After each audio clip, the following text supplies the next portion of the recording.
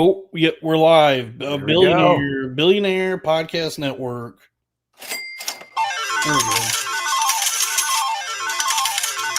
we go. Fill her up. So this is, I love having like when you listen to radio station tags. Could you hear that? Oh yeah. Okay, good. Yeah. That's not part of the radio's asking. Can you hear Can you hear it? It's always like what is it, like Opie and Anthony or something, like they do like sound effects after their names or whatever. Yeah. It's like listening, like the radio used to be, where they have like a whole thing. It's just I don't have like a studio, so I have like a mixer and my soundboard, and I can hear it, but sometimes not everybody else can. Then we have to do a little troubleshooting. Mm-hmm. But no, it's working. So hey, folks, this is Cornfed Saturday. We're live. It's me, I'm the Golden Chocobo.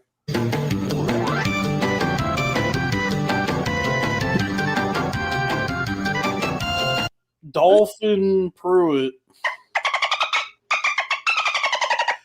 And Dave is Dave's on sibling revelry right now, so he'll be here in about an hour. But I'm joined by, we just met, Ellie Stockholm. Hello. Lord have mercy, I'm about to bust. And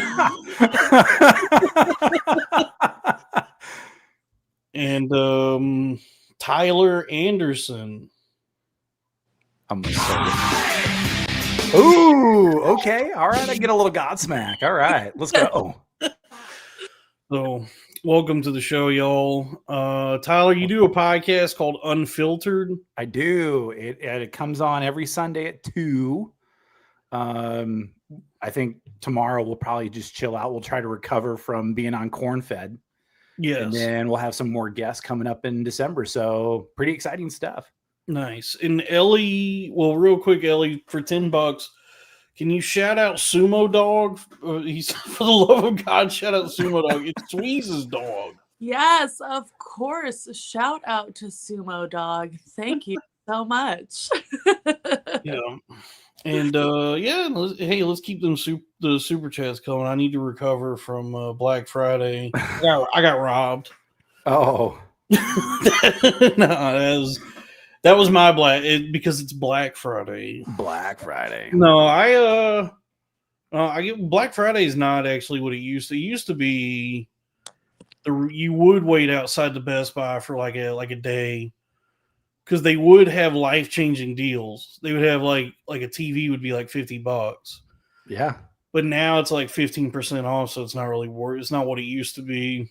Although my website, folks, if you go to the website for this network, everything site-wide is 15% off now through Wednesday. So it's bpnmart.com.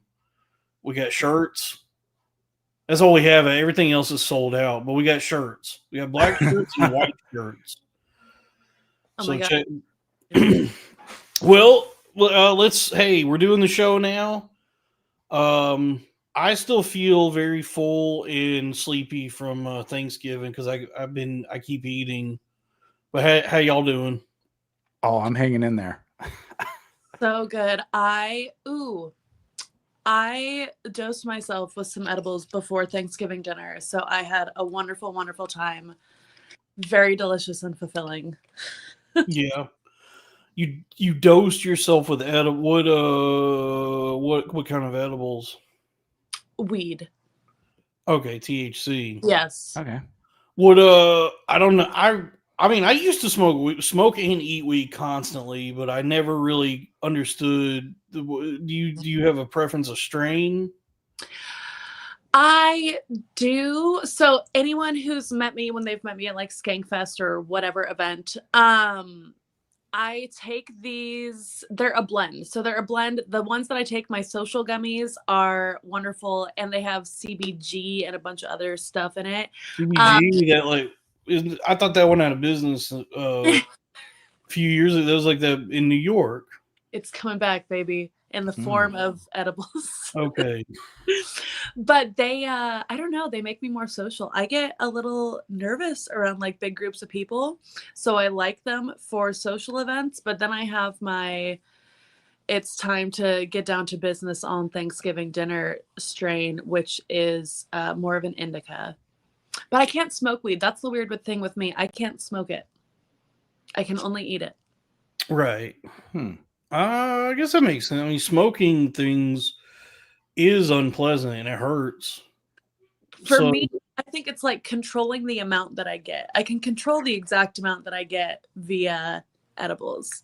I cannot if I'm ripping a bong. Really? Because edibles is such a delayed fuse, though, that it is. I guess you have to be disciplined and be like, I'm going to eat this amount and then wait. And I don't have a problem doing that. The trouble that I do run into is once I've had a few, I will forget that I recently took one.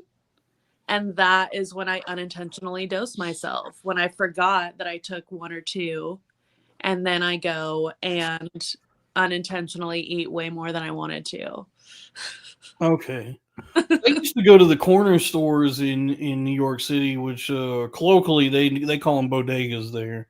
Okay. But, you know, just like a little convenience store. And the convenience stores kind of operate in this, I don't know if I wouldn't call it a legal gray area. They just break the law, I guess, is what they do. They operate in an illegal area where all of them will sell like weed edibles and all kinds of different things. And I would buy these things called punch bars, which was like a little square chocolate that was divided into smaller squares. Yes. I guess the idea was that these are your portions. You would break off a little square. And I would try to do that. I would break off a little square and wait like a half hour and be like, man, fuck this. And then I eat the whole thing. And it was like 225 milligrams. Oh. And then I just like wander around and my ears would start ringing. They have those for shrooms now. They have shroom chocolates. Yes, they do have those. I don't know if I ever had. Yeah, I would, before you could find them at the store, I would go on Twitter to a Twitter page called Matrix Bars. Yeah. And I would DM whoever this was and be like, how do I buy one of these? And they would say, send me a Cash App, and in the notes, type your address. And so I would just send like $70 to some account in good faith and hopes that at some point drugs would show up in my mailbox. And, they did. Funnily enough, like a week or two later, I would check the mail and there would be a Matrix bar in the mail. Those still exist. There's Instagram accounts that do it now. And I know because they'll follow me and they have like their whole page is like really trippy looking stuff. And it'll be like DM to buy, you know, just the most vague thing. I've never DM'd them, but I'm willing to bet a limb that they are selling drugs. It's really scary. Just, you know, if you are scared of losing money, that's the fear, because you're just sending money to some strange account being like, with your address. With no recourse. You can't go to the cops after and be like, he didn't send me drugs that I bought from him online. Yeah, you literally have no one to talk to or even know like what it is you're doing or if it's legitimate or not. And then if it works, like a week later, there's drugs in the mail. I did get scammed on that one time. I found a Twitter account one time that said this was like, I guess one of the first, indicators that I was going crazy, because I eventually like did so many drugs I went crazy. I had to go to psych ward, all that. And I guess like one of the first indicators I was losing my mind was the delusion that I was going to become like, I guess, a drug dealer, or that I was having like entrepreneurial delusions, because I found this account that said there was a guy who said he would sell me a sheet of acid, however much is in a sheet, so how many tabs that is. And I was like doing whatever math I thought I was doing, where I was like, shit, if I get that, I could flip it in like 10 times my investment. Yeah. So I sent this guy like how many hundreds of dollars, and then he sent me another thing that said, hey, I just need you to send me the money for this like special seal to ship it. And that's when I should have known, like, all right, I guess I got to cut my losses on this because I just got scammed. But I was like, oh, okay, yeah, I guess that makes sense. And then I sent him more money, and then he just kept. And then after that, he was like, hey, they're telling me whatever he was saying that I had to send more money. Yeah. And at that point, I was like, all right, well, there goes that dream of selling LSD as a business. I just lost a bunch of money. Damn it. So that was the end of my trying to buy drugs from strange Twitter accounts. Yeah. Lesson learned. Sometimes you have to learn the lesson the hard way to really have it hit home. Yeah. But well, Ellie, you took drugs for Thanksgiving. Tyler, how was your Thanksgiving? Man, I feel like I'm a stick in the mud compared to you, Ellie. I just went to a friend's house. I've known him forever. Just went over with him and his wife, and we just had a Thanksgiving meal, and it was nice. And then after probably about 2 hours of watching football, he kicks me out. He's like, Tyler, I'm ready to nap. I got to let you go. You need to leave. So I could take a nap.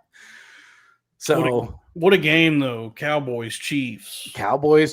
Yeah. I mean, I'm a Broncos fan. So okay. I mean, I was cheering. Where do each of y'all live? Or you don't have to dox yourselves, but if you want. Texas. I'm in California. Okay. So you're in Texas, but what, are you from Denver?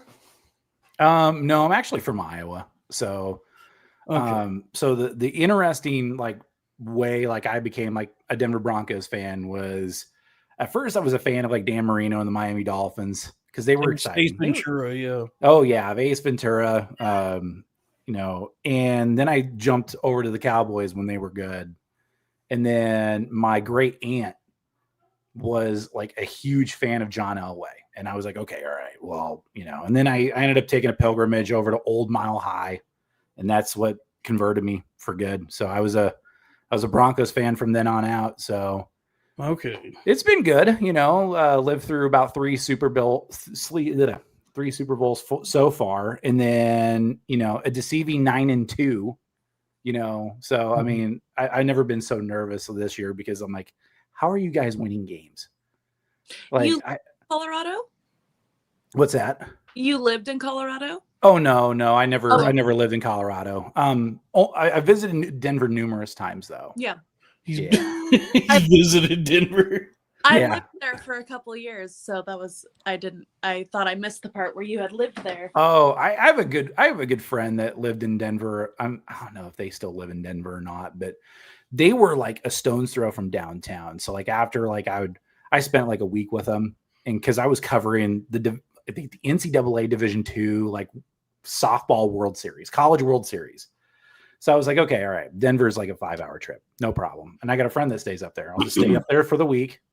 And then, I walked everywhere just because it was a mile to the stadium. So it was a hike every day, but then along the way you ran into downtown and the state capitol. So you get to see everything. And, my legs were killing me by the end of the week, but it was fine. It was worth it. I'm scared to go that high up where the oxygen is thin. My dad had trouble adjusting to. So the reason I was only in Colorado for 2 years, we initially moved there because my dad has a job that requires that he travels internationally a lot. And Denver International is the most central airport for international travel. They got Elvis under there, right? They got Elvis and Jeffrey Epstein. UFOs, all sorts of stories. The devil horses. Yep. So we actually left Colorado because after he would leave, he would unacclimate to the altitude. And when he would come home, he would get super sick for a week. And then he'd be home for another week and then he'd have to leave again. So we ended up moving out. But nobody else that I knew experienced that. But my dad did. It was really hard for him. And we left. Wow. I had a colleague that would do that. So I lived in Rapid City for a full year. And the elevation between Rapid City and Spearfish is different.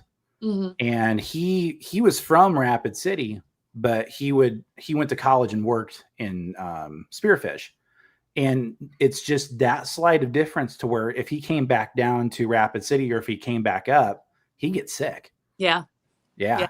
It was crazy to see. I didn't know altitude sickness was a real thing until I saw how sick he I got. was joking. I've just never been to Denver, but now I am scared. No, even And now I'm deathly afraid of Denver. all the houses are 3 stories. Most of the houses there are 3 stories. They have like a partial basement or full, depending. So you'd have to walk. I remember like when we moved there, I walked from the bottom story to the top story, and I was so out of breath and did not understand why. But that change in altitude, it gets you for sure. Yeah, I mean, I have let myself go the last couple of years. I've gotten really fast, so I get out of breath like going up the stairs. That's me. Yeah, I became a skinny fat kid. dude. I've been trying to fix it. Like I've been slowly trying to exercise more, and like earlier today, I walked up 1 mile on the treadmill, and it took way too long. And like by the end of it, I was just like dripping sweat. I was like my back hurt. And I was drenched in sweat, and I was like, a mile did not used to do this to me. Yeah. So I guess that, folks, you can't be too sedentary, and you can't just eat whatever you want whenever you want. Yeah. I guess if you do, you at least have to make sure you're staying physically active. But if you, 2 or 3 years of just like not moving has caught up to me. And it's like, I'm like in my 30s now, so like. I don't, I try not to be one of those people who's like, oh, I'm in my 30s, it's over. But your body definitely, I don't know. I'm going through the change. As Indiana Jones said, it's not about the age, it's about the mileage. Yeah. Well, I just, I've met people who are like people in their 60s, or like my dad is one of those people. He's in the 60s, but he's like very physically like fit, like he's very leaned out and very, has a lot of stamina and conditioning. He's in like better shape than some people I've met in their like who are in their 20s. Oh yeah. Like me. my whole 20s and now my 30s is just like, how am I like fatter than my dad? But it's probably the video games, the video games and the junk food. What do you like to play?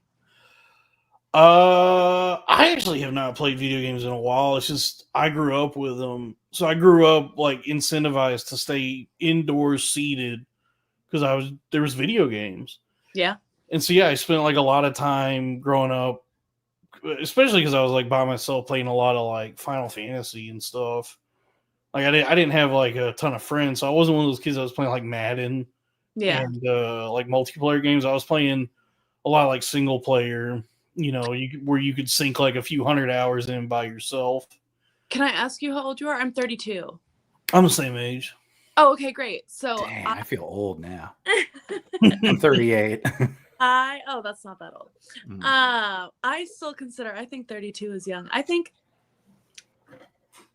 even mid 40s, I still consider relatively young, considering people's life expectancy on average. But so you'll know, Dalton, I think one of the first games that I played was on the PlayStation on Frogger. Frogger on the PlayStation? Frogger on the PlayStation. And then do you remember that? Rayman? Rayman, I remember Rayman. I remember Rayman. Yeah. Loved Rayman. Loved Rayman.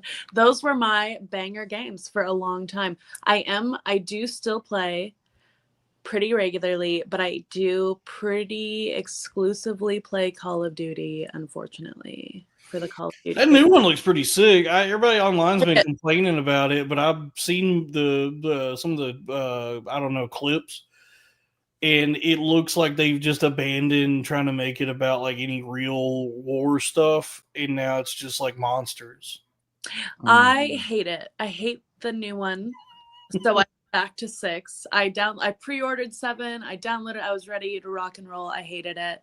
I went back to 6. I'm still playing 6. I did recently though. I tried to play that game Ready or Not, and I ended up hating that also. I like. I don't know what that is. So it's supposed to be like a simulation game. You're a cop and you have missions to complete. But the gameplay sucked. They don't let you run. You cannot run at all. You have to creep through, so you'll be getting like shot at, just blasted, and you cannot run. So that game pissed me off. Also, Red Dead Redemption is fantastic. Oh, Red Dead. I love Red Dead. Really? Because I played part 2 when it came out, or when it first went on sale, whenever it first was cheaper. Yeah. And I played it for like a few hours, and I eventually was like, it feels like I'm just running a lot of errands. I was like, I liked it for the hunting and the fishing. yeah, I was like, it feels like I gotta take care of this guy like a Tamagotchi. Like I gotta shave and feed him, and then I have to like run a bunch of errands. And so the map is so big. I'm just like on a horse. I'm just riding a horse a lot, and I found myself like kind of bored.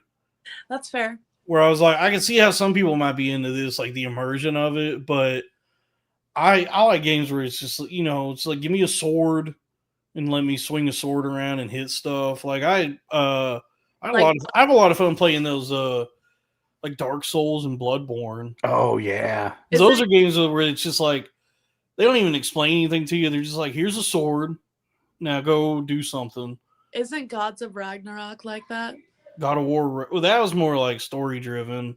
It was God of War games, but at least that one is still like, you have an axe, I believe, and then you have the blades from the first God of War also. But yeah, at least that one is like, here's a weapon, go swinging around. But that one still kind of gets in the weeds with like the relationship with his son or whatever. Yeah, I was never playing God of War games for any sort of ethos or learning, growing in any way. I was like, oh yeah, he's just mad as shit, and I'm gonna go swing swords around. And then with these new ones, they're like, no, it's all about him developing and growing as a guy. And I was like, no, I don't want that. I don't want to take care of this fucking kid. I'll tell you that much. That's not why I got into God of War. Boy. I'm the opposite. Well, I guess I'm not the opposite. I'm similar. I just like it in the first-person shooter games. Because when I do play Call of Duty, I am mainly playing just hardcore team deathmatch. Because I like to just jump in and have the action start. I'm not a big storyline person, so I don't do the campaigns. Sometimes I'll play zombies, but very rarely. But I want to jump in, get in on the action, and then when I'm done, be done. Okay.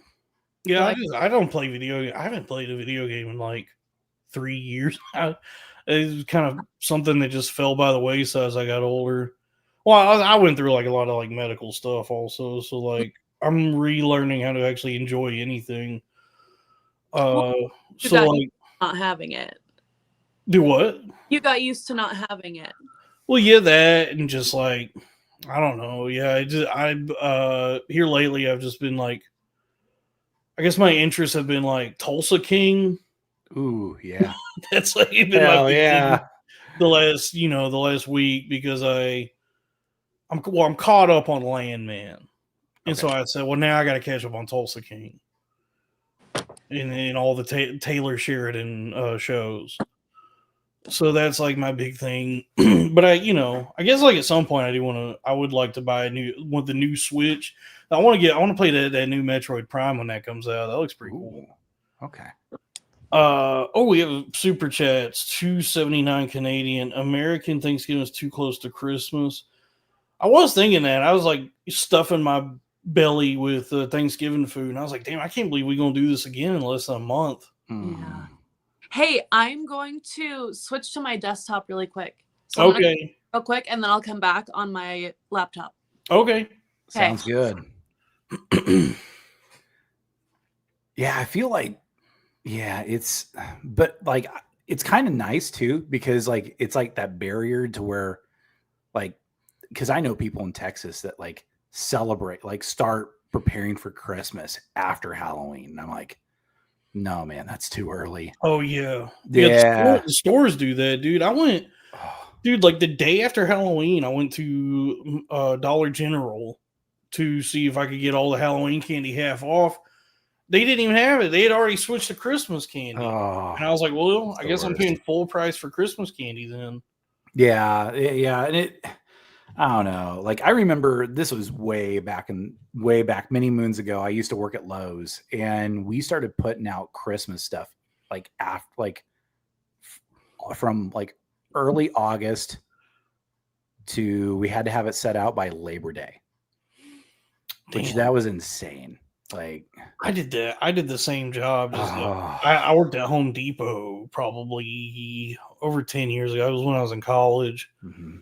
And I remember Christmas always started earlier and earlier. Like you'd come in the store at like sometime in October, and they would already have the fucking Simply Heaven. Oh man! And by then you wanted to punch babies. Oh, dude, they do like Abu Ghraib torture on you with that Christmas music. Yeah. I mean, it's like I think like I always question anybody who's never worked retail, like how they interact with the world or how they perceive the world, because there's like when you work retail just normally throughout the year, there's a smattering of songs that become your like Vietnam prisoner of war activation. Like the 1,000-yard stare. Like my friend, I've had this conversation. My friend Robbie, who I do a show with, we do a show called The Crowder Boys every Thursday. I guess he's lived pretty affluently or has never had to work retail, because we were having that conversation about that Paramore song, Ain't It Fun?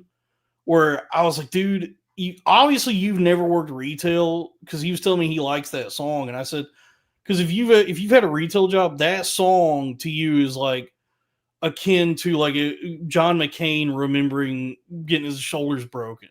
Oh man, yeah. Ellie's back. I'm back. Ellie's back.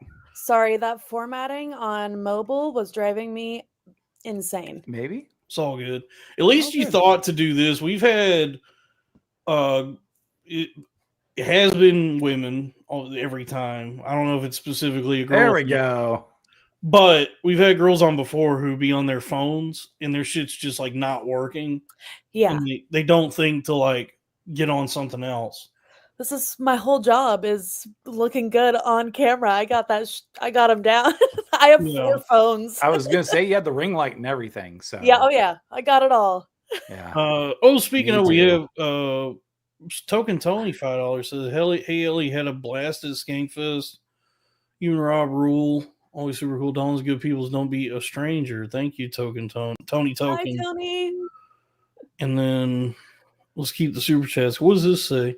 $5. When was the last time either of you felt like you lost your mojo? Mojo means lust for life.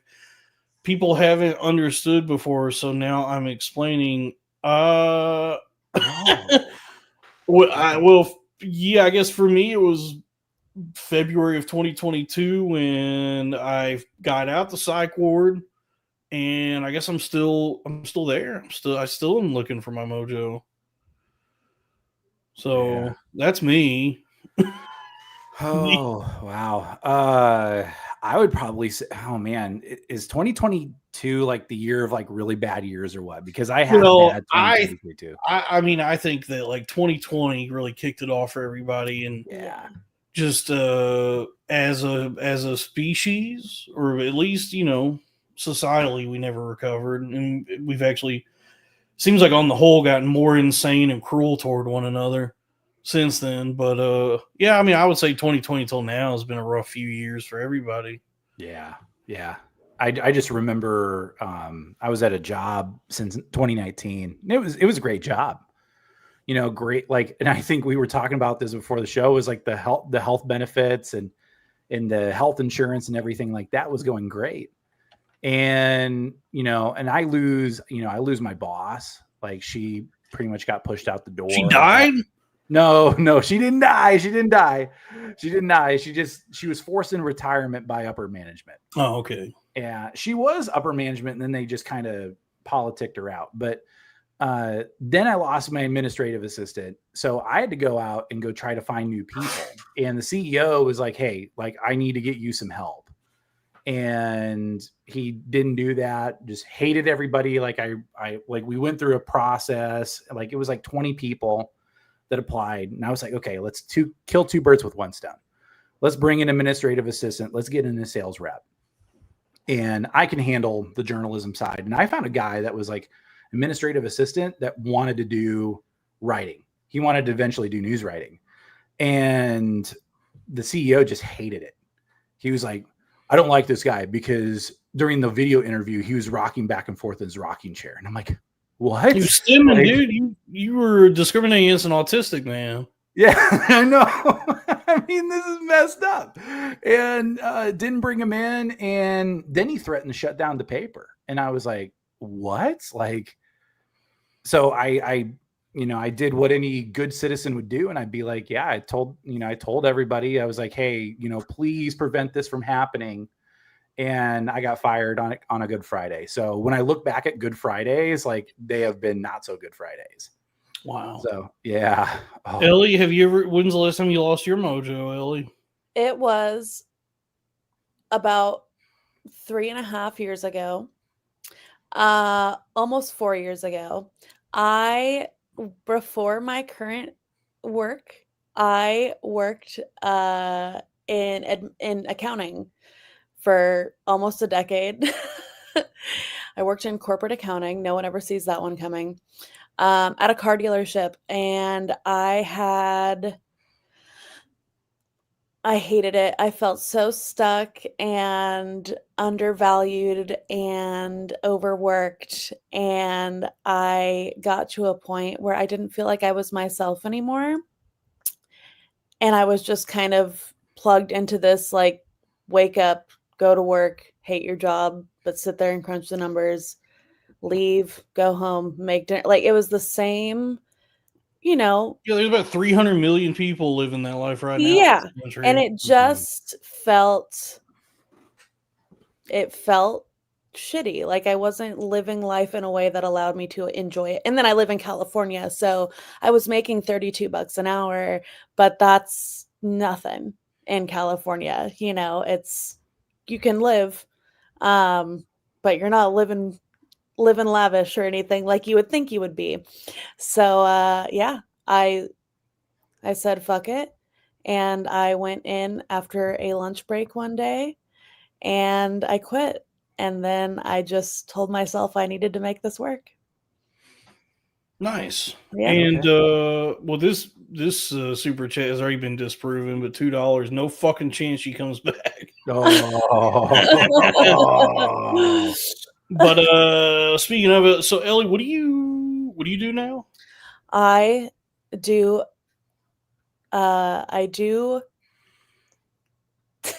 content. Spit it out. You're like, what do they call you? You're an SWer? Yeah. Okay. I am. I am indeed, yes, for almost 4 years now. That's cool. Yeah, I mean, but that's that's just the times. It's like everybody's got to be. You got to be your own boss now. So it's like, yep. Whether it's DoorDash or Uber Eats or playing with yourself on camera. It's like that's the economy. that's the American economy now. Yeah. Because there's no loyalty from the top down when it comes to like working for anybody anyway. So the sort of upward mobility that was available to us through like the working world was no longer. Yeah. So it's like I do this. I have my whole streaming and podcast, all that. Yep. It's like, I've worked jobs, I've done sales and all that, and it's like it's a paycheck for the time being, but then you start looking at it and you go, what does this look like 10, 20, 30 years from now? Yeah. Same position, not making good money. Whereas if I was fingering my ass on camera, I'm saying that's limitless opportunity. Look at that ain't fucking so bad. Who's that one? I wonder how y'all, because it seems like there's like the real workers like yourself, and then there's like these people that pop up on Twitter who are like that one lady who's like, I'm a virgin, and then she doesn't actually. It doesn't seem like she actually does anything in the way of like content, but she made like $20 million this year. That Sophie Rain. You see this lady? So I have my doubts about the legitimacy on those. I will say it is much more of a job than I think a lot of people anticipate it to be. It is truly like a 24/7. I do not go anywhere without one of my phones on me because I have to be available. I don't think that's unique now. I think everybody has a phone on them. Yes, but like I love camping. I hunt, I fish, I camp. I am internally a man, externally not. And that's a great combo, might I say. But I can't go camping because I cannot be out of service. Well, I got a Starlink now, one of the ones that goes on the car, but that's how it was for a while. But it is really cool. I think a lot of people join it and it's a lot more work than people anticipate it to be. So a lot of people fall off, but I also have pretty intense doubt that that they're making that much money in the time frame they're saying, at least. Right. Well, I guess it's like those people. I wonder about the legitimacy of like even the work because it seems like she's got like she's plugged into some kind of PR system or for sure. some kind of media, like she's an industry plant. Yeah. Whereas like I've talked to, because I'm talking to you now, and I've had other women on here who are in the same kind of line of work, and y'all be doing like, y'all be putting in the hours. Yeah. I just got off a 4-hour live feed before I got on here. Oh my goodness. Woo. So, y'all be doing the work, but I get really what it speaks to is there's boundless opportunity now. Yeah. If you're willing to, take the chance and work for yourself. But I mean, I have seen women who, like, there was a woman who wanted me to work with her. Because I haven't really been doing them lately, but there was a time for a while there I was doing these. I was like reviewing women's titties. Yeah. And this lady had hit me up and had requested like a custom review because she wanted to get into doing OnlyFans. And I was like, sure, yeah, send me your tits. I'll do it. And she wanted me to like work with her, but then like, I followed her journey for like the 2 weeks that she actually did it, and then she pretty quickly was off of OnlyFans. Yeah, it's so much. I think, yeah. It seems well. It's like it's probably not just the fact that there's like actual work involved. It's also like, can you withstand actually exposing yourself in that way publicly? Yeah, because I mean, I just do this. Like I just talk. I do like podcasting or whatever you want to call this. And even this kind of drives me nuts sometimes. So I couldn't imagine like if people saw my like holes. This is a little easier though, I'll say, because I enjoy doing this because there is like, I don't need to take demands in, like, I'm reading the chat. I was going to answer a couple questions. Yeah, well, we have this question. When's the last time y'all said a slur? C79 Canadian. I mean, probably earlier today. I mean, I try to abstain from saying them like publicly, or it depends on the company I'm with. But I guess just like in my own private life, if I get like frustrated, I start muttering slurs to myself. But it's like I don't want anyone to hear it. Yeah. I'm gonna say yesterday, but here's my caveat. I will have people ask for me to say slurs and offer to pay for such a thing, and I won't do it. I will got boundaries. I will sing a song and not skip over the slurs. Okay. That's cool. So I think yesterday I probably sang a song that included some sort of slur. Yeah, I mean, it's just you don't want to just turn down easy money, but you do have your limits. I gotta draw the line somewhere. Sure. Yeah, I mean, but also slurs are not as fun as they used to be, because I would say that like 2014, well, all through when I was a teenager, up through like maybe the last like 3 or 4 years, maybe. So I'd say pretty recently, a lot of the spirit has been taken away from slurs. Because it used to be that slurs were like transgressive and subversive, where it was like, oh, you felt naughty because they were out of bounds and they were bad. They were bad to say, but it was fun. There was still like some kind of fun to be had. I guess.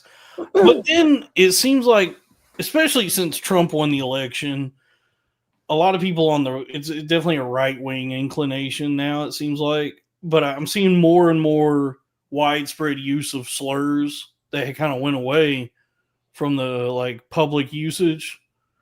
Where the way they use them and the frequency with which they use them, I go, well, this isn't fun now. Like like all of you are talking like you're in middle school.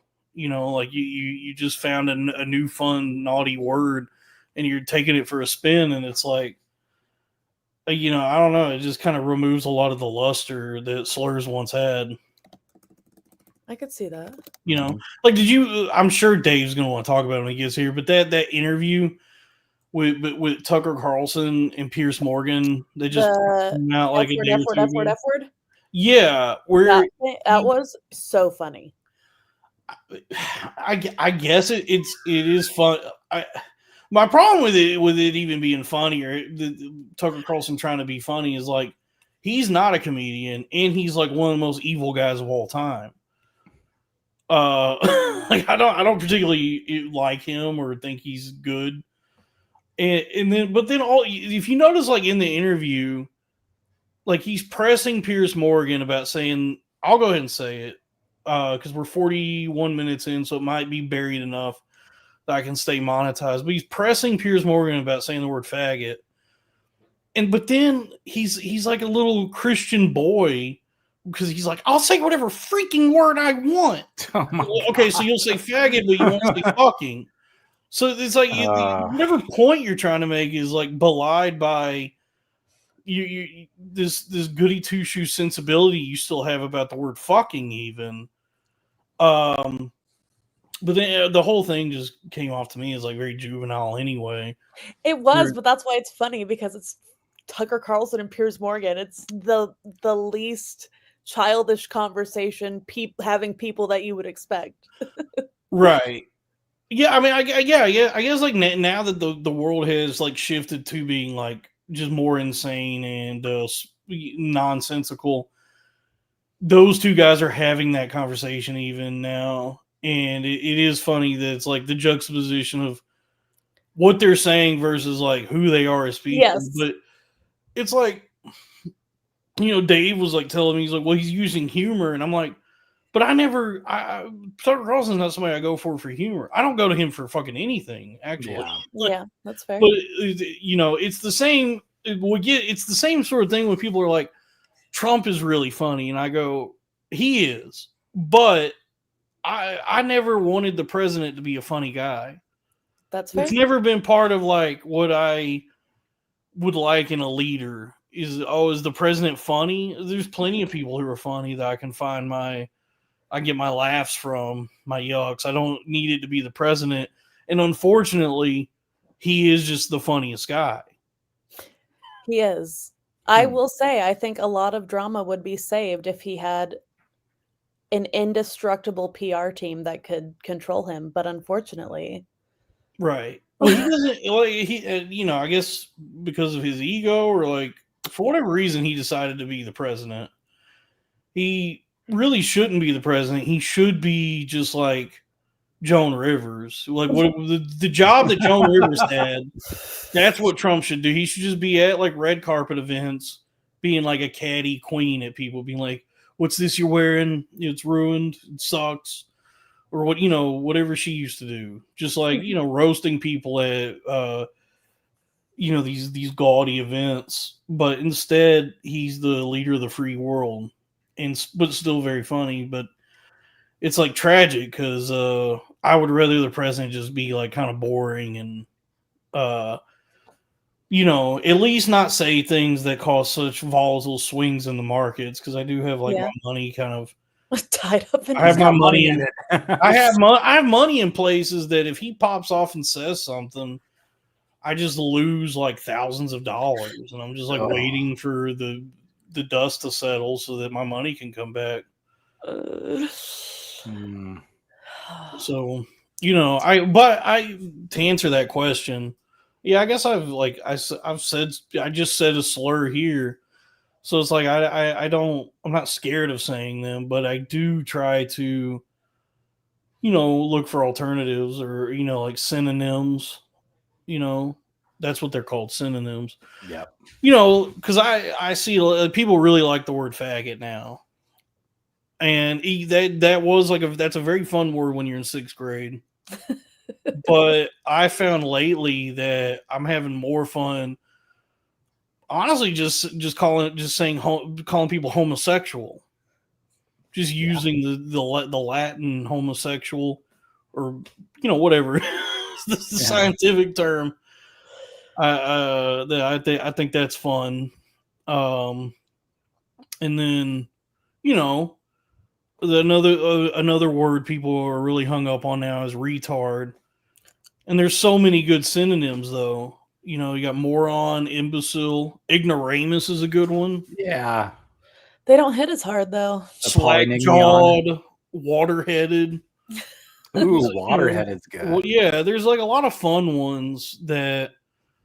So I think it's, people are. We got to mix it up. Yeah, we got to mix up the slurs, guys. Yeah. It goes back to like what my English teachers were teaching me all through middle school, in high school, and in college, even. That's like linguistically, there's so many like possibilities and opportunities available that it's good to have like a robust vocabulary. David Foster Wallace, the author and essayist, he used to just like read the dictionary. He was always just trying to find he enjoyed words so much, he would try to just like read through the Oxford Dictionary every year. Yeah. When a new one would come out. So it's, there's a lot of words. There's just like a lot of words, and it is good to like have a lot of them to know them.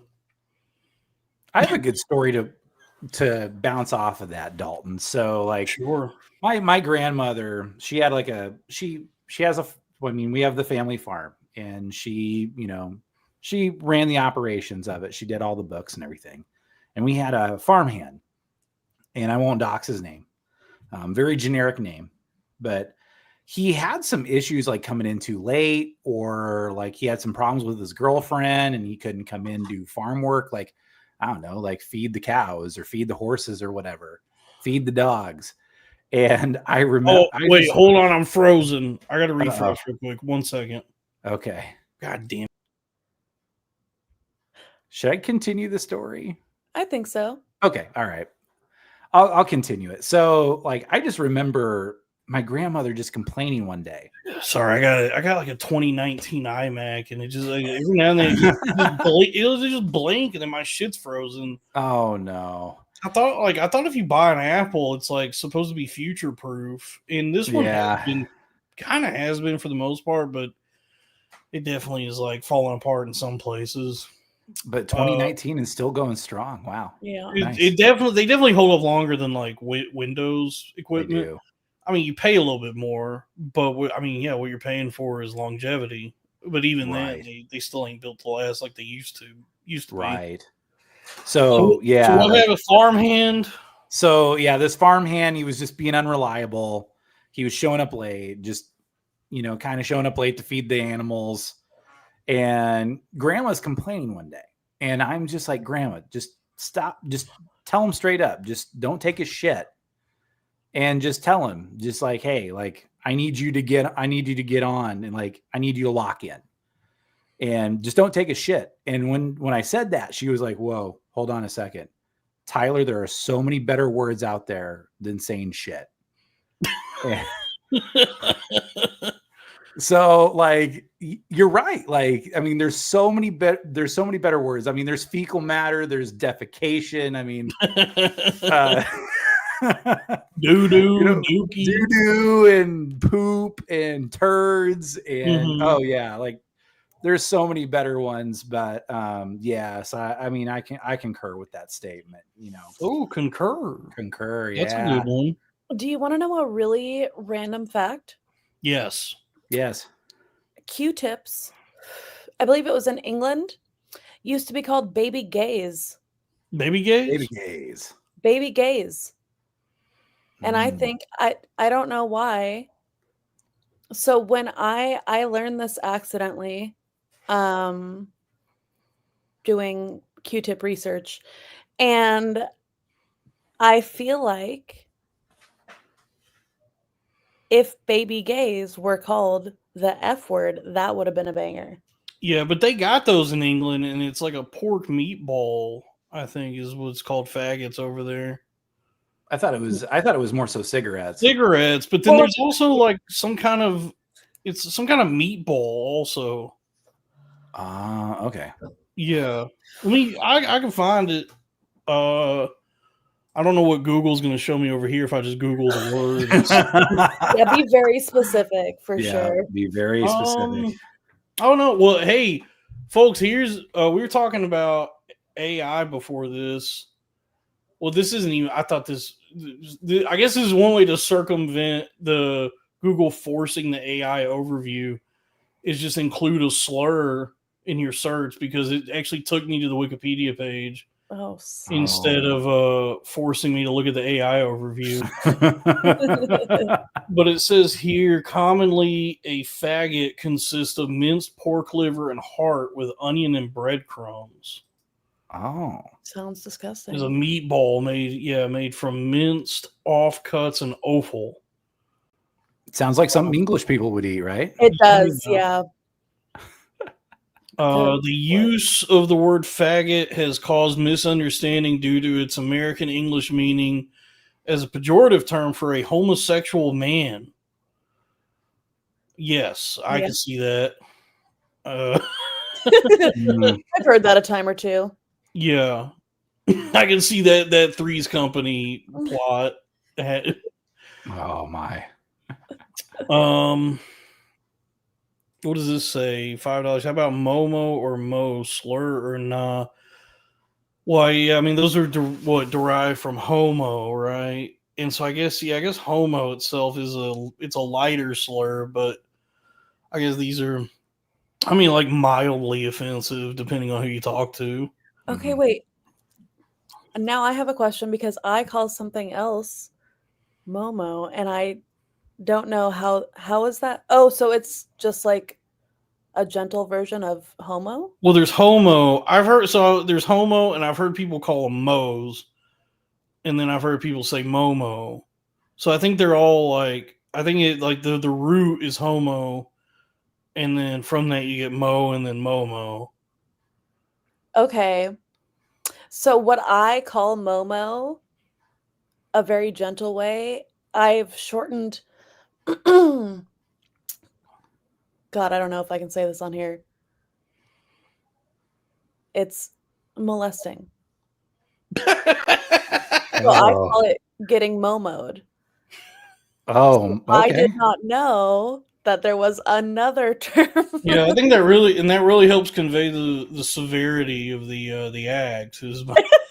I keep on thinking of the creepy pasta monster, like with the big wide eyes and like the weird, like that kind of looks like a bird, But speaking of molesting, did y'all watch that? Y'all watch that show Stranger Things? Yes. Yeah. Did you watch? I watched the first episode of this new season, and there's a scene in it that's got a lot of like Christian conservative folks on Twitter riled up.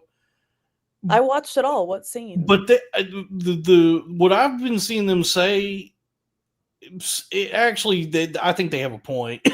It does seem like they have like a valid argument to make about like what's being portrayed or the subtext of this scene. It's the scene where the monster guy is in the mouth. He's got like a tentacle that he shoves onto this kid. The kid's like incapacitated, like he's a top binded. The kid, dude, it's a whole like bondage thing with a kid. It is gross.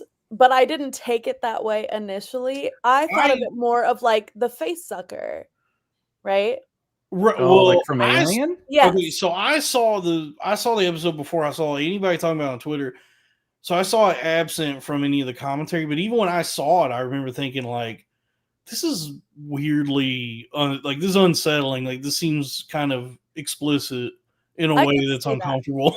I didn't catch it at first. I thought it was like an ode to like the face sucker from Alien, but it is oddly smaller, But and then that's they all. have them tied up. The So face sucker from Alien is very much like a metaphor for getting raped. yeah, So, that's like, true. if they're doing like an homage to Alien, it's like, That would be so problematic. you're doing an homage of a movie about rape, but now it's a child Yeah, that's fair. who's I can see getting, where they're coming because from. like when I saw the scene, I did think like this is very like unsettling. It's disturbing and quite frankly phallic.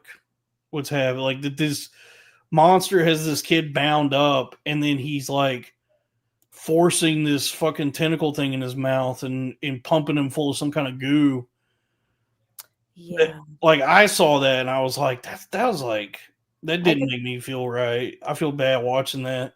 I can agree with that. You know, it's also like not that good of a show. Also, I just was like, I feel bad because it's like not. You know, the first season I remember when it came out, I was like, this is pretty good.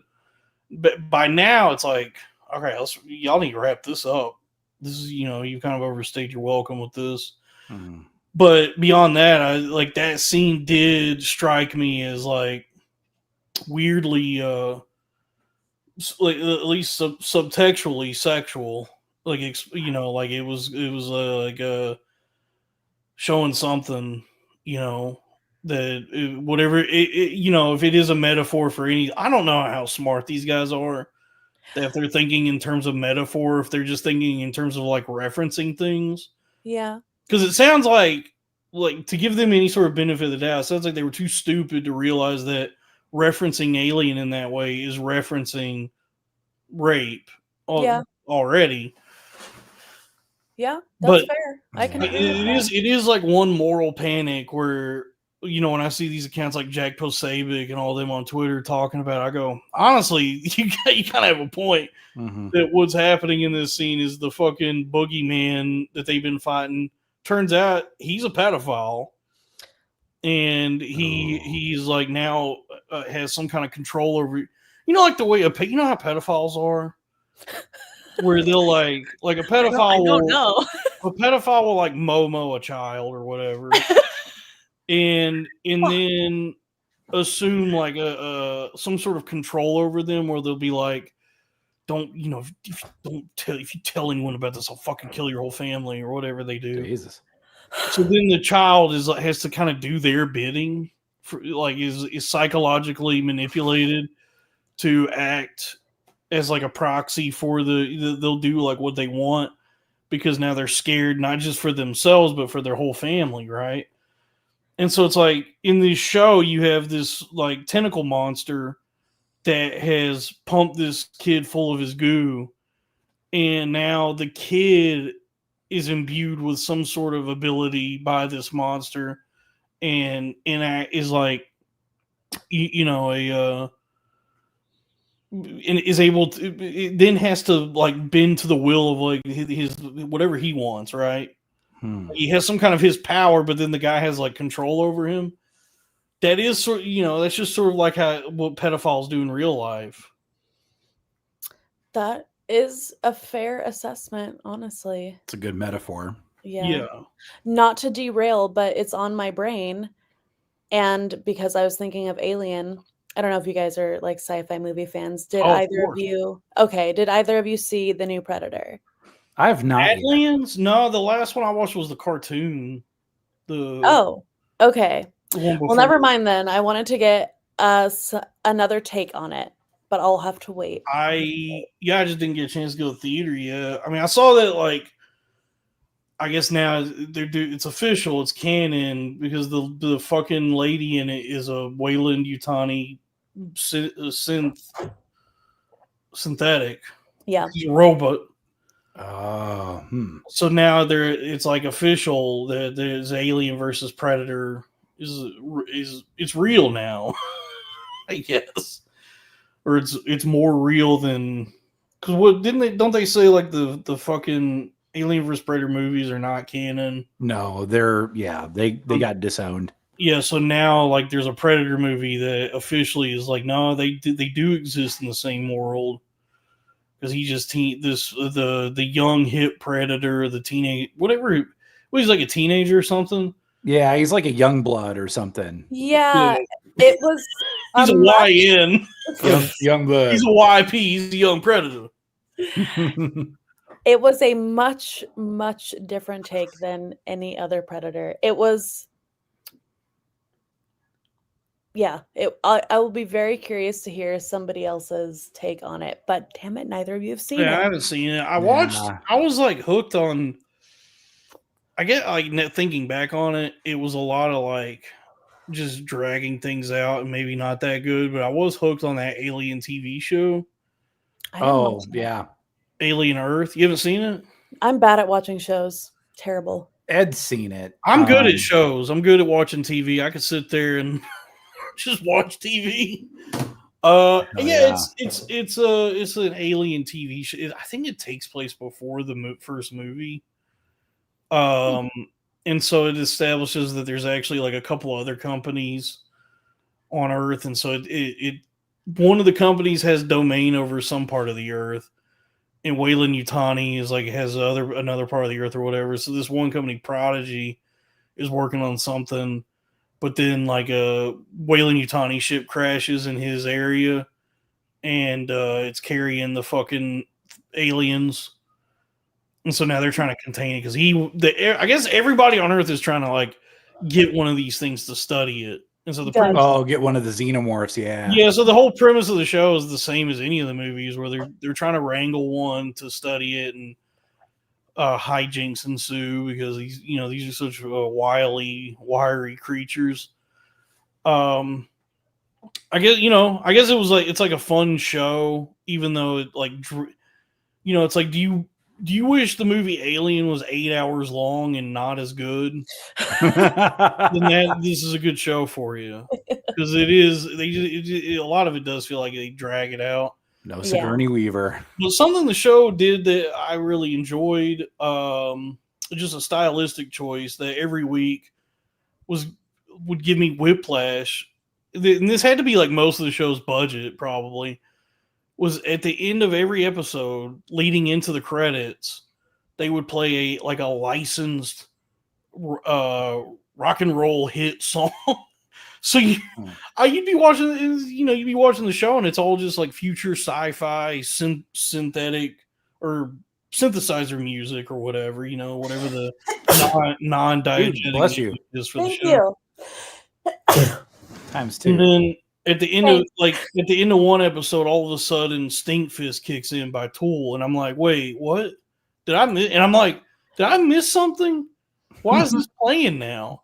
And then it just goes to the credits, and you're like, they paid all that money just for the credits song? And they would do that. They would do that every week. It would be like that, and then like one week it was like Cherub Rock by Smashing Pumpkins, and then 1 week it was trying to remember what all songs. It was just like like those kinds of like, I guess, like alternative rock. Yeah. The 102.1 The Edge, like your fucking rock radio station would play. Like you're back in 2005. Yeah. So yeah, that was a cool. I like, I am a sucker for like sci-fi stuff. It's just that very rarely is it satisfying. It's just, I'm a big fan of good sci-fi movies. I also have a special place in my heart for shitty sci-fi movies. Oh, I just got a Mars Attacks tattoo not too long ago. Oh, that was one of the first Alien movies I ever saw. I like that movie. Yeah, that was a banger. That movie's scary when you're a kid. Yeah, that one and Little Shop of Horrors will be my next old movie tattoo. Great slot machine. Such a good movie. But the dentist scene scared the hell out of me. Oh, the one with Bill Murray? No, it's not Bill Murray. It's well, in the first, very, very first one is Jack Nicholson. And then in the remake with Rick Moranis, the musical, it's Steve Martin and Bill Murray. Martin, yes, Steve Martin. That's what I was thinking of. Yes, Steve Martin when he's the dentist and he's creepy as all hell. Yes. That's the patient that comes in who has like a sexual thing with yeah.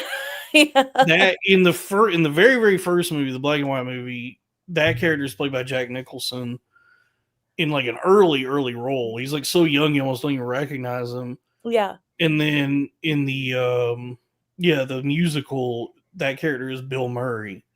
And it's like much more explicit that he's like busting while he's getting worked on. Like he's having an orgasm while this guy's working on him. Yeah.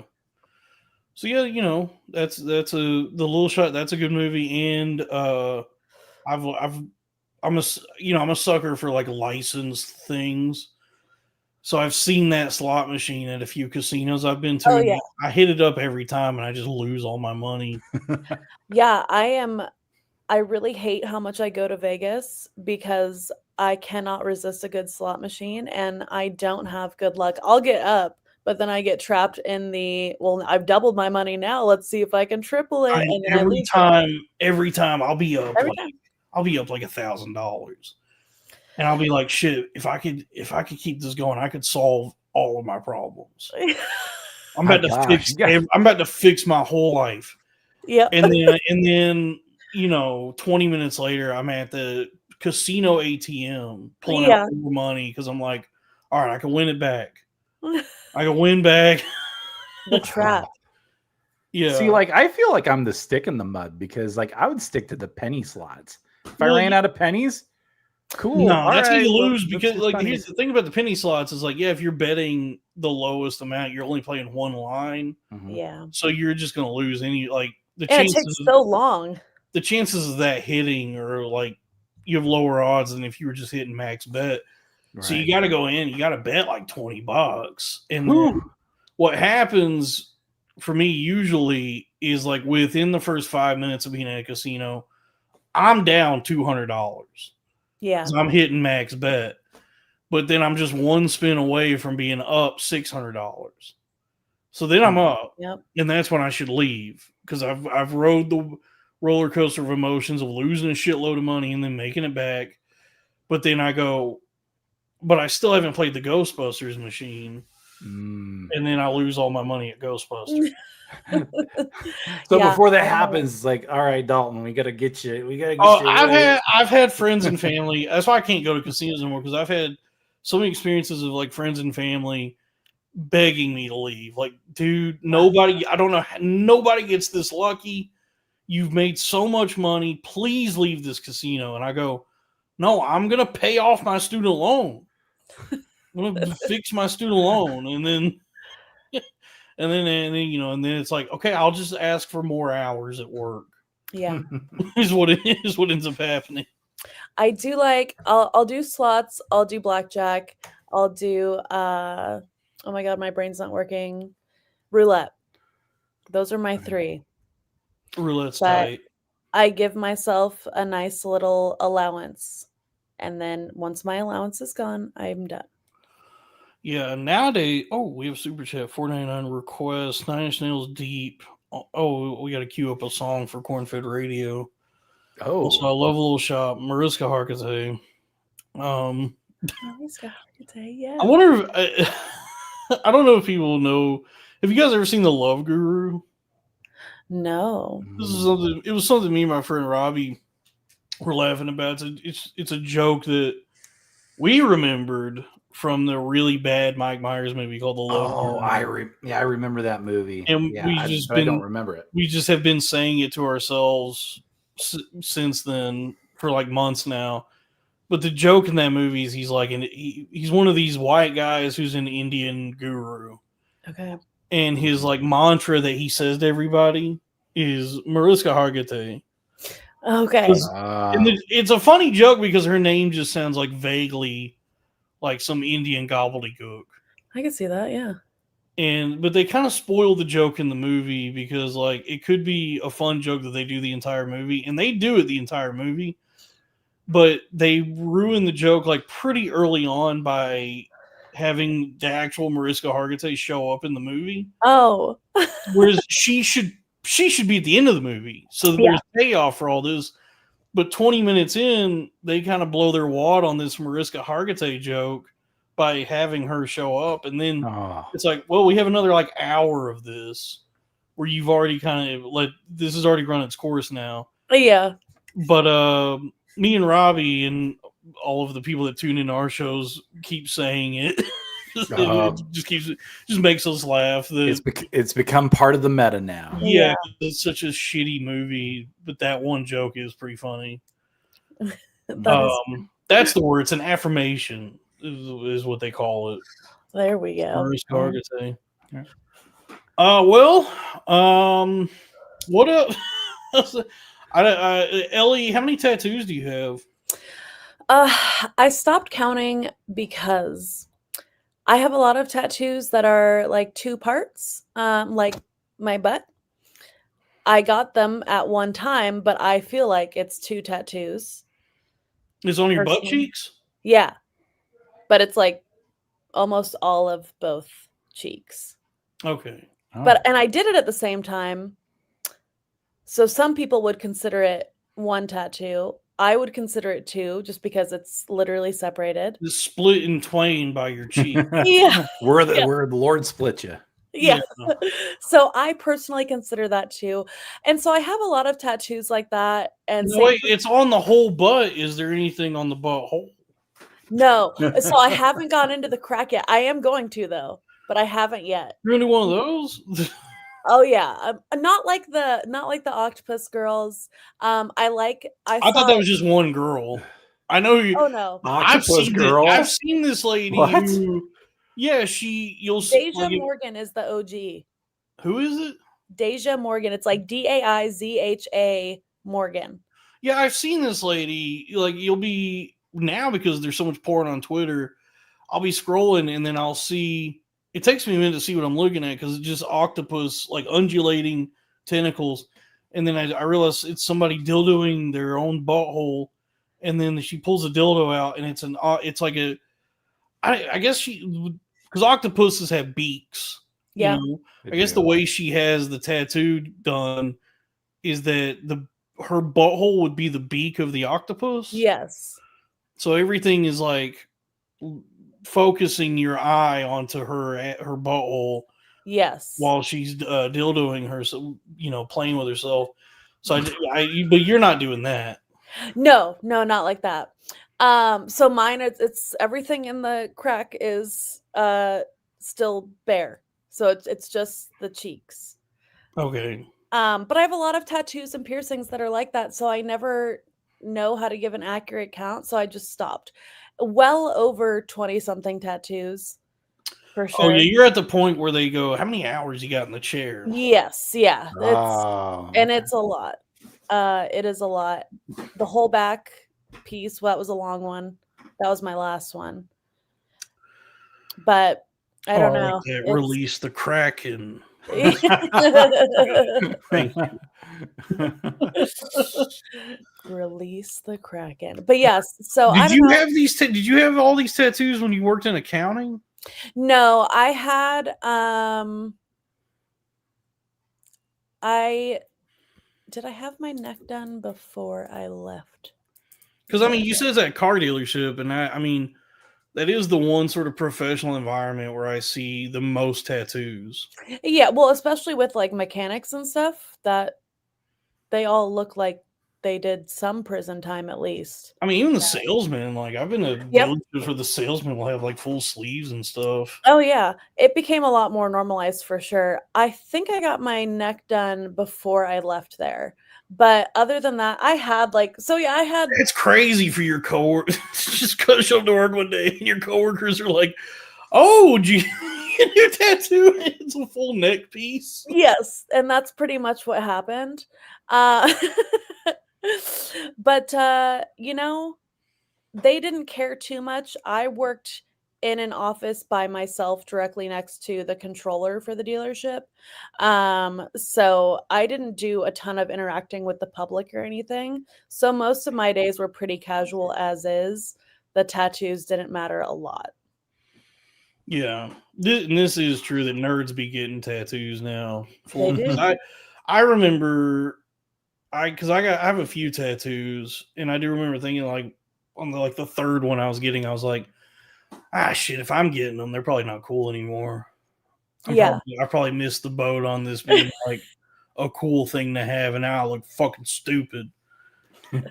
No, I definitely have some stupid tattoos. I have one leg that I currently do still get stupid tattoos on. I have one thigh section that is my stupid tattoo section. I most recently got live fast, eat ass on that one. Live fast, eat ass.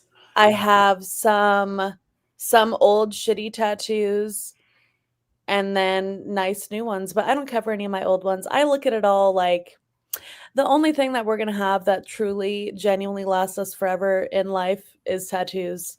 Nothing else is guaranteed to last. So I always have something to look at. And even if it's a shitty old tattoo, I'm a fan. Well, I've heard if you get like a Patek Philippe that lasts through the generations. Yeah.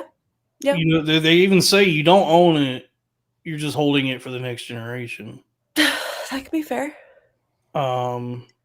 Which I guess, you know, $300,000 watch, I would hope. Yeah. It would have some longevity or, you know, store value. Yeah. Yeah. I mean, it depends on how you take care of it. So all this money you spent on tattoos, you could have gotten a cool watch. I'm not a materialistic girly like that, though.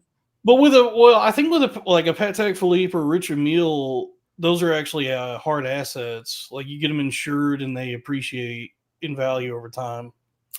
Yeah, there's definitely ways around it. I'm not a material girl like that. I don't own anything brand name. I am very I think cars are I refuse to buy a car newer than 2016. Well, cars are depreciating assets. They do, but there's also just so much shit in them, and it's used as a status symbol. The amount of technology in cars now is crazy and so pointless. I don't like it. Wild.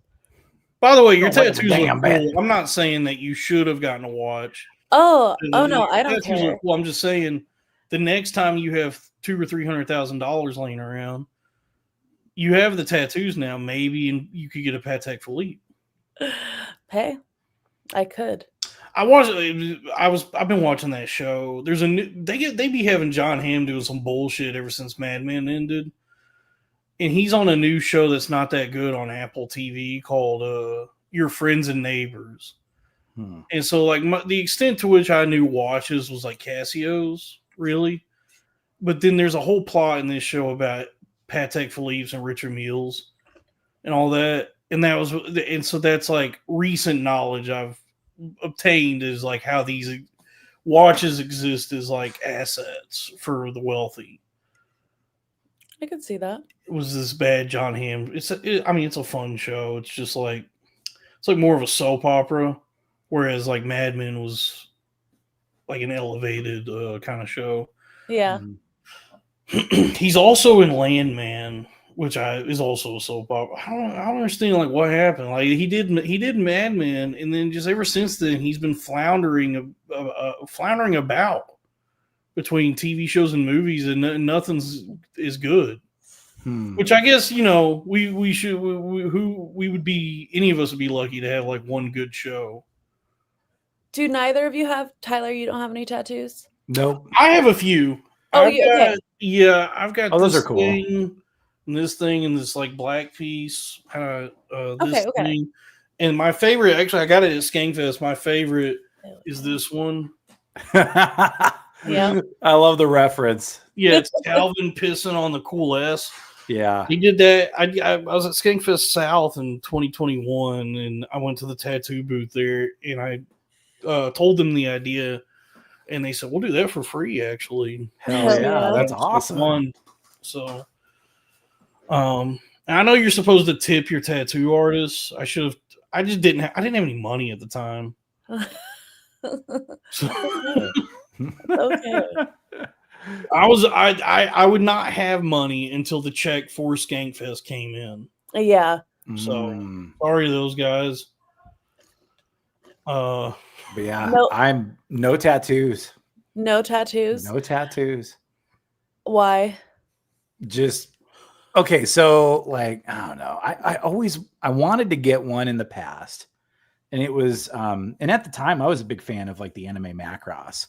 So like Robotech, like this is like 80s cartoons. Yeah, I remember Macross. Yeah, Macross. Yeah, like where you use pop music to defeat 50-foot aliens. But yeah, I wanted to get the UN Spacey logo on my arm, on my upper arm, because at the time I was wanting to get into professional wrestling, and part of that thing to get into professional wrestling is get yourself tatted up or whatever. And I mean, it was to the point where I joked about getting like a Pepsi logo on one of my arms or whatever and my grandparents were cool with it. Like my folks are cool with it, but I just never got around to it. And I'm just like, yeah, but I might regret that, I mean, it's one of the things that's like wildly expensive and painful, but weirdly enough, that thing they say about it being addicting is true. That's like, you spend all that time sitting there and you're like, damn, this really fucking hurts. Yeah. But then you want to go back. You're like, oh, I should get more of these. And then even if you get like really dumbass ones or bad ones, you go, hey, that's part of it. It's part of the experience. Sometimes you spend hundreds of dollars to permanently put something really fucking horrible on you. Yeah. And you go, hey, I had a friend like that. He had like a tiger like on his like shoulder blade. Yeah. He had a tiger head. And was he 40 something? I don't know. He got it like from a biker rally. So yeah. Because there was like a biker rally up in Iowa. It's called Tigers are cool. Tigers are cool. I mean, that's why I gonna... like my nickname's Tyler Liger. So yeah, because Ligers are cool, and it's not because of Napoleon Dynamite either. But I'm not gonna sit here and try and front like tigers ain't cool. Tigers are pretty cool. Tigers are pretty cool looking. All the jungle cat tigers, jaguars, pumas, leopards. These are all really cool animals. They are. And they're great for tattoos. They are. And I have met a couple women now who have full like stomach pieces. They're like pumas or some kind of like jungle cat like that. Yeah, like the one on each side. Yeah, I've seen that one. Yeah, it's like an armor piece, like there was off a gladiator or something. There was one lady I had on who had some tattoo that everybody was making fun of, and she even said like, "Yeah, I regret this one." And then the next time I saw her, she was getting it covered up, and now it's this full like some kind of puma or jaguar or something. Yeah. Oof. I don't have any that I hate enough to cover up. I definitely have some shitty ones for sure, because I started as soon as I turned 18. I definitely have a couple. I got them done in some random guy's apartment tattoos. Oh. And those were cheap, I'll tell you that. But none that I regret enough to like totally get rid of. I know a girl who she just did her first session of tattoo removal, and she has so many tattoos, like whole leg up onto butt, back, chest, and she decided she wants to get them all removed. Oh, wow. That's like even more money. Isn't that like a more expensive procedure? Yep. Oh. Yeah. She is in for hurt with that one. By the way, speaking of pain, I have to go pee. I'll be right back. Try and see if y'all can get the chat to give me money. I'll be right back. Okay. All right. Let's catch up on the chat. I'm so used to interacting with the chat that not interacting with it is crazy. Yeah. See, I don't have the chat up. I'm just trying to, bounce off of both you and Dalton. So. Oh, I love chat, but I like to talk to people. Yeah, me too. Hi, everyone. Hello. Someone earlier asked what county $32 an hour? San Diego County. San Diego County is not a lot. Oh my God, Tiff, I need to take these off. They are so cool. They're pretty cool. Wow, those are nice. Spiky though. I keep on scratching the hell out of myself with these nails. I definitely need to take them off, but super cool. Those are cool. Yeah. Love, love, love. Yeah, I mean, I'm pretty bare, so Get your nails did. no. I know, I know, like nowadays, like Caleb Williams, like in the NFL, like he paints his fingernails now, but Yes. I don't know. I'm too much of a choir kid, Drew, that is my most asked question. My fingers curve up like this, and it doesn't involve my nails at all. That is my most common question. Is that the Drew I know that likes to shout out Sumo Dog? Yes. Yeah. Okay, so I'll tell a little story about Sumo Dog. I'm done peeing, by the way. Oh, Dave's here. All right, Dave. He is definitely in the holiday spirit. Killing the beard. We did a Die Hard 2 episode over there. I'm fixing my mic. So are we doing some troubleshooting? I'm doing some troubleshooting because I didn't get to do it because I got here late.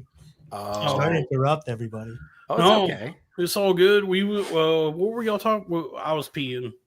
So I think I was going to get into the origin of the whole Sumo Dog thing. So Squeeze's dog. Squeeze's dog. And I remember this started even before like getting the shout outs and everything and Skankfest. And Tanner Squeeze would put up pictures of his dog Sumo.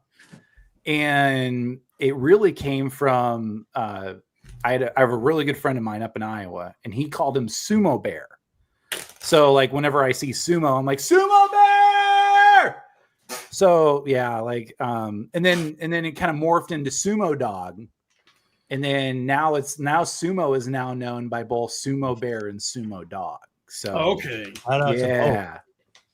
So there's a little bit of an origin story to it. Yeah, we love Sumo Dog. Hi, Dave. Hi, Ellie. So we were doing stream sniping over on Civ Rev because nice. Doug is absolutely smitten with Ellie, and he's like, "Can I come on the show?" He's like, "If we speed run the rest of our show, I'll come over and just meet her for a couple minutes." You were away from this show on another show watching this show. No, I wasn't. I was trying to have a conversation with Paul, but they pulled up this show because they were like, "Who's Ellie?" I was like, she's at Skankfest, I guess. The guys told me to reach out to her. She was Miss Skankfest, I think. I didn't win. I don't know who said that, but I didn't win. No, we're changing that. So I've learned something from the Jews recently that you can make whatever narrative you want. So I've been putting the narrative out there that you won Miss Skankfest. Revising history, okay? No one knows any better. Everybody that I've talked to, I don't know why that's got to be a Jewish thing. I learned that from that Natasha Bedingfield song. What, the revisionary rewriting history in the narrative? No, just no one else can feel it for you. Only the rest is still unwritten. Remember that? No. Feel the rain on your skin. But it's a song about how you kind of like control your own destiny. Oh, yeah. Your own story. Yeah. That's kind of I've been manifesting. I've been listening to What's Her Face. Yeah. It's one of the songs. It's one of the songs that's part of the working at retail torture program that I was talking about that Tyler leading into the show, that when you work retail, they have like a handful of songs that become like your Abu Ghraib, and the Natasha Bedingfield "Feel the Rain on Your Skin" song is one of them. Oh my God! I'm not gonna. Yes, no one else can feel it for you. I was on that show, but Doug was over here watching this on a separate show, and I guess he was in chat, and he said, if I reach out to Dalton, will you let me on the show?" And I was like, "You just have to ask. Literally, Dalton will say yes." And he says, "Let me ask." So if Ellie sticks around when they finish their show, Doug I'm wants sticking. to come over. Good. You stuck with me. You guys been having fun? What did I miss? We were enjoying our taints. We were comparing taints while you were away. Yeah, we were talking about taints because we were talking about that octopus lady, and Ellie said she got both butt cheeks in her taint. Wait, is the octopus lady the one that I was confused with all the toys? No, that's a lady who has octopus-sized toys, or the tentacle toys. Yeah. There's another lady who just has like an octopus tattoo all along her like thighs and leading into her butt, like her butt cheeks, and then into the. I was saying that the butthole, her butthole would be like the beak of the octopus. Yeah. And she's like, she's a lady I've seen, I have watched and maybe jacked off to a couple 3 times. Same. Yeah, she's very good at putting dildos inside of herself. But she's got like a full like octopus thing going on with the tattoo. Ellie giving the chef's kiss. Yeah. And Ellie was saying she has a tattoo on her butt cheeks, but nothing going in like between the cheeks. I do. There's simply no way Dave hasn't seen it. It's pinned at the top of my Twitter. Oh, I have seen that. Yeah. I have seen that.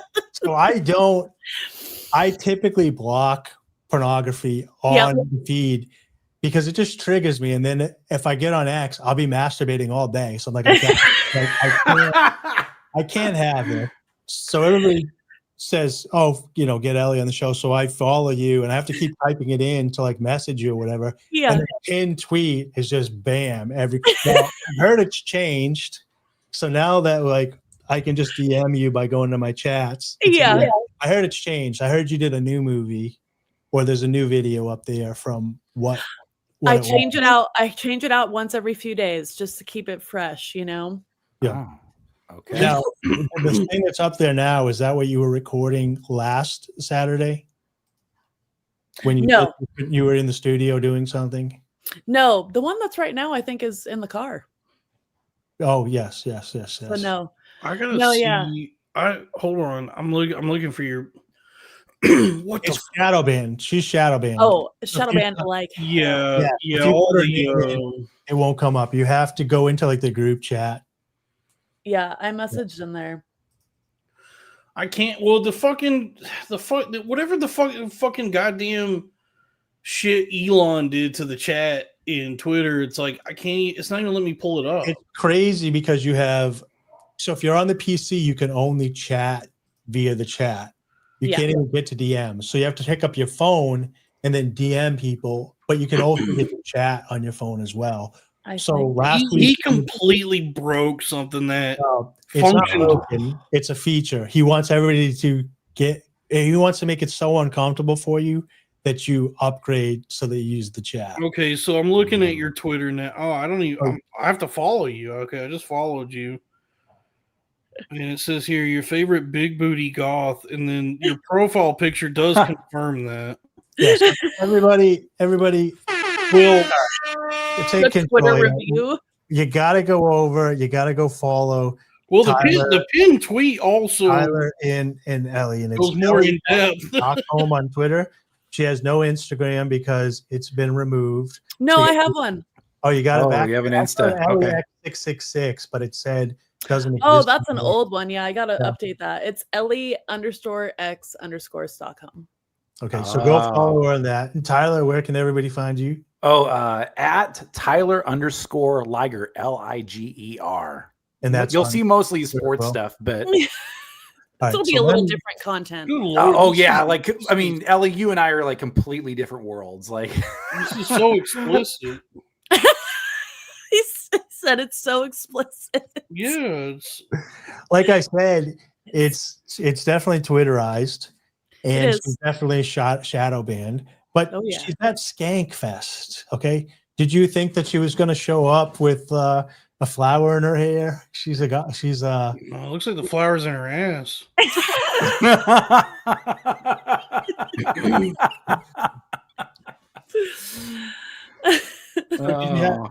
So what else?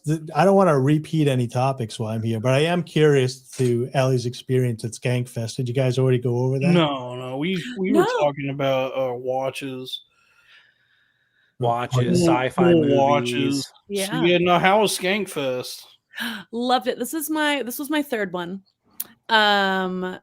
Big fan of Skankfest. I love it. I think it is absolutely fantastic. I didn't plan on, but I ended up being involved in the skank fights on a daily basis as the ring girl, which was fun. It was hot. It was hot out there, but it was fun. So I did that. I usually end up getting on stage at some point each year, which I did during Goddamn Comedy Jam. this year, as well as the Naked Roast. Zach, I love him so very much. If you've ever gone to the Naked Roast at Skankfest, at the end, Zach does a very fun trick with a rat trap that he needs some help with. Made me very uncomfortable. He did Staples and the rat trap. He did. I'm still too I was Christian. in the back, and the way it was set up with, I could see Karen Fian's tits, but the heads of the people in front of me were just high enough that I could not see Zach's penis. I could only see his tits too. Yeah. I think it's difficult to see no matter what. Oh no, he pulls it out. He makes sure you see it. Oh my. Okay. He leaves nothing to the imagination. Well, he's got a Prince Albert, so He does. I picture it's mangled down there. Oh, we have another guest. We're talking penises. Yes! Let's Wait, go! you Guys. on that quick? I came. You into walked the right into the spot. whole penis gimmick, so. Well, I say you talk about what you know, and I know penis. And I'm 2 bottles of Maker's Mark in, so let's fucking go. You've been That's when watching you know the you're gonna have show a good from the, show. from the other show. What's that? I said you've been watching the show from the other show. Yeah, I'm in love with Ellie. Hello. How you doing? I'm doing so good. How are you? Oh, I'm fucking fantastic. About to embarrass the shit out of myself. I did find Ellie over here on Good Lord. Oh I did yeah, find her lady. on X. Instagram. Yeah, on Instagram. Oh, I found Ellie too. Found her on Twitter. Well, The first thing I saw. There's the tattoos. Yeah, I know everybody found her on let's get me off the screen. There's a rear end. Yep. Yeah, like I remember looking you up because I was like, who's this Ellie Stockholm? And then I'm greeted with big butt cheeks, like Yeah. bam in my face. Greeted by butt cheeks. Boom. I love when I meet people in like a vanilla standpoint and they're like, let me follow you on Instagram. And I'm like, all right. Okay. Dave promoted that he was coming on our show tonight. He's like, but don't worry, Ellie will be guesting for me in like the first hour of Cornfed. And then I went to your profile and I'm like, oh. And then I said, I think I said to Dalton on Twitter, I'm like, can I be a guest so I can make a case of why I should be like a guest dong in one of her videos? And Dave's like, I'll send you a link. I'm like, please do. And then I realized I have no case to make for myself other than, God damn, that woman's beautiful. I will say that's a really cool backdrop, and that's just the photographer did an amazing job with that photo. So kudos to the photographer. You big ass titties. I have a question about this. So I did see here, if we can see here, these 2 pasties, the Skankfest pasties here. Yeah. Those are like really tight sticker pasties that look like tattoos. They're like, do they paint on like latex or something? No, it is just a pasty. They're just, I have them custom made by this girl because I keep on telling Lewis, I'm like, people will buy pasties. Because there's other girls there and then we can get more titties out. I'd buy used pasties. You what? I'd buy your used pasties for sure. You know what? I don't know why I never thought of that. But yeah, so I get those ones custom made, but they do fit perfectly. Multiple people have asked me if they were tattoos. I love that picture. That was such a cool picture to get. I knew they weren't tattoos because like your nipples would have to be removed for those to be tattooed. And that would be so painful. Like but they're so tight that they do look like tattoos the way that they're done. Yep. And they stick on there, man. They suck to take off at the end of the day. I can tell you. So I guess it's like, what is it that? So I guess titties are only like, it's not the titty meat that makes titties. It's the nipple. Explicit or vulgar in any way. It's the nipple. Yeah. So I you have nipples. Titty meat.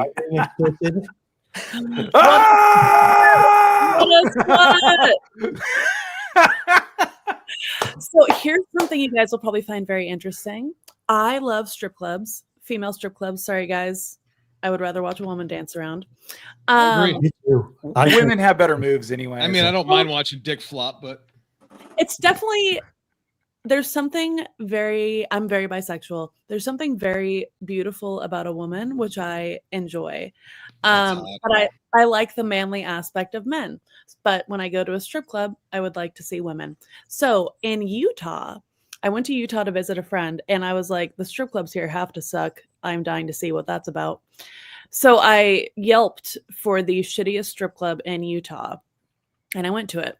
And it was amazing. It was called the American Bush, which was just the icing on the cake. But very interesting because it's Utah. They have weird laws. So a lot of the girls, you can have like your whole titty out, but the nipple has to be covered. So what a lot of the girls Although did, you're going to say it can only be one titty at a time. that would be hilarious.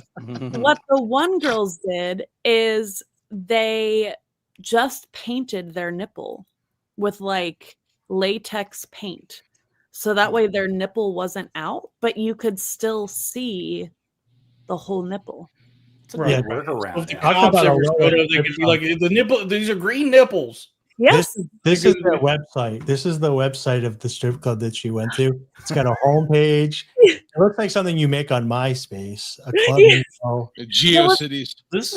That's actually kind of it's cool that this site exists because like the internet is just like 5 different apps now. So it's nice that there's like an old school website for this, what is it, the American Bush? AmericanBush.com. Yeah.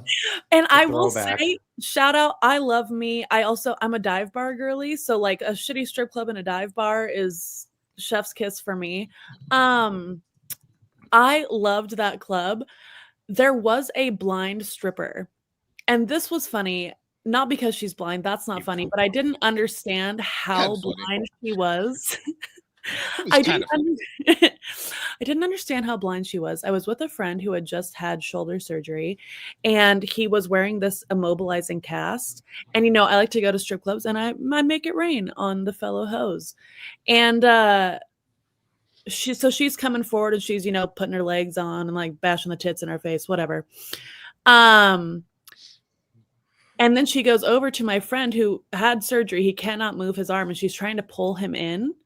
And he's, in pain, but trying not to scare this poor girl. And that's when she was like, I'm blind. Well, at the end, she was so blind that the door guy came and picked up all of her dollar bills for her off of the stage. Like she was that blind.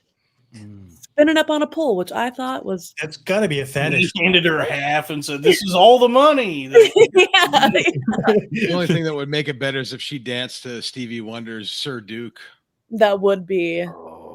That would It's kind be of funny that the nipple is their hang up and not the clit. Well, yeah, that is fair, actually. That is fair. Well, I mean, I like I've learned- titties, but I've learned that there's like a distinction that that apparently it's like the actual opening of the vagina, like the split gash. That's like when it Mhm. becomes explicit or vulgar or whatever. beautiful.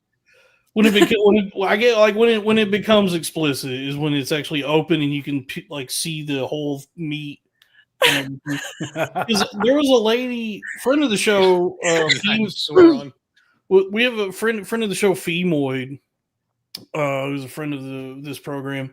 She was on Twitter recently and posted like trying to advertise her OnlyFans, and she posted like a thirst trap where she was naked and she had censored her nipples but left her like pussy uncensored. And everybody was asking her, how you gonna censor the titties? Everybody was asking her, how you gonna censor the titties and not the pussy? And she said, well, that's just like the pussy mound that you're seeing. Like she said, that's not the full pussy. It's just like the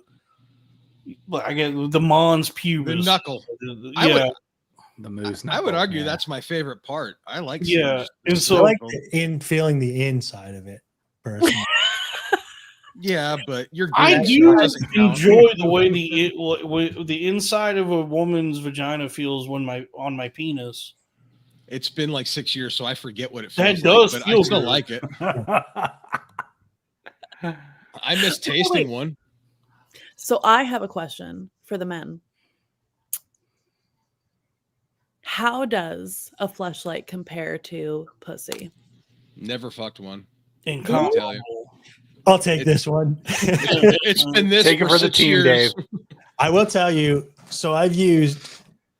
So you don't want to give yourself I forget what it's called, but there's a death grip. Yeah. So if you're like masturbating with your hand, you're gonna start GI Joe grip. Oh, we're well past Yeah. that. Very quick. 4 points of articulation. When you with your actual lady, she's not going to be able to Match that, right? match that. So I switched over to Fleshlight. Didn't care for it a ton. They have a stamina one. This was like 5 years ago. I tried one. They have a stamina one, which makes you get harder and harder, but it doesn't feel good enough that you actually climax. And then it gives you the reverse problem. Then when you have when you're with a woman, now you're going and going and going, and it feels good, but you can keep holding it, and it makes it almost impossible to climax. So what I have decided now is I got the quick shot flashlight, which is Just a little nub, if I'm not through and mistaken. through right? nub. You take the plastic hard piece and you throw that away, and then you take just that soft part. So now you get the lubrication and feeling of a woman's vagina without the death grip. Okay, but is it still like But as far as the feeling, I used it doesn't feel good because there's no connection. There's no warmth. you got to soak that sleeve in some warm water for like 30 seconds. No, It's warm. It doesn't fight you. You don't have to chase it down in the park first. The excitement. No, I used I had a flashlight for like a little while, like probably like 10 years ago. Yeah. And I mean, yeah, you can pop that sleeve out and put it in some like hot water for a little bit, and that makes it warm. Yeah. And then you have to lubricate it. They send you like a complimentary bottle of water-based lube. Apparently, they tell you that if you use an oil base, that will destroy whatever that material is it's supposed to be made out of. But yeah, I mean, it's like a good approximation, but it's still but a facsimile of the post.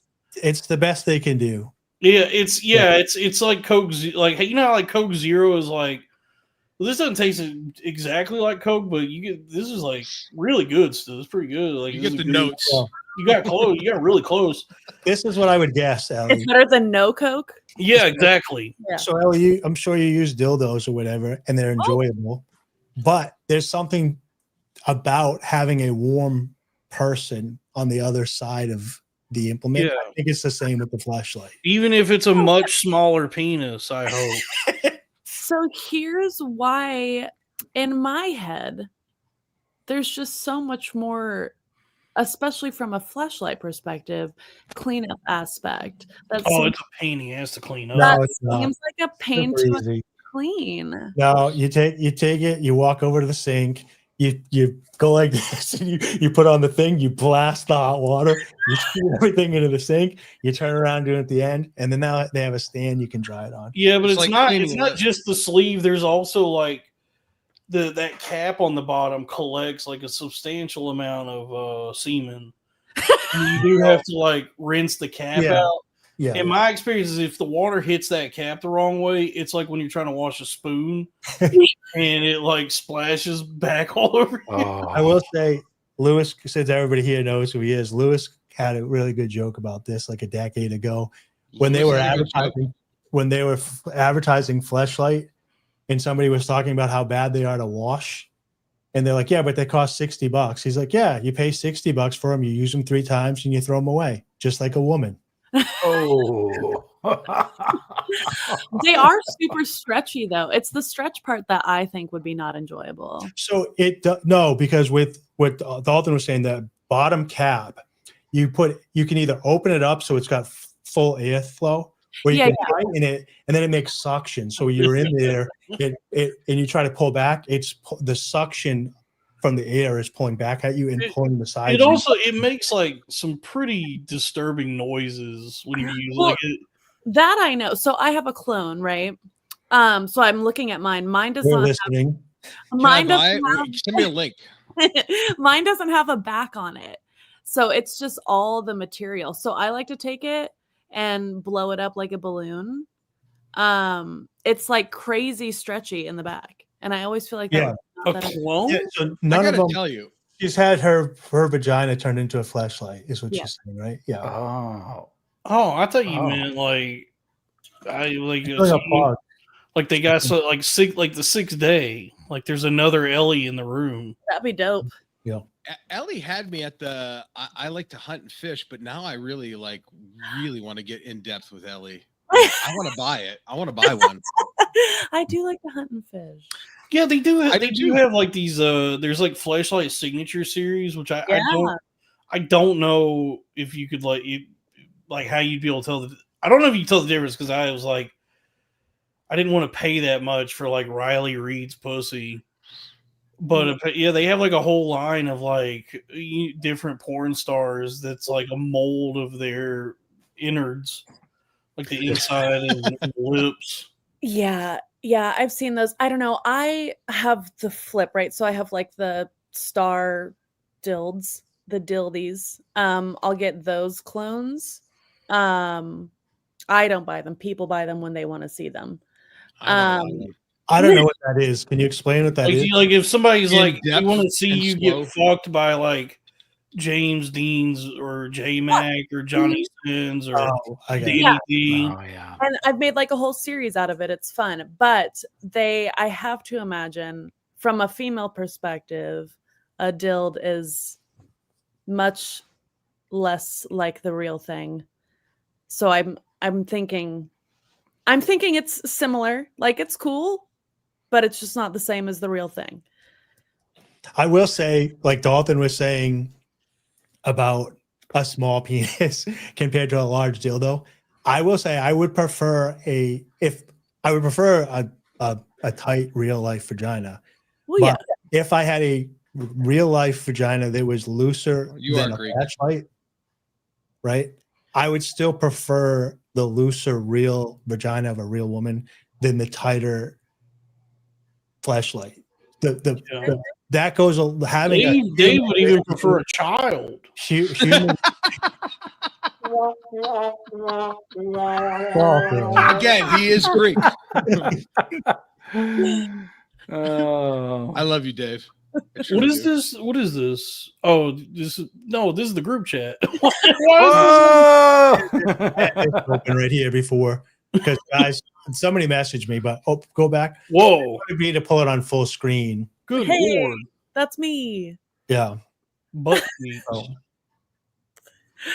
Truly, that is the body type of the women that I am so attracted to.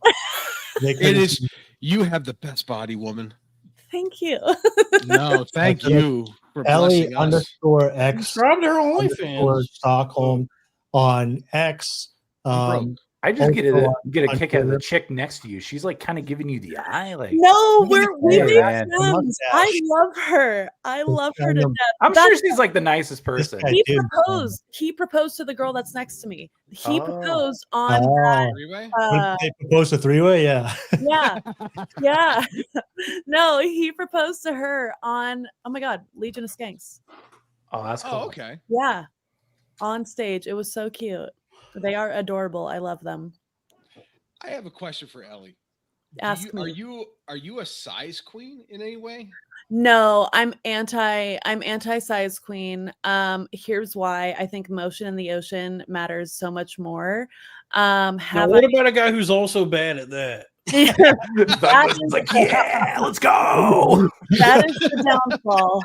That is the downfall. But I will say, and this is a topic we've actually talked about it. I'm That'd be good. I'm in a number of networking groups with other females, and we discuss our preferences. And we actually did a poll, and there's about 2,000 something. of us. And so we did a poll, and it was 68 point something prefer 6 to 7, and then 20 something percent was 5 to 6. Where do you fall? So what's that? The other 10% is like less than that.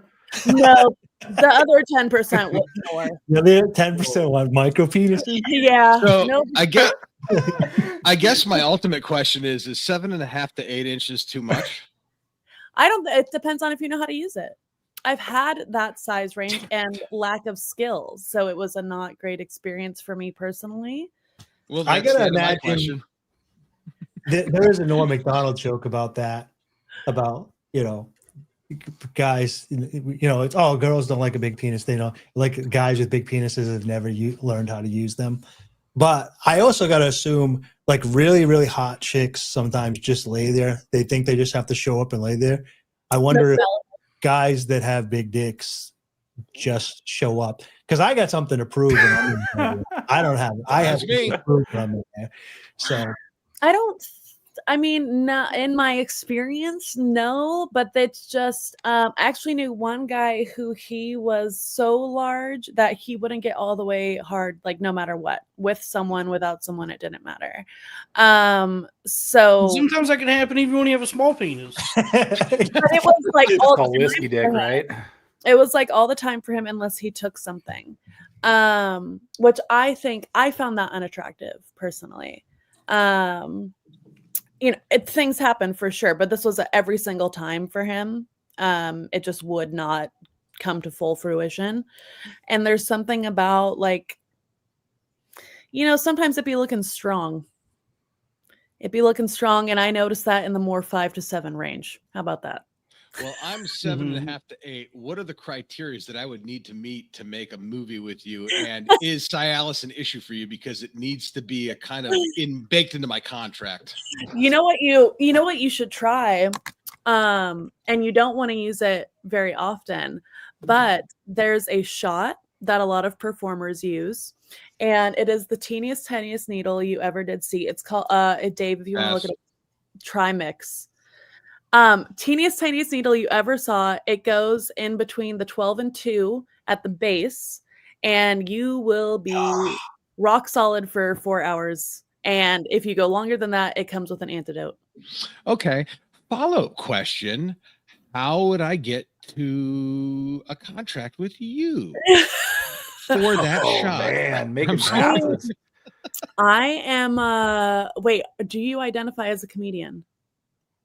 No, I identify as You're just a fucker? For something like this, it's more about the size of your wallet at that point. No. See, the reason I ask is I refuse to touch any comedians because I already get all the chuckle fucker accusations. I see all y'all, and never have I ever, and I won't. Ellie, let me put you at ease. Doug is not funny at all. I'm a non-funny blue-collar loser.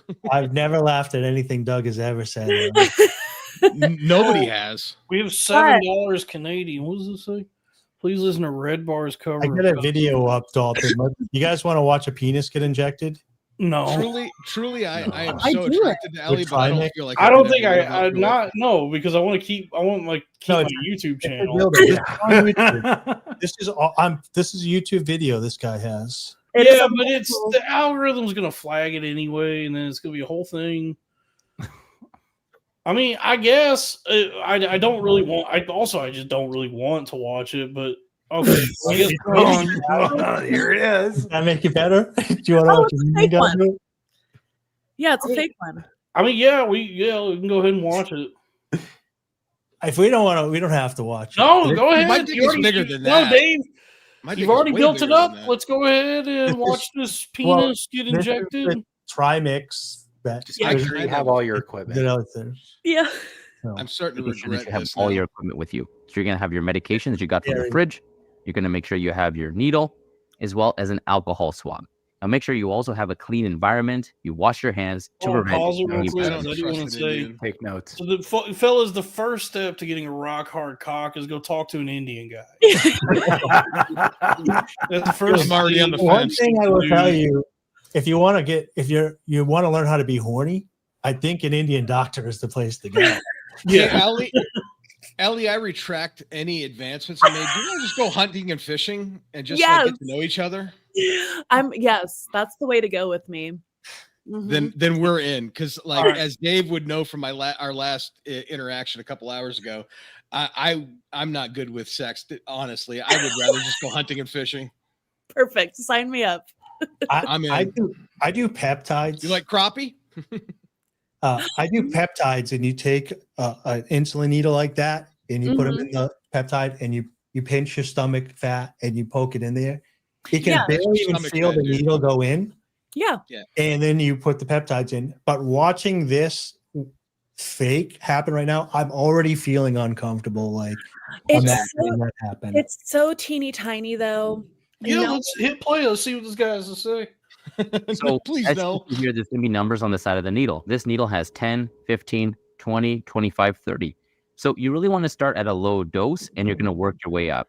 So you really want to speak to your healthcare professional in deciding what number to start at and how often to increase the dose if it doesn't work. So now we're going to get the medication prepared. I So already you don't take like an this. alcohol swab and you're going to wipe the tip or the top of the medication. You're going to take your needle that's protected by this orange stopper. So you really want to be careful with that needle and make sure that you do not contaminate it. You're actually going to get some air into it. It's going to help you draw easier. Yeah. then Speaking once- from a guy whose culture Yeah. eats food with their hands. Container, you're going to inject that air in, and that's going to allow you to withdraw the medication.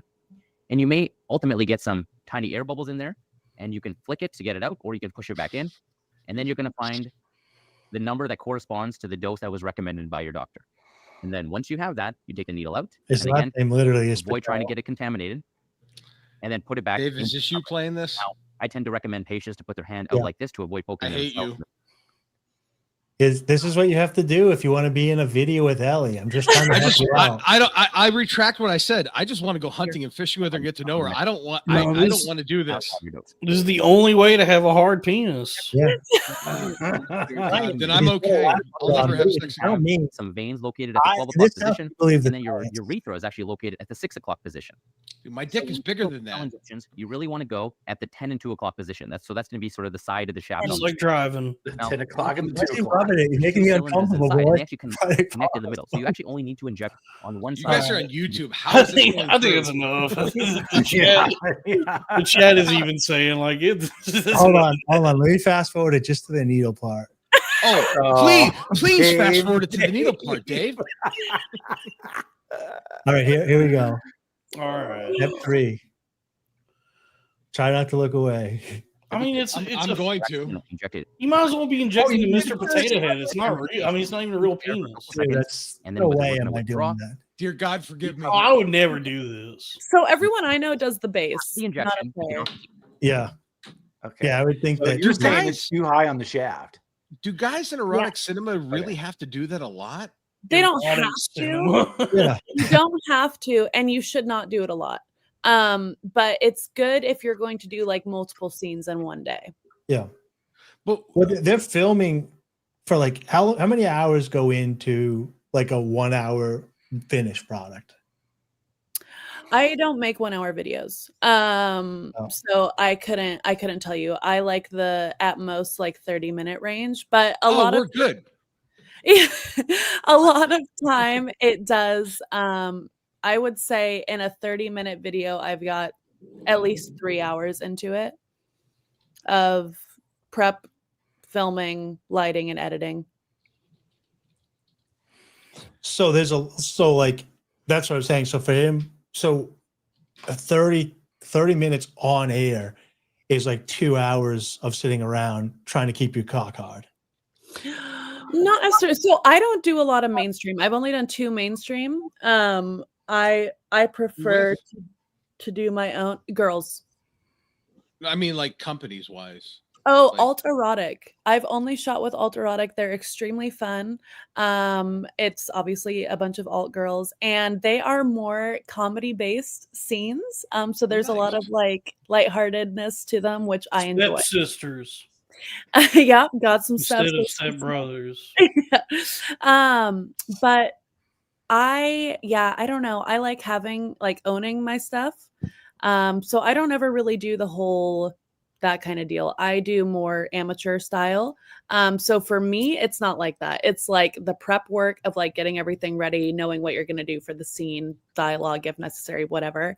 And then the filming itself, which usually is there's more action than what you're seeing. And then I edit myself also. So when I film my scenes, it's like, okay, we already know what we're doing and we're going to bust it out. There's no like sitting there getting your dick hard or keeping it hard or anything like that. God, I wish I was a chick.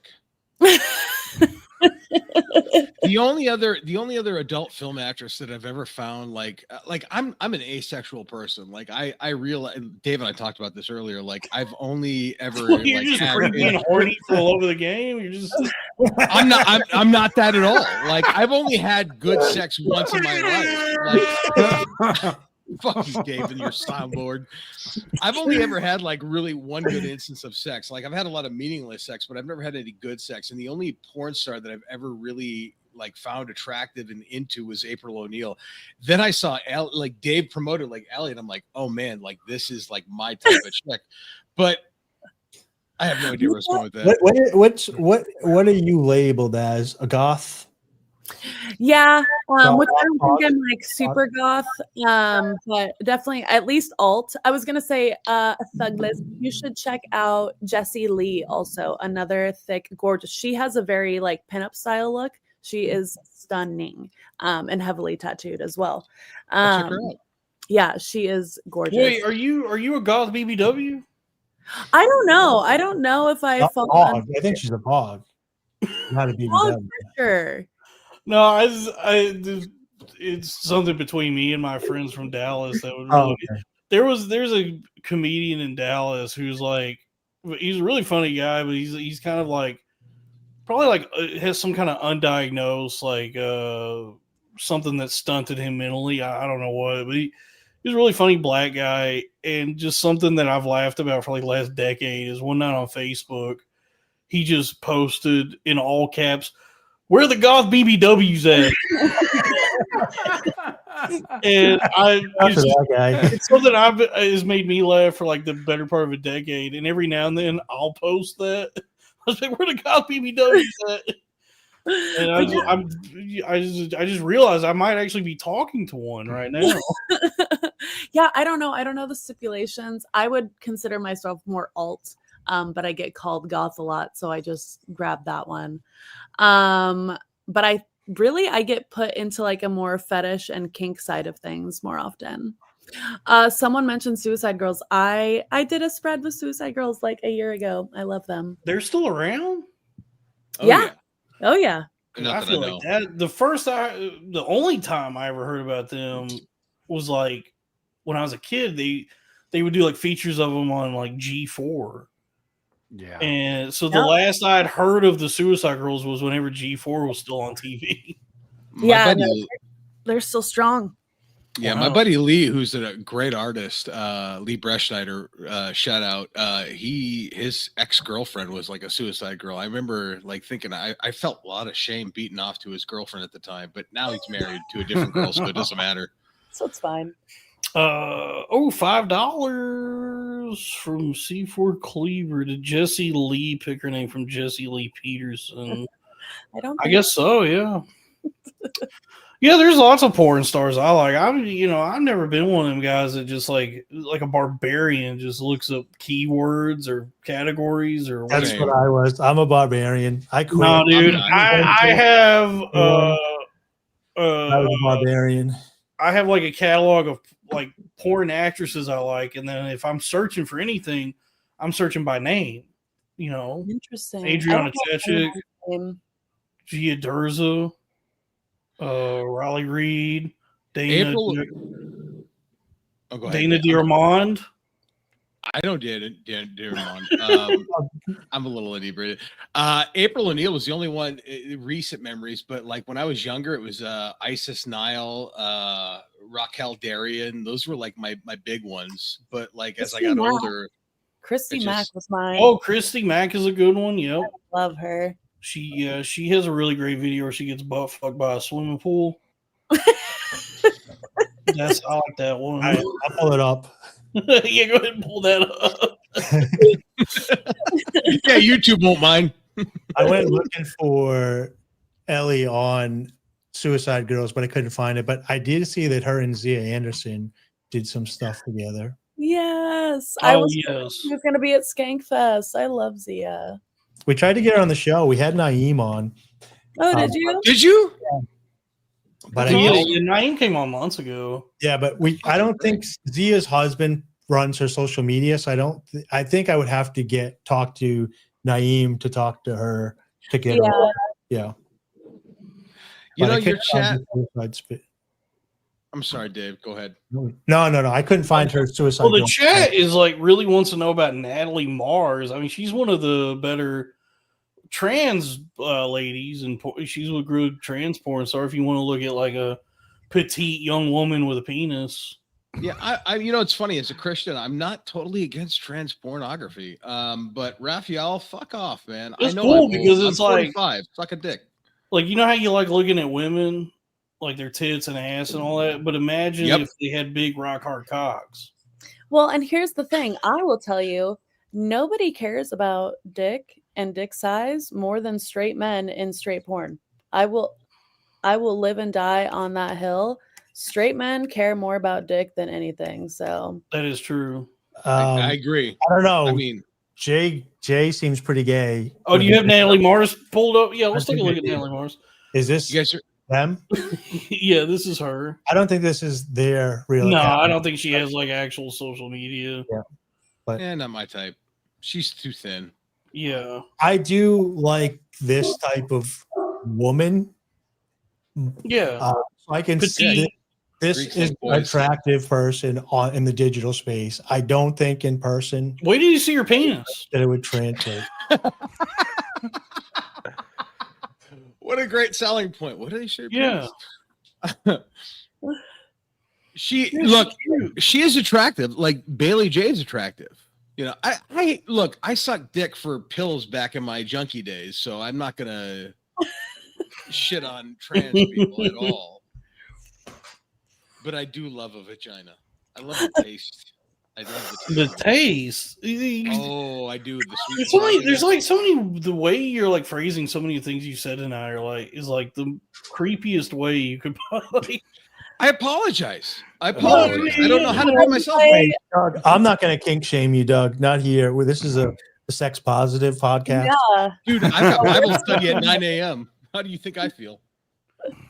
No, hey, look, I think vaginas are lip smacking good. Like finger licking. Much less creepy to say it that way. Yeah. Hey, Steve. You finished, you put your hand up, and you're just like, yeah. Dalton, I love you too. Tyler, I love you too, man. We do have before we appreciate continue, it, man. Before we continue, let's take a little breather because we do have a Cornfed radio request from Kenny Trebet. I got it queued up here. $5. So this will get the video demonetized, and I'll have to cut this out afterward. It might get the stream pulled, but if you're here live, you get to enjoy it now or do a little Cornfed radio. This is by request. The song "Deep" by speaking of big penises, "Deep" by 9 Inch Nails. That's what she said. Yes. I'm talking about what about 5 1/4 inch nails? What about 7.5 to 8? An intellectual style nail. Yes. Oh, there we go. It sounds industrial. It really is so good. This is my high school years. I am old as fuck. Blank stare, disrepair. There's a big black hole gonna eat me up someday. Someday fades away like a memory or a place that you'd rather be. Someplace lost in space. It's in my head that's telling me somewhere out there, anywhere. I don't care. Get me out of here. If I could feel all the pins and the bricks and the bricks. If you were real, I could take what's apart and put it back together. And I think to avoid getting the stream pulled, you gotta do like reaction video. You gotta pause it and comment on it. Yeah. So I'll say this is a good song. Yeah. It's catchy. Yeah. If I had to react to this, I'd say I like it. Reminds me of going to raves in my younger days. Yeah, it's good. OG. Industrial rock and roll music. Dave and I are the same age, so maybe it's just our age speaking, but yeah, 9 Inch Nails rules, man. Nine Inch Nails is cool. I mean, I do genuinely enjoy Nine Inch Nails. So, I mean, yeah. Hey, folks, this is a Caucasian critic reacting to me. I'm reacting to music, and I'll say this: I like it. Yeah.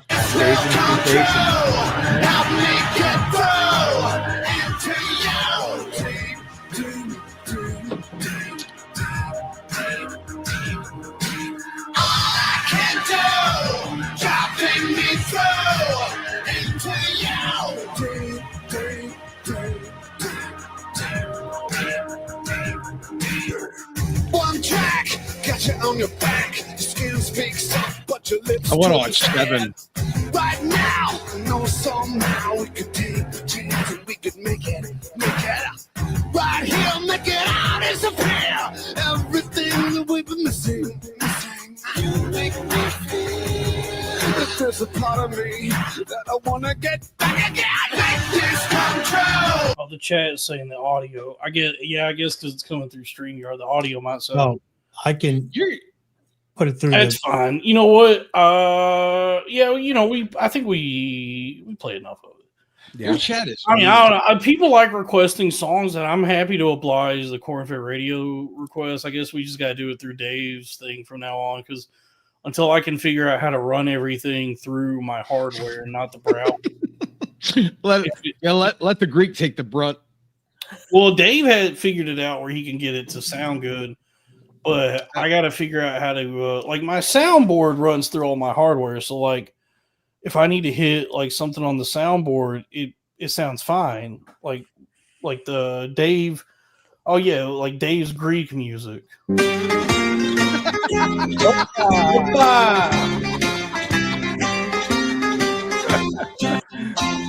But then, like any other multimedia, is like through the browser, through just like the StreamYard.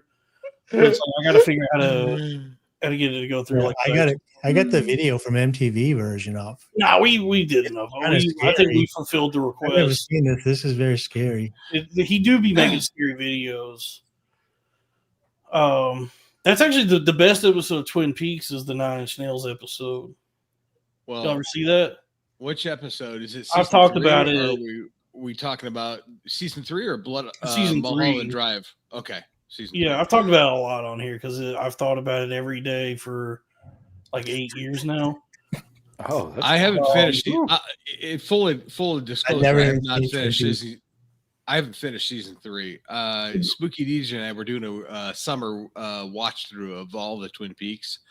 I've never seen season 3 all the way through. I've only seen the first 3 episodes.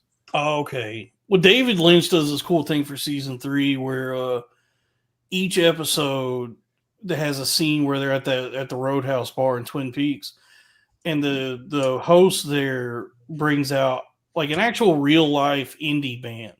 So it's like a band that you may or may not have heard of, but they're relatively unknown.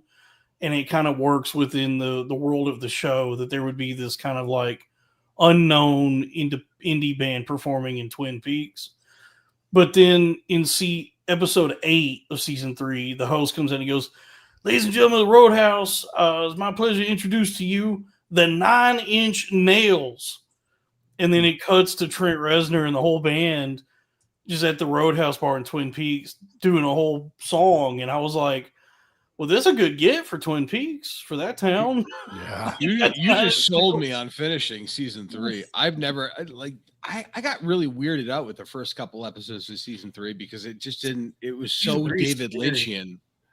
It's scary. It's good. I mean, it's really, and that's probably like the high mark of that season is that episode, because like where it goes from there is just the craziest hour of television I think that anyone's ever done. It's like such a cool.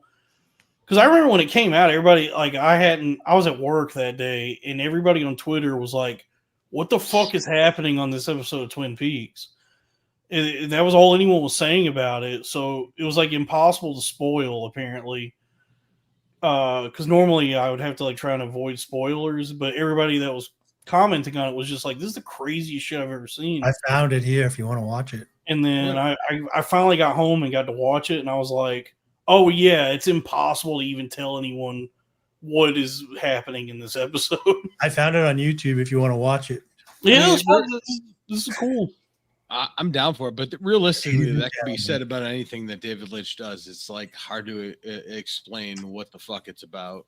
Sure, but I mean that episode specifically was like, and there's no way to even articulate to anybody what is happening in this episode.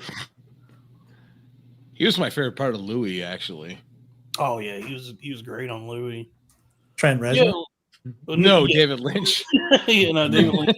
He was in that 3-parter where Louis is trying to take over for Letterman, and David Lynch was like the old school producer who's going to train him to become a late night talk show host. And then you got to know how to talk to the public, Louis. Yeah, you listen here, champ. That's short for champion.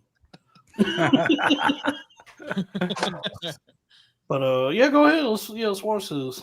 I think this is it. Ladies and gentlemen, the Roadhouse is proud to welcome the 9-inch nail. No, this ain't it. Just forget. No, that's I saw them on stage for a second. Yeah.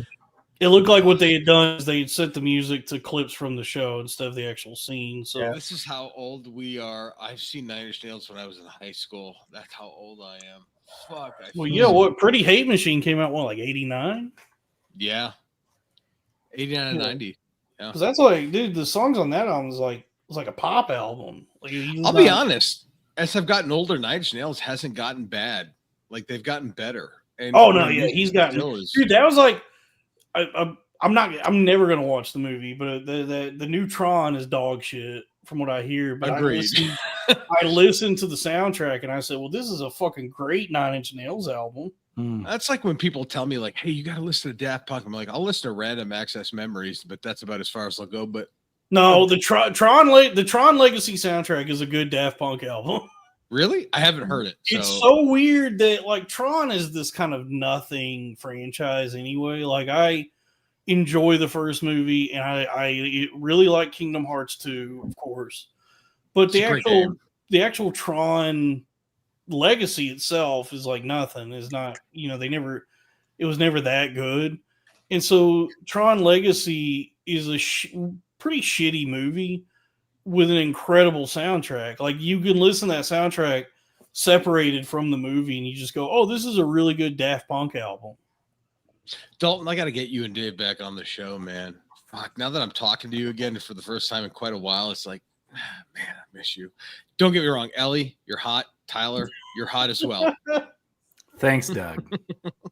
Dude, I mean, I'm a 4 on a hard. I'm a hard 4 on a good day. So I'd suck your dick for the right amount of opiates. I mean, if it was Dilaudid or Suboxone, I would totally blow you, dude.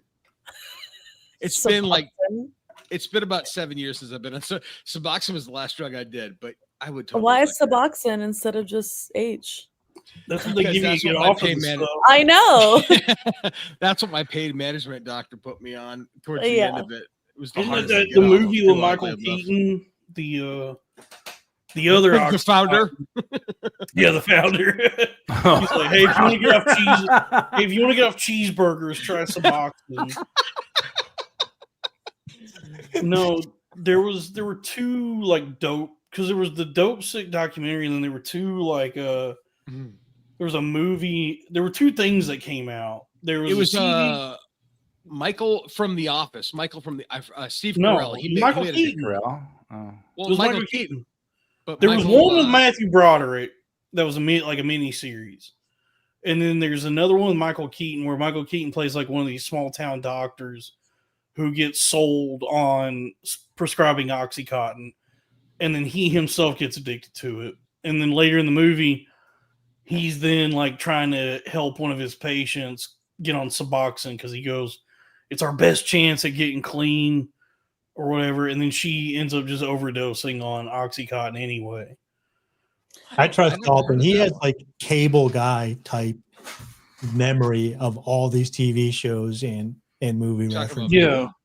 Talking about me? Or no, he's talking about me. I'm talking about Dalton. Every week he comes on, he explains these shows. My dream was always like old that I don't even remember in great detail. My dream was always to work in TV and movies. That never happened. Same. I failed at that. So it's like I can at least be You're in really good at broadcasting, watching dude. TV. We're live broadcasting right now. Sure. I mean, I also like found out I saw just the work it took to even try and get into TV, and I said, "Oh, I guess I don't actually want to do that." It's a lot of work. It's a lot of it's not just a lot of work. It's a lot of like just like shots in the dark and stumbling around, just hoping somebody gives you a chance. Right. And I was like, I don't want to fucking do all this work, like write packets and film myself, do all that to submit to things, and then hope somebody gets back to me. That's the same fucking process as like Sleep trying with to get a job. Come on, doggy. Talk about when you wanted to blow your friends for fucking opiates. Doggy. Oh, thank you, Incitus. Give to 5 Cornfed memberships. What was I saying? Yeah, Suboxone. That I've never done.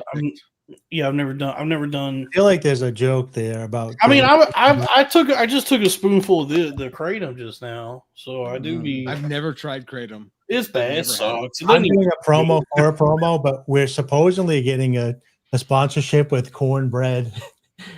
Yeah, shit, man. I gotta send this. I'm gonna reach out to that lady. So I got too busy with Thanksgiving, and I haven't done. I gotta food because I want to get you off of the kratom and onto the CBD. Ellie, were you shaking your head to the kratom? No, yes, kratom's bad. It's bad, yeah. It doesn't even really feel that good, but like, here's what happened. Is like I've been off of everything for a while, but I do be having like I have really deformed feet. And so like I'm just like in pain. Club? I've been in pain all day, every day for like fucking years. Yeah. And so I was like, was there like what's available that can help mitigate this? And I was like, I guess I'll try to do kratom again. Like, what kind of feet problem do you have? Like plantar fasciitis? No, just a congenital malformity. It's just I've been to like several doctors about it. Had all the X-rays and tests and all that. Because my granddad on my mom's side, the Cuban fella, he had a rare like nerve disorder. It's named after the 3 doctors who discovered it. It's called Charcot-Marie tooth, which just sounds insane, but it's just 3 different doctors: Dr. Charcot, Dr. Marie, and Dr. Tooth, who discovered it. But it was like a degenerative nerve disorder that affects your extremities a lot, pretty bad. So like he had trouble standing and walking, and he was in a lot of pain. So I was worried it was that. And so I did all the nerve tests, and the doctor was like, no, you don't have that. He was like, you just have like, for whatever reason, you just have like really bad feet. He was like, my best guess is like when you were in the womb, probably just like pressed up against it weird. Or that was the best explanation that was given to me, is that I was pressed up against the walls, the uterine walls inside my mom's belly. It bad, and it like fucked up the development of my feet in the womb. So it's not even club feet; it's just something else that they don't even have a name for. It's just like a deformity. He was like, he said I could fix this. Like there is a surgery I could do to fix this. And he was like, but it's extremely invasive and it's going to be super painful for you, and it requires like a long recovery. Like he said, I got to do 1 foot at a time, and it would be 6 months of recovery on each foot. And he was like, so you'd be out for a year total, walking on both feet. He said, my best advice to you would not even be the surgery, just like get some Dr. Scholl's or something. He said, just make sure to like, stretch and do like whatever physical therapy you can. Dude, go to acupuncture. And I know that's so stupid to say. I've heard the Chinese know what they're doing. I swear by acupuncture. I love that shit. It is so good. I have a torn labrum in my left shoulder, and I am getting labrum for something different. Just the labrum. But I am having surgery, but I keep having to push it back because work stuff. Swear by acupuncture all day long. Yeah. It's so good. Yeah, I mean, I trust the Chinese. I usually go to Chinese or some kind of Asian for my massages, and not even really because I'll be honest with you, I have gone to one that jacked me off once, so I have done that. I would be so nervous. Don't you feel like the It was cops a fucking waste? Exactly, it was a waste of money for that reason. Because like, dude, I went to this. I should have known. All away for a hand job. I wanted an actual massage. Like I was like, oh, I'm really tense. I want to get my back rubbed. Yeah. And I went to this place where I had to ring a doorbell, and then a lady came and unlocked the inside door and then unlocked the outside door and said, "You want a massage?" And I was like, "Yeah, yeah." And so she led me back in and had to lock the doors going back in. That's a good sign. And, yeah. And so I should have known right there, like, oh, this is probably one of those places that jacks you off. And then she brought me, and she was like, "What do you?" And I was like, "I want like a full, full body massage." She's like, "Oh yeah," and so she went. She like took me into a room, and she did give me a really great massage. Like it wasn't like it was just getting jacked off. The massage was great, and it relieved a lot of tension, and made me feel, it felt good. It was what I was looking for. But then at the getting one of those though, right? Can you relax and even enjoy the massage, or in the back of your head, you're like, "I'm going to get jacked off. I'm going to get jacked off." Well, here's the thing. I think they know the psychologically that can cause you to become like tense or nervous. So she saved the offer until the end. Okay. So it was like by the end of the massage, she's like, had worked her way from my back all the way down to my feet. She like kind of like tickled my nuts a little bit and was like, "Oh, you want the, And I was like, "Not really, no." And so then she like did a little more real massage, and then she, in sales they teach you to always be closing. Always be closing. You have to push back against objections. You have to like make the offer a couple times at least. Yeah. And so she tickled my nuts again, and then offered it. It's a dance, really. Yeah, it's a dance. And I thought to myself, like, well, I've never done this before. When in Rome. Yeah, and I was like, I guess it would be. So you gave her the hand job? Do what? You gave her the hand job? I was like, this is my first hand job ever. This would be great. No, it was the first. I had never paid a Chinese lady to jack me off before. And I said, well, I guess maybe it'll be fun. Bucket list. Yeah, but then when I flipped over and she put on like, you know the gloves they wear when they make a sandwich at Subway? Put on like one of those, like those clear gloves like that. And then I was able to. That's so romantic. Yeah. And so I was able to like achieve an erection. Like I was able to get hard, but then when she was like, actually, I just wait. So it wasn't even like a surgical glove. It was the loose plastic. It was the loose sandwich glove. It's the Subway glove. Yeah. And so she was like, that is so funny. Yeah, so she like tried jacking me off, and then after like however many minutes, she just was like, "Oh my, I'm tired." And I was like, "Just don't even, hey, sweetheart, don't even sweat it. Like, what do I owe you?" And I handed her like the cash, and she goes, And I was like, "Oh, I gotta pay more for a fucking hand job that I didn't even bust from." And I was like. And I was like, all right, well, here. It's for the effort. Dude, no, I said, here, hold my driver's license while I go to the ATM. No way would I would not come back, dude. I was a man of my word. I said, look, that's all the cash I got. Maybe at the DMV saying my license got I said, that's all the cash I got. If you want more cash, I got to go to an ATM. Here's my driver's license so that you can, like, I'm going to come back. And so I came back and I gave her like another $20, and I was like, "All right, are we good?" Thanks for I assured her. I said, "Just so you know, the actual massage was good. That was great.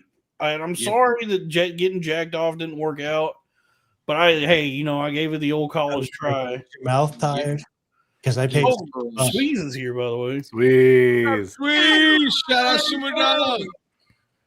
Hey, I just had to tap in. Are y'all still talking about where dick injections? Because that was wild. What the No, fuck? No, we're on loose glove hand jobs now. Yeah, they'll let you put on a fucking glove when you're getting olives on your sandwich. Sweet. Right, Did you I get to meet guess. Ellie in NOLA? In passing, I mean, everybody Oh. who meets us Skankfest is usually Sweet. just dapping people up. But I was Have one you of the white fallen in bucket love with hats. Ellie? No. Like I have. I did have a question for Ellie. One, were you sunburned from those pasties that one day? And then two, would you be Doug's online girlfriend? Of course. You Doug. rule, sweeties. But Ellie. no, I wasn't sunburned. I brought sunscreen. Very fun thing about me, I come over prepared for everything. So in my little backpack that I had like liquid IV and I had Fent test strips. Even though I don't participate, I want everyone to be You safe. also have Fent? No. prepared at Skankfest. You never know And what's gonna happen. sunscreen and everything. So I didn't get sunburn. However, I did have, because I did get tasered in both the chesties and the boot. And I had marks on my boobs Yeah, for what's like the recovery like for a that? week from that Dang. taser. Dang, Ellie, it's I 2 got- weeks ago and I'm still feeling it, so I feel you. I didn't even get nothing tased. Not Did even somebody have a shots. question for Ellie? What was that? I do. Ellie, stupid, dumb, drunk, fucking idiot me. Are your boobs natural? No, everyone thinks so. They're not. They're beautiful. Thank you. They were big beforehand, which is why they look so natural now. But I wanted a little more oomph, so I got I it. get it. Steve Renazizi thought they were natural. Actually, the whole panel at Naked Roasted, and I was like, nah, squeeze them. Well, he knows a thing or two about lies. Yeah, He shout out does. Shout out to Steve. shout out the league.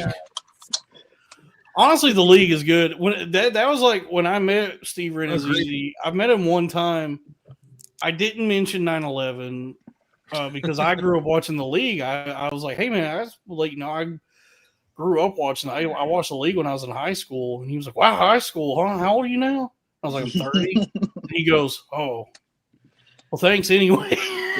I guess time really, he realized the passage of time, but no, I did want to I was excited to let him know. I was like, hey, that was a good show.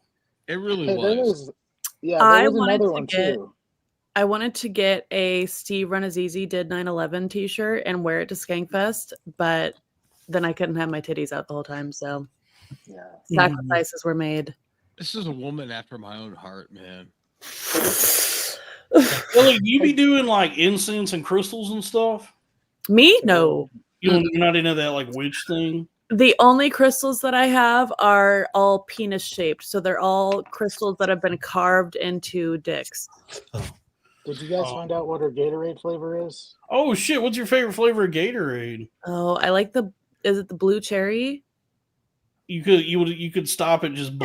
Girl after my own heart. It's colors, not flavors. Yeah, but it's the blue one. The blue, but they made multiple blue ones now. The blue one is the right answer, whichever blue one, as long as you say the color. So I said the flavor as well on mine, but I guess the correct answer is always just the color. Is the color? It's colors, not flavors. I said fierce grape when I was first asked, and I was shamed. Ooh. So some people should have been. I mean, purple ain't bad, but Tyler, what's your favorite Gatorade? Oh gosh, I always like the blue. I mean, that's probably the right answer.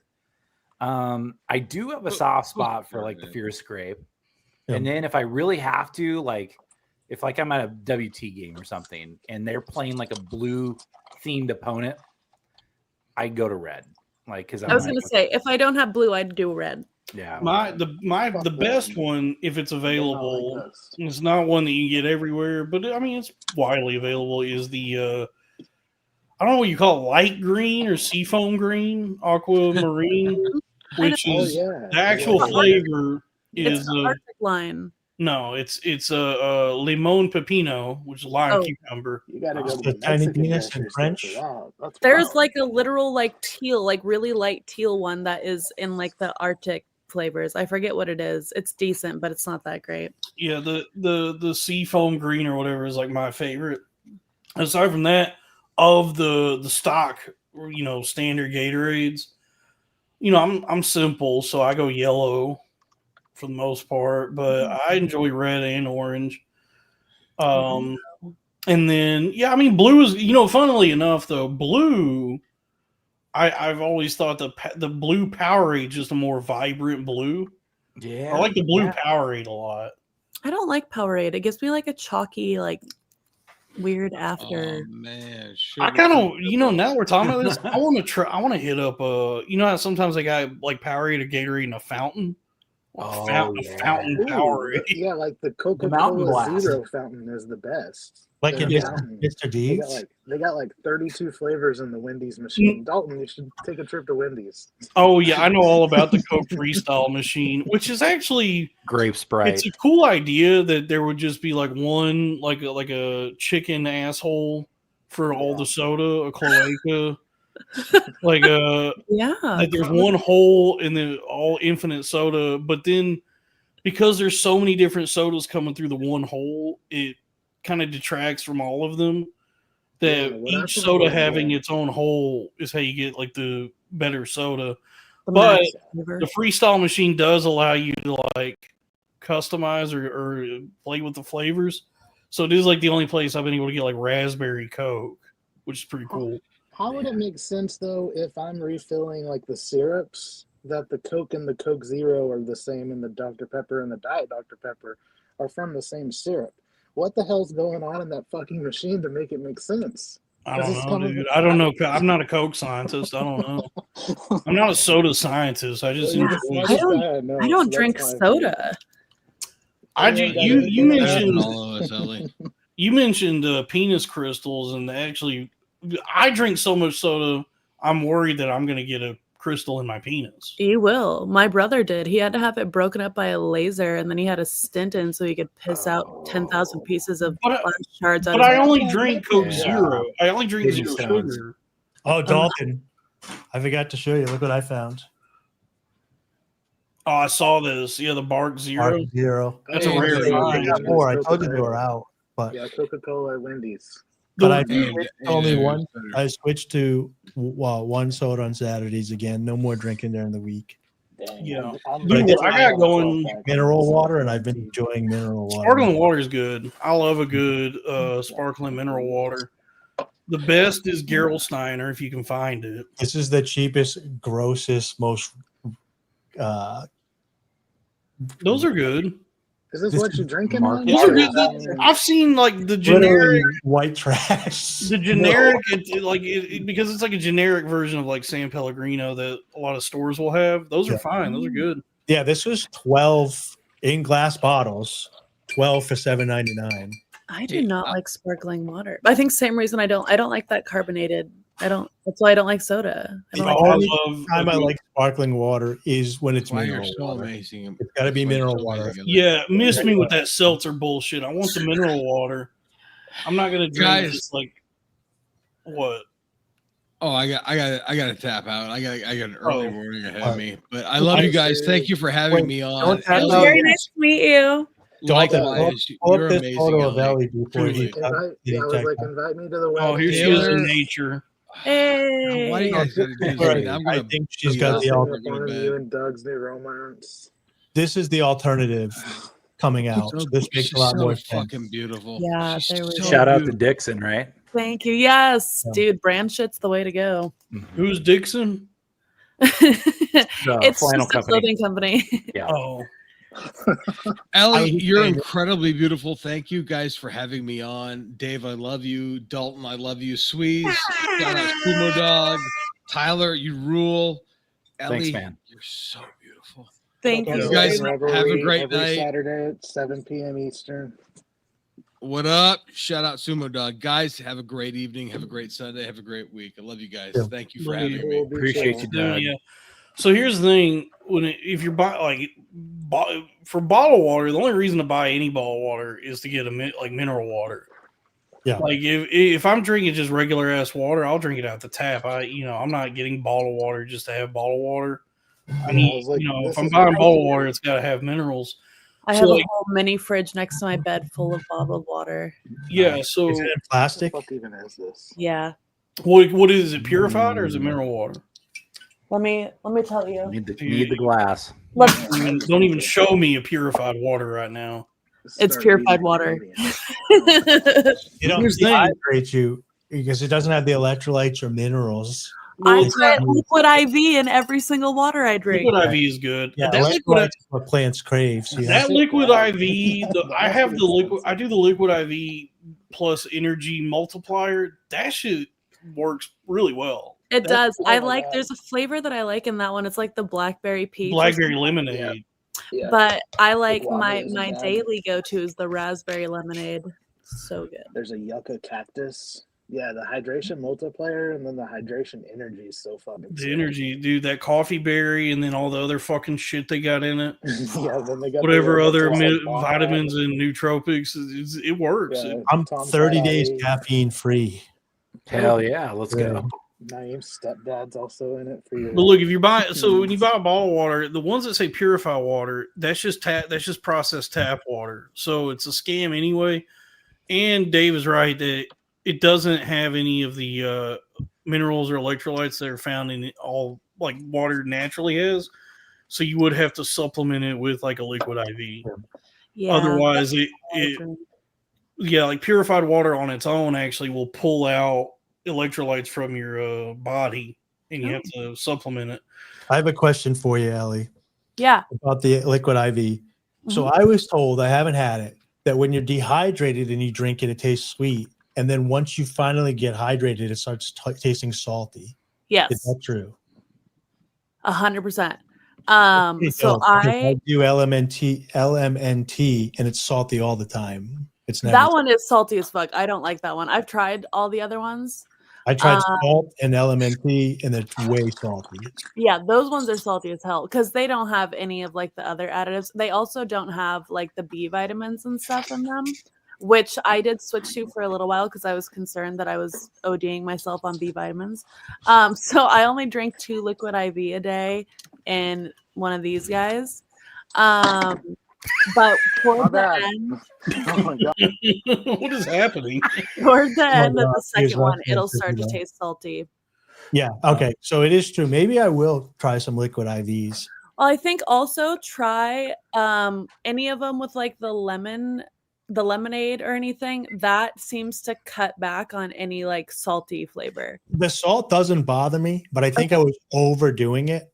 So I want some way to know when I'm hydrated and when I'm not hydrated. It's got to be like a big ass cup for a liquid IV to taste right, I feel like. Yeah, if the you same put with a whole liquid IV in a water bottle, it's too much. So if they do I just chug it anyway. So if you do the plain LMNT with no flavors, just the salt packet, I can put it in like 8 to 16 ounces of water and drink it fine. Yeah. But if you do any of the flavors like that, it's way too strong. I had to go to at least 20, like an 80 ounce water bottle or whatever. Yeah. I really enjoy them, but I think I was overdoing them and getting too much salt. Well, look, if you're buying bottled water, here's the thing. A good go-to, like just for having lots of water on hand, if you're needing bottled water, it's always regional. Depends on where you are, but it's just anything that says spring water. So like in the South, that would be like Ozarka would be the main brand. And we got Maine, Poland up here. Northeast would be Poland Spring. Mm-hmm. And then I don't know what the other regions have, but it's all like, I think it's probably all just Nestle anyway. And they have their different like subsidiaries. Anything that says spring water, not purified. And then if you want to get into the minerals, which is what I'm into, the big brands are good. Fiji, Evian, these are good still mineral waters. And then you got Aquapana. I do love Liquid Death. Liquid Death is actually pretty good. Liquid Death used to be sourced from some mountains in like Vienna or Austria, somewhere in Austria, I believe. And they changed it a few years ago. Now they're sourced out of these mountains in I believe Virginia. But it does actually come from like a spring, like a mountain spring. So Liquid Death is actually pretty good. I think that waters up near Denver and in Colorado where they do Coors Light. They also make a ton of water at the Coors Light factory. They do up in Golden. Yep. Yeah. So yeah, anywhere that's like sourced naturally is always good. And then like, the brands you'll find at any store would be like Evian, Fiji, Saratoga, Voss, Rich Voss. What are the other ones? Aquapana. Those are all good. And what's the one with the S that you like? Saratoga? Is that Saratoga? It's a blue bottle, yeah. Yep. They make a great sparkling. Like the sparkling waters is where you get like a lot of minerals usually. And the best one, it's hard to find. It's not everywhere. If you can find it, is one called Gerolsteiner, which is sourced out of Germany. And then San Pellegrino's good. Topo Chico is a good one. Anyone that's an actual mineral water, not this club soda or seltzer bullshit. I have one of those InfoWars water filters in my house. So I put water in it. I filter all the chlorine, all the fluoride, everything else, so it's pure water. But then you can't drink it because it'll actually dehydrate you. So then I bought these rocks. I forget what they're called, but they're mineral rocks that you put in the water. So it filters everything. Then they sit in the rocks, and then you pour it out and drink it. I have one of those for my shower head. Yeah, it tastes so good. It like once you do that, you're like, this is crazy. I forgot what water tastes like. This is what it tastes like as a kid. But then if you only drink that, then you don't get enough minerals and electrolytes because it's still not the same as natural water. Yeah, but any tap water will have all the minerals you need. Yeah, but it's also got birth control and all that bullshit in it. Burn the freaking frog gay. Do you understand that? It is literally turning the frogs gay. Dude. I forgot that there's estradiol and fucking progesterone in the tap water. Fluoride and all sorts of stuff, dude. I filter all that shit out, dude. I got the files. I'm telling you, brother. I'm so sorry, Johnny. I didn't see your initial question. I only saw the second one. Yes, I do. Yes, I do go. Y'all excited for Scream 7, $279 Canadian dollars. I have not seen a Scream since the fucking one with Jay and Silent Bob in it. I saw the one with Drew Barrymore in it. Which one was that? The first one. Oh, that's the first one.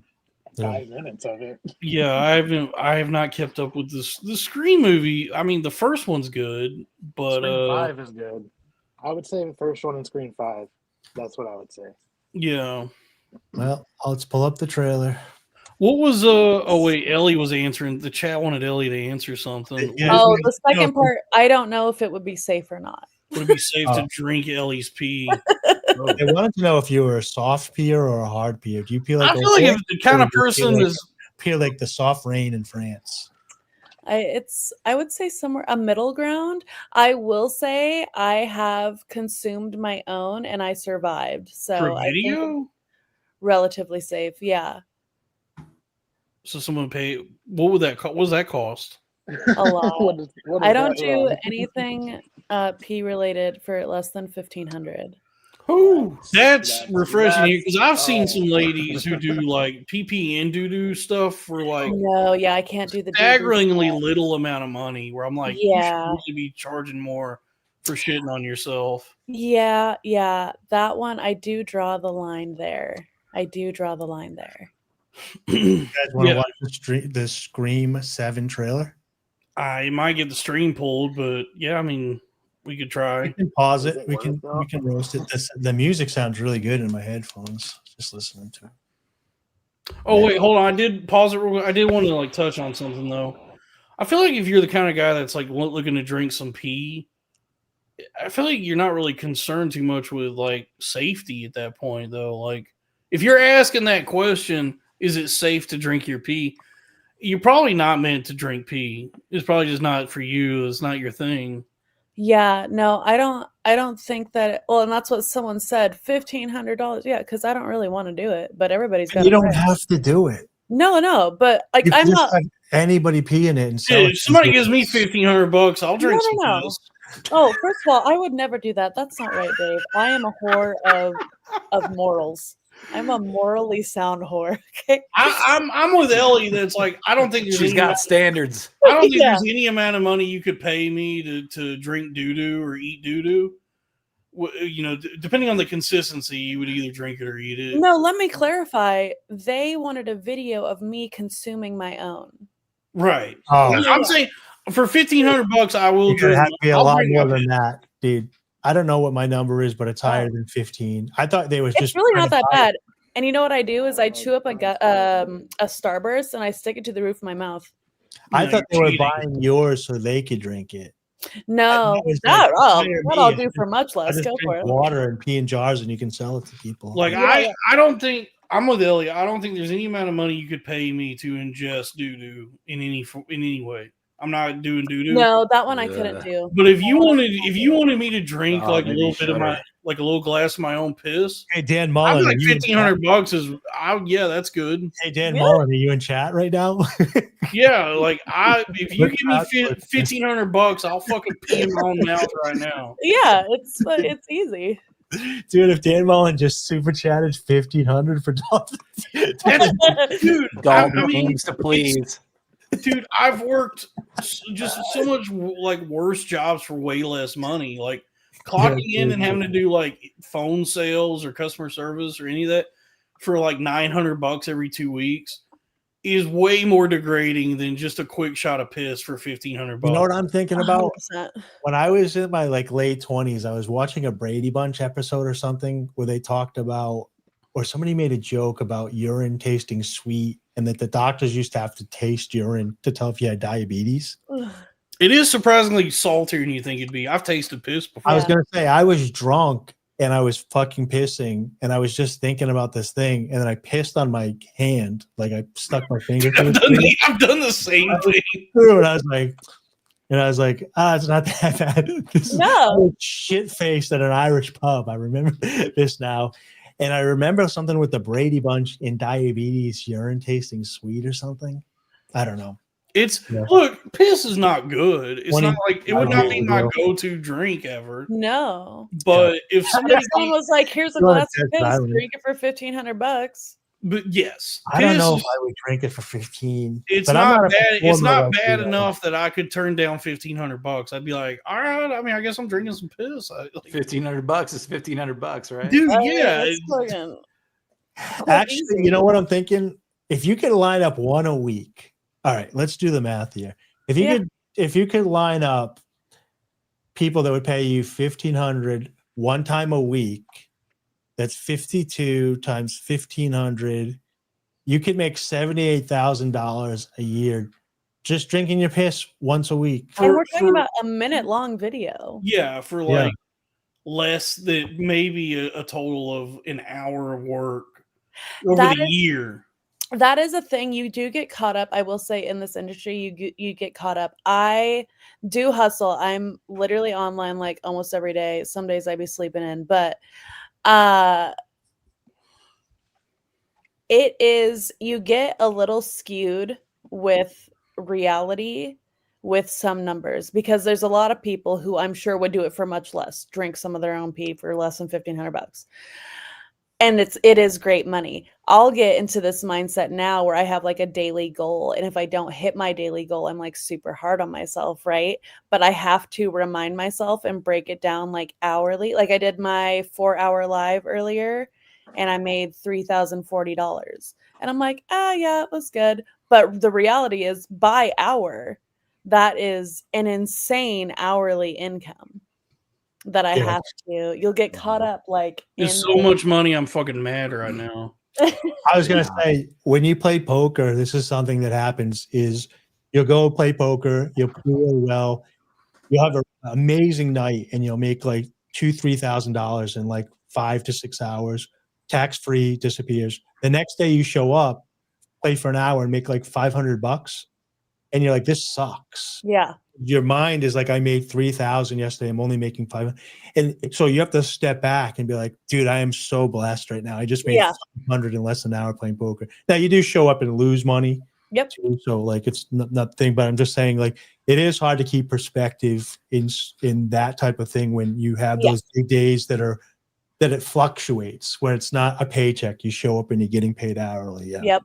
Right. Yeah. That is a mindset that you do. Yeah. need to Extra I have, days like- work, guys. I have like the like a sort of equal and opposite perspective on losing money because of crypto. Because like, Yeah, meme coins. dude, I was talking to Drew Flores last night. He said, I'm never doing meme coins again because I lost like $3,000 trading meme coins. And I said, but that's like nothing. It's so funny. I saw a meme recently where it's basically like spending $60 on grocery for the week, and the person's crying, and then the second one is losing $3,000 in crypto, and it's the Sydney Sweeney just straight face looking. Dude, it really, yeah, it's like, dude, Anyway. I have, because I've like gone back and forth where I've like hit a lick and just made a shitload of money all at once, and then I've lost, so like I've lost a sickening amount of money that like, you know, that phone call to Dave Ramsey, he would be screaming at me if he found, you know, like those kinds of people, like that kind of boomer mentality about money, like it would make them pass out if they heard like the dumb fucking pee poo poo coins I've lost like thousands of dollars on. But then it's like, well, you don't understand. I've made thousands of dollars on pee poo poo coins. So it just all kind of balances out. But it's a college experience. You have to learn. You have to get in there and learn. yeah, and it's and by the way, you don't lose your money until you sell. Like you're holding at a loss, but that P&L is only on paper. It's like once you sell is like confirmed loss. So I've actually never lost any money. Also, remember, this is not financial advice. This is not Yes. This is financial This advice. is for entertainment purposes only. Oh, $10 from Zito. Ellie rules. It should have been Miss Skankfest. If anybody has ring footage of the pageant, please send it to me. Also, shout out Nikki Fox and all the loose leaf girls looking like her. All of them. It was only one. So I tried to loose get leaf Nikki girl. Fox so much, on the show. Who's Nikki Fox? The It's trans that hooked up with it's DeRosa. the transgendered woman that touched Joe DeRosa's penis a couple years Oh, ago. I tried to get her on the show. A couple weeks ago, and then I also tried to get Nikki Norton on the show too. Dave, what I are showed you doing? Nikki Fox. Hear about the fight that happened during the pageant? Yeah. Actually, Lewis said that it was like Dalton's ex-friend Angelina, right? Dude, Do so what? this girl, first of all, Did you this have a girl friend got named up. Angelina? Yeah, She was there this year? And Yeah. she started a fight at the Miss Skankfest pageant. she didn't start it. She Oh. came in second and lost it. Man, that black It queen was won. wild. Yeah, she did Ay, literally ay, name ay. drop you on stage as a Okay. comedian that she's fucked. That's why Lewis What? took Dalton. Yeah, so Dalton mentioned like they were recapping the live. I don't know if I need to hear this. No. It was very complimentary. They were recapping on Skanks, the Miss Skankfest pageant, and then Dalton referred to one of the girls as a girl that used to hang around Dalton, Angelina. And I didn't see that, but it was very highly spoken of you. Who said that? Lewis J. Gomez. What? And they were recapping this Miss Skankfest Skank. And then No, he was- I didn't know that any of this had happened. Yeah, it was on Skanks on Monday. It came out Friday, I think. Yeah. So Well, she had fuck, it name might have been dropped on the you. Friday So night hang. Damn it! I might have told tales. that was not her. I don't. Oh, that was the other girl. This is Nikki Fox. Yeah. I This thought. is the one that was with Joe DeRosa at the Vegas 2022. They sang at the end of that weekend at the goddamn comedy jam, "Time of Your Life" or something, right? Him and Nikki. So wait, she came in second place and started a fight? No. So what happened was they were trying to pull more girls to do the pageant. So we were just pulling random people random girls that were down out of the crowd. So we were supposed to have a talent, right? So none of these girls are like prepared by any means. So one of the girls went up. She said she didn't have like a talent, but she would fist fight anyone in the crowd or something. And then her name was Angelina, the one that was in the ring. And then a different Angelina got all riled up, and they gave them gloves, and the girls fought. That was the moment I was like, I am not winning this shit for sure. I'm not fighting. I was just waiting for the So what place did Puerto Rican Angelina come in? She lost the fight. She didn't even in the pageant. She didn't even make top 3. Everyone did not like her. She was not man, well I didn't received. even get to have sex with top 3 prettiest girl at Skankfest. Oh, that's the girl that used to go to Skanks on Mondays, the Puerto Rican girl. I didn't know she was still. Nobody liked her. No, she was not well received. I'm being too. She was always very nice to me, and She was great to me. She was just not well received by the crowd. Yeah, she was so disliked that like I was waiting for the Stone Cold music to hit and C-Dump's fucking storm from the crowd. That's so fucking weird that like was, they're still bringing me up.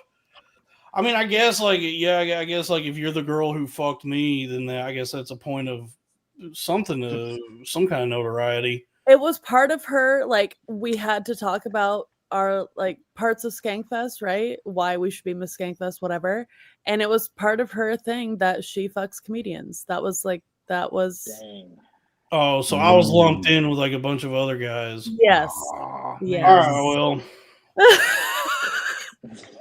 But she name dropped you. Oh. Yeah, I guess. I mean, she was nice enough to have sex with me at one time in my life. That was cool. Yeah.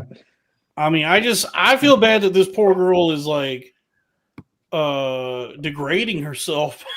Causing a ruckus and a fucking like she's so desperate for the affection of a bunch of Skanks fans that she's like, I fucked Dalton. It's called Skankfest. Like he's trying to win. That's pretty skanky. No offense. I mean, yeah, it's like she's a pretty lady with like a job and stuff, and I'm like, why? I just like, if you're cool, hey, if you're cool doing this to your, do it. If this makes you feel good, go for it. But I just am like, why would you want to, put yourself through all this? You can just a notch in the belt. You can never figure out her next move. Like, and I don't mean like fucking guys like me. Keep doing that. Keep being of service to guys like me. But just like feeling like you gotta announce that like you want the affection of a bunch of strangers, and you're gonna like reveal something so personal about yourself. Like I don't know. I mean, but if she everyone cheered when she said that. When she probably mentioned your name, everyone's like, "Oh fuck, Dalton rules," and then you're sitting here talking like, "I'm emotionally." Well, I mean, I guess it makes. Here's the thing: this makes no sense. It makes me feel better that it's like I'm such a like foundational memory for her, like at least a good enough memory that she would want to bring it up in that situation, because the last interaction I had with her, she was not too happy to see me. So I guess like time heals all wounds.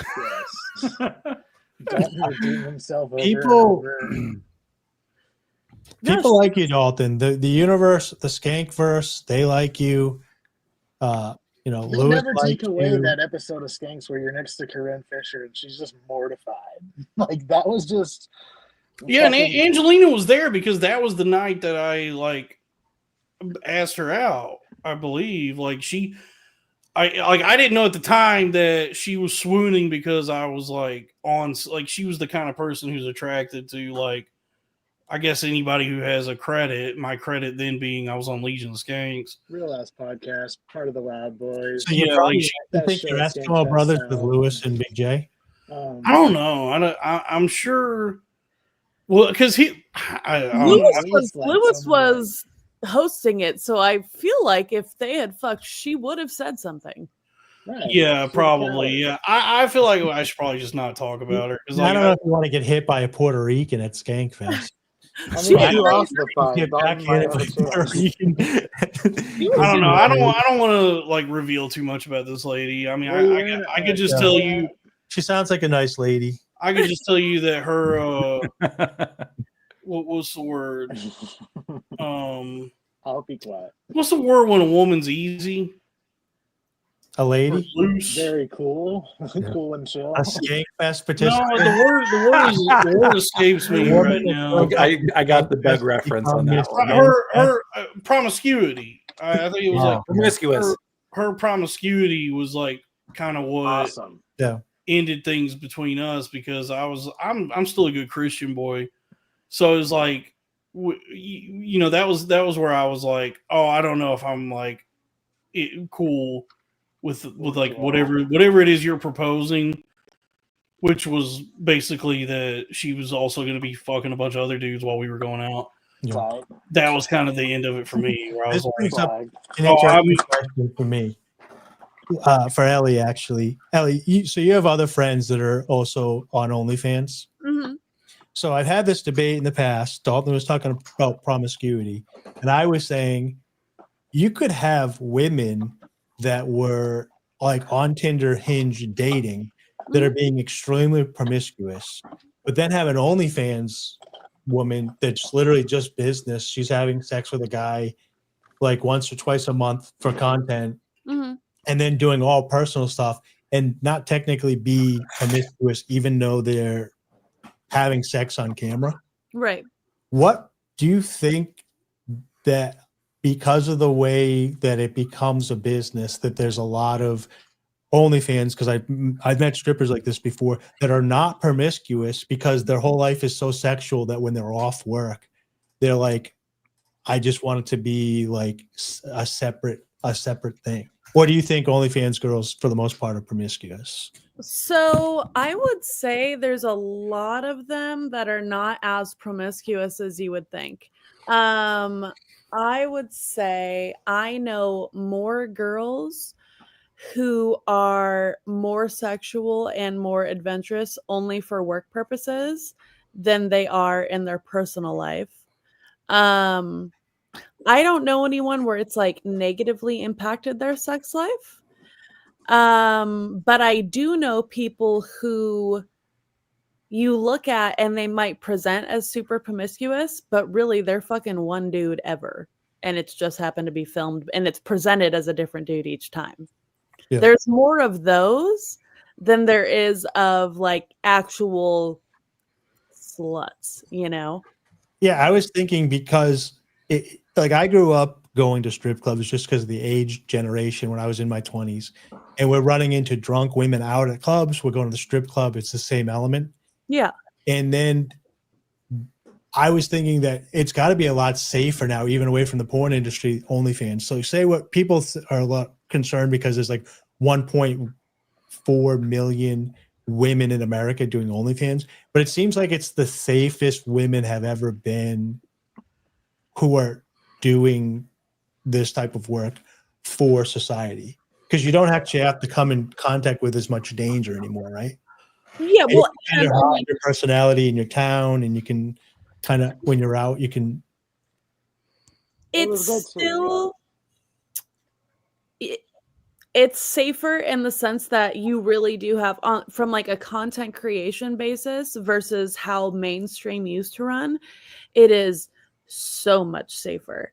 But the beauty with the content creation side of things is you literally only make what you want to make. Yeah. You only post what you want to post. You have nobody else telling, unless you know you signed up with an agency or something. You have nobody else telling you what you have to do. So it's a lot safer in that regard. You still have to be respectfully, men will be men. So there's definitely still like creeps on the content creator side of things. And you have to do some good vetting. The coercion before was like almost immediate danger in the room where it's implied like, hey, you're going to do this. Yeah. But now it's like the coercion, it's similar to like likes. They're like, by the way, trying to lure you, but it's a softer convincing to do. By the way, it's not like I have any ill will or what was the word? Like I don't have anything against like promiscuous women or promiscuity or sexually adventurous gals, but I would just say my own personal preference. Like if I'm dating somebody, or what I would like in a partner is that she is not having sex with other people. Yeah. Oh no, that's totally fair. And you don't have to clarify. You will not offend me, Dalton. I promise. I am genuinely unoffendable. Ever since I started this job, people love to be mean. So I've heard it all. It doesn't. People on the internet love being mean, and I Oh my always God. say to them, please be mean to me. Not me. When I come on here every day and get nothing but love from the chat and the fans and everything online. I know that it's like a trendy thing nowadays for everybody to want to be sucking and fucking and all the time and open relationships or whatever. And it's great for them, but if that's presented to me, it's like I tried to be cool, and then I was like, this actually just hurts. Well, and that's really fine. I don't even encourage that type of lifestyle. I think that everybody has something that works differently for them, and whoever your person or people are, whatever, are going to fall within that same category. But you don't have to. What I'm mainly saying is it's okay if you have something against promiscuous women. Even I wouldn't be offended. I think that it's good for everyone to have kind of a wide difference so that we all fall into different little categories. Yeah. I had an ex in college. This was like 2017 when OnlyFans was like popping off, and it was like she didn't want to be together because I didn't stand for like any of that type of shit, like Dalton said. I just wouldn't be okay with it. But like eventually we broke up and we were still cool and everything was awesome, and like she ended up getting pregnant by our weed dealer, and then raising a kid and still doing OnlyFans, and has her own house, and then that's like 10 years later, and it's just like you can live a life that's up to your choosing if you feel like it, but like I knew that shit wasn't up for me in a relationship. So we do have a question. We do have a question for you about this, Sweeze. Yeah. From Robbie's third cousin. Do you like the Yellow River? So you like piss? No, I'm not down with piss. Like I work at a place where there's a lot of piss that comes in and out, and like sometimes mopping it up takes a lot more mopping than like I have, so time and patience for. So I'm not down with piss, bodily fluids, really fucking anything. I just kind of like chilling and smoking weed and listening to pods. And there is a video. This is from years ago of Sasha Grey pissing into a glass and then drinking it. My poor Greek princess has fallen. And that was a video I just happened upon in my teenage years that sometimes I'll go back and watch that. It was good. She's so pretty. Like, it really hurts my Greek heart. And then now I'm just seeing her with the fucking knives in a bikini and shit on Twitter, now. Oh, Britney Spears? Yeah. It was great to be that age where it was like, that's what was popping in like middle school. And then now in my 30s, I'm like, fuck yeah, you still got it, Brittany. This is fucking awesome. Brittany with the knives, dude, it makes me want to be like John McAfee and hunt her down and like get crazy, get my AK out. Look at this. Raphael in the chat has also watched the video of Sasha Grey pissing and drinking her own piss. Oh, man. It's like, man. I think there's like a few of us who in our formative years were introduced to not just Sasha Grey, but the video of Sasha Grey pissing and drinking it. The Jews got my poor Greek princess. I don't know if she's even black. Well, don't worry. She's like Twitch streaming now or whatever she's doing now. She was on The Thing Is a couple months back. Oh, sick. I got to watch that. She was in a movie with Jeffrey Combs and the guy that played Crabman on My Name is Earl. Buffy Combs? Crabman. Yeah. You know Jeffrey Combs from Reanimator? Nah. Ellie, you said you like sci-fi movies. You seen Reanimator? I don't think I've seen Reanimator. Reanimator's good. Who in the Reanimator? Was he the doctor guy? He was Dr. Herbert West, the Reanimator. Really? Yes. Jeffrey Combs. He was also in a bunch of episodes of Star Trek, The Next Generation, and Deep Space Nine. He's in this movie too? He's in a movie called Would You Rather, and it's Jeffrey Combs, where he's the villain of the movie. And the premise is that he gathers a bunch of people to his house one night. He's a rich guy. And he goads them into a game of Would You Rather, where the offer is some amount of money for these different scenarios, and then whichever one they pick, they have to do. Sasha Grey is in it, and there's a very the scene with her is weirdly kind of suggestive, like it. I know it's like her trying to be an actor in this movie. And honestly, she's pretty good in the movie. but the scene of like her "Would You Rather" is like where the guy like shoves her head into a thing like a barrel of water and has to hold her there for like a certain amount of time. And so it was like one of the more violent sexual moments in the movie in that way, in that way, I guess, because she's the porn star in the movie.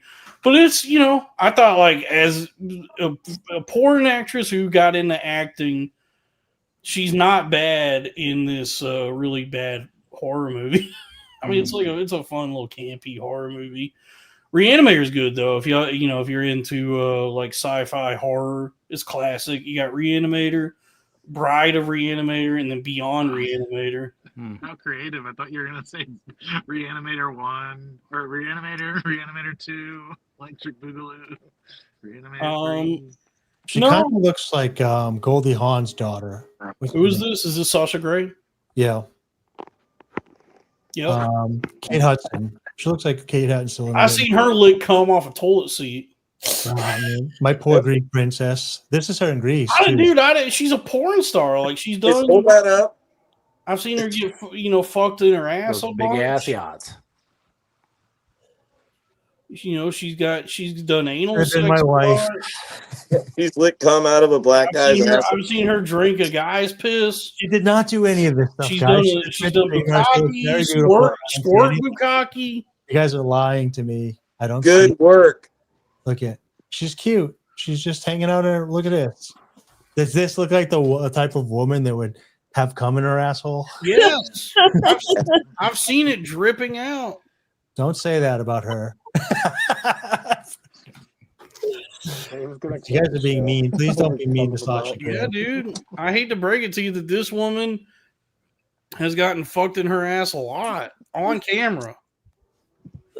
There she is with a branzino, being Greek. She eats meat and fish. I'm done with her.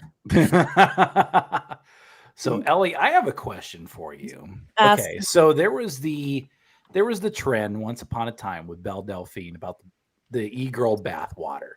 Have you had any requests for your bath water?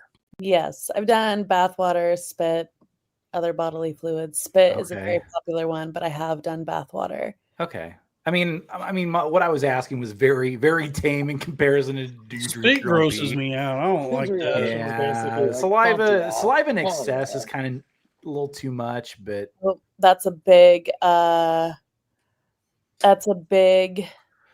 fetish of mine. I have a lot of stuff you'd hate. A lot of tonsil hockey. Well, not only that, just like the amount of spit. Oh. Yeah. Just like drooling spit, like siren. It's literally called spit play. Isn't there like a special kind of mint you can take that like? There is. I've never tried them. I've never needed to. I produce plenty of spit. But yeah, there is people. I have a girlfriend, Flint's mints. That's what they're called. Okay. How connected are like all the girls in the OnlyFans? Do you know like a lot of other ones?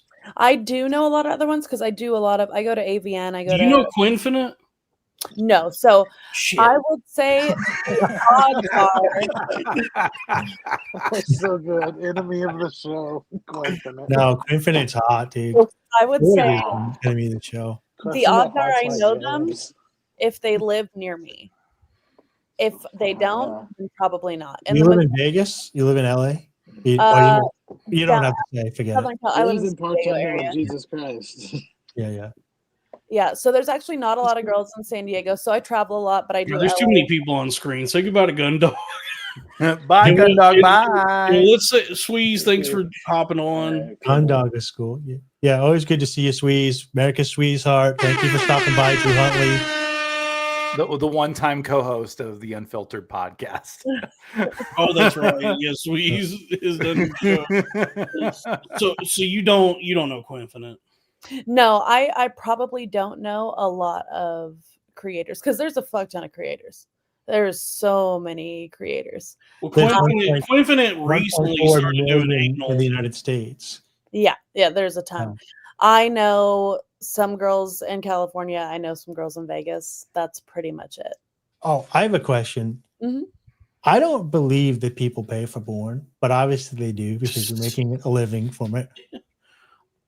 Dave, I paid for porn. Like, what? I don't know. What do you mean you don't believe that it has? I can't wrap my head around it yet. This is why I have questions for Ellie. I can tell you why. I was going to say, though, is it a lot of boomers or is it all ages? It's all ages. And I will tell you exactly why. There is a ton of free porn. And I'm like, all the time, they're like, give me something for free. I'm like, dude, there's literally so much free porn. It's crazy. The part that makes OnlyFans profitable is the connection that you make with people. I've said this. This is what I have said this. It has, like, my page, while obviously it is very sexual, what I get the most interaction on is my About Me post. I also have an About Me video that sends when you first subscribe. I am very open about me. My live feeds are extremely goofy. Like, yes, there is that aspect of it, but I am literally just my goofy self. You are fun. You're down to earth. You did very well on the show tonight. So I do see how people are attracted to your personality, and then they get the addition to that. Yeah. Correct. And I generally will like share milestones. Like, I'm big on anyone. At the beginning of this year, I think I sent out like an 8-minute long free video to literally anyone who had spent anything on my page since I started, just because it's like, I genuinely am very appreciative. So I try and show that a lot too, which I think also helps. I just have a hard time. I guess people compartmentalize because, like what Dalton was saying earlier, like he doesn't want somebody who's promiscuous, right? Mm-hmm. And then people tune into this. But even if you just have one actor that you work with or whatever, they still know that you have 5,000 other people or whoever that you're dealing with. So they're not, so they must compartmentalize that they're getting a special thing, or that's where the money comes in. They're like, I'm going to buy some attention from her and ask her to do X, Y, and Z and get a personalized piece of material for me. That plays into part of it, but also, so I do a lot of, I worked in accounting, right? So I do a lot of stats for my own shit with my own work like a psycho because I can't step away from that mindset. So I have, I think, 78,000 fans on my free page. But I track exactly how many people I talk to per day.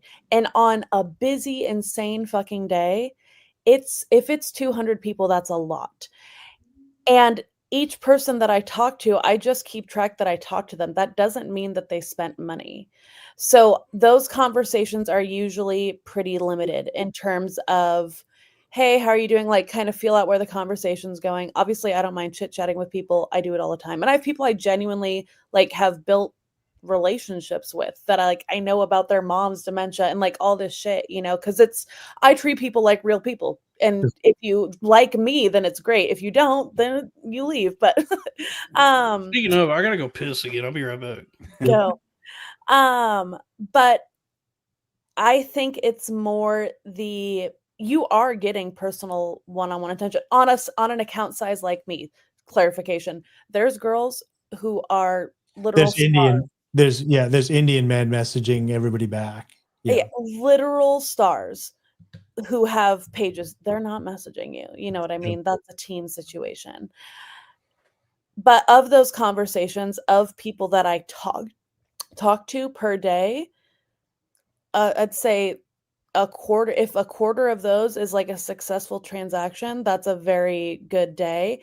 That's 50 people in a day that I have taken the time and I'm talking like worst case scenario. So it's a numbers game. Yeah, it's a numbers game. Most of the time. And there might be times where I'm like feeling out multiple conversations, like, okay, which way is this conversation going to go in? And yeah, I'm replying when there's like not something paid going on for sure. But once I have someone who is actively supporting me, I'm obviously going to stop replying to others and focus on that person. Yeah, I do this with products or buyers, sellers, or whatever. You're going through a bunch of them, you're whittling them down. And then when you get somebody that you're like, okay, this is not only maybe to buy a product now, but a repeat purchaser, you spend more time with them to like lock in business. Exactly. Yeah. It is very much just like literally any other business.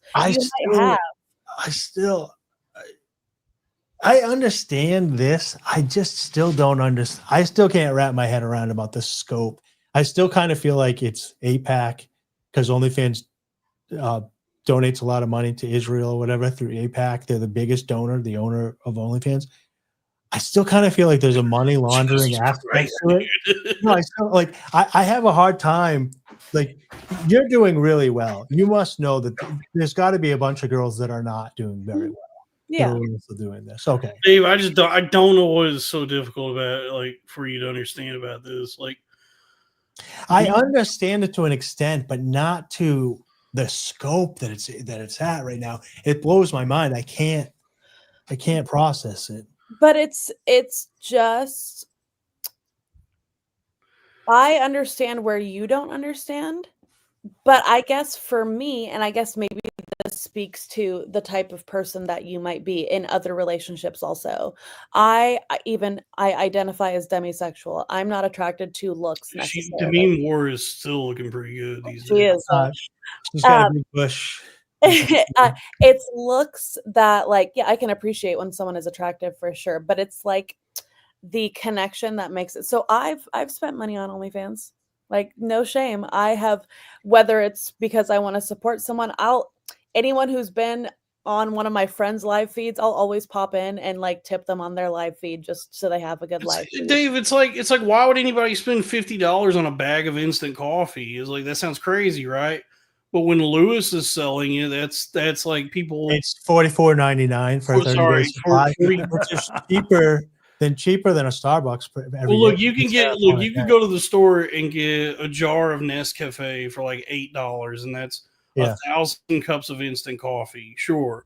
Or you could buy a coffee that Lewis sells. It's 30 cups of instant coffee for $44.99. Now, like, you might be asking yourself, why? Who in their right mind would spend that much money? People go to Starbucks every day and spend $5 on coffee. People go to Starbucks to get an actual espresso drink that's made with actual coffee beans and milk, whereas Bodygrain is freeze dried Colombian crystals. And I've seen those guys. Their testosterone is low, right?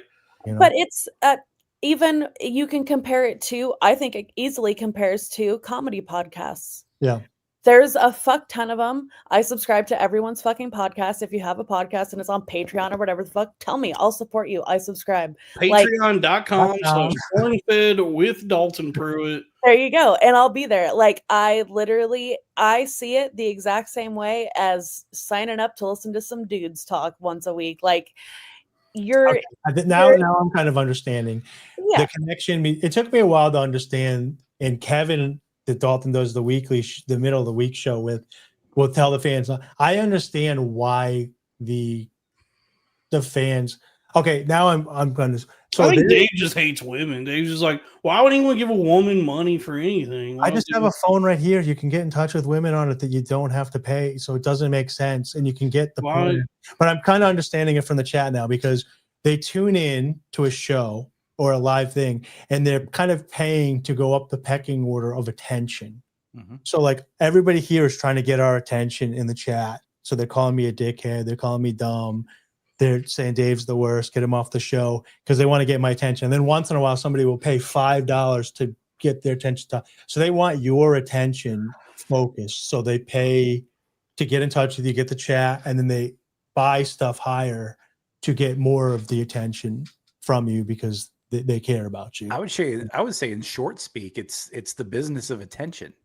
Yeah. Is it not? Yeah, that makes sense now. It's also just, it's like, okay, so you have, obviously there's free porn, but even in the realm of like buying that porn, like the professional stuff, it's like, who's your money going to? It's going to fucking Brazzers and Blacked and Dog Fart and Tushy or what, one of these companies, right? Whereas like an independent creator like Ellie here, you punch in your credit card. Yeah, like some of that's going to that rabbi that owns OnlyFans and 20%. Yeah. Yeah. But then you do have a more direct connection to the performer. Yeah. So it's also like, well, if I'm going to spend my money on pornography, I would rather do it like as close to directly as I can with a woman that I'm jacking off to, because then that just in itself creates a more intimate connection. But then also it's like supporting an independent artist or creator, whatever you want to call them. And then, so that's like the psychology behind it is not only like, feeling a sort of connection, but also supporting entrepreneurial minded, small business owners like Ellie. Oh, Robbie's here. Hello. Hello. How's your life been since Ma'am Donnie is taken office now? He hasn't taken office. Oh, he hasn't. Was it first of the year? It's a 9/11, actually.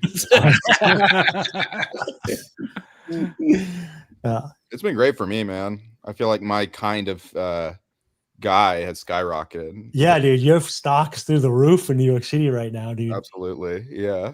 I told everyone to buy the dip. Some girl tweeted a picture of like Mom Donnie looking like high as fuck on a like a very unflattering close up. Dude, he did look zooted on that when he was going to DC. Yeah, that picture he posted where he was on the flight there, I was like, damn, he looks fucked up. Yeah, and then I tweeted at her, I'm built like this BTW. You gotta start dressing like and him. she sent back a picture of a guy trying to make a basketball shot in a bowling alley. and then I think I sent back like Steph or something, and then she called me. Oh, we have a super chat. Also, I'm saying Mom Donnie has led to many great things for me. We have a super chat that was for Sweeze, but Robbie, you can answer this. What is your favorite Eminem song? That's a great question. That's actually a great question. Depends on what mood I'm in, I would say probably his best one is Criminal, though. Criminal is the one that like he does everything he does really well, and he does Cartman voice in it. I like Criminal. I like Godzilla. Godzilla's great. It's a good one that didn't make. That Rap God is called actually. Which the one where he does the? You're thinking of Godzilla. That's the Juice WRLD one. Yeah. I also really like the new one that just came out. It was like from the Eminem show era, but it never released. Called the fuck was that song called? What's the one with JID? That oh yeah, that's Fuel. That's a good one. Fuel. Yeah, give me Fuel, give me Fire, give me Eminem. Till I Collapse that he just did it with Jack White at the football was cool. A lot of people like the Antichrist at the on football the too, but I like the Lions game. Lions game. Oh yeah. Oh yeah, they're both from Detroit. Yeah, dude, it was a monumental time. It was a monumental halftime show for Wiggers. Yeah, you guys should check out Eminem. Check out rapper Eminem. Well, in my neck of the woods where I'm from, at the AT&T Stadium was another Wigger extravaganza. Because Post Malone performed at that halftime show. But he was doing his fucking. I didn't know he had pivoted completely to country because he has renounced his Wiggerism. Like that's what he wanted to do at first, though, didn't he? Yeah, he has a bunch of stuff out from before he ever popped off in country. In his defense, he was always sort of like doing like a bunch of stuff because like his early. That's a great defense of Post Malone. Well, I'm saying he gets incredible defense. He gets accused or attacked for in his defense. He was always doing a bunch of stuff. He gets accused of like ingratiating himself through hip hop and then pivoting to country. Was White Iverson a bit? No, he was being a full on wig. But he was always like Sweeze. That is a great pull for favorite Eminem song. Oh yeah, Jelly Roll featuring Eminem. Somebody Save Me remix. I'd be lying if I said I didn't listen to that and get a little bit emotional because he talks about like getting sober for his daughters in it, and then Jelly Roll's like, "Somebody save me," because they're both beautifully broken. Yeah, but that is also, true. I was saying it was a meeting of the top two candies. Oh, Eminem and Jelly. Yeah. Well, yeah, but now he's like not even. No, he's. I'd say now he's more of a fruit tart. Dude, he looks so old now. That happens when you're fat as shit and you lose weight. It's weird. Why does that happen when you lose weight? I think when you're fat, it just like stretches out your skin, so it makes it more taut and youthful. Mm-hmm. And then he just looks his age now, I guess. It looked like he aged 10 years. So much healthier for sure. Sweet. But my God. I walked into the Big and Tall store, and I have to preface because I have big ass feet. I'm still too skinny for the Big and Tall store, thank God.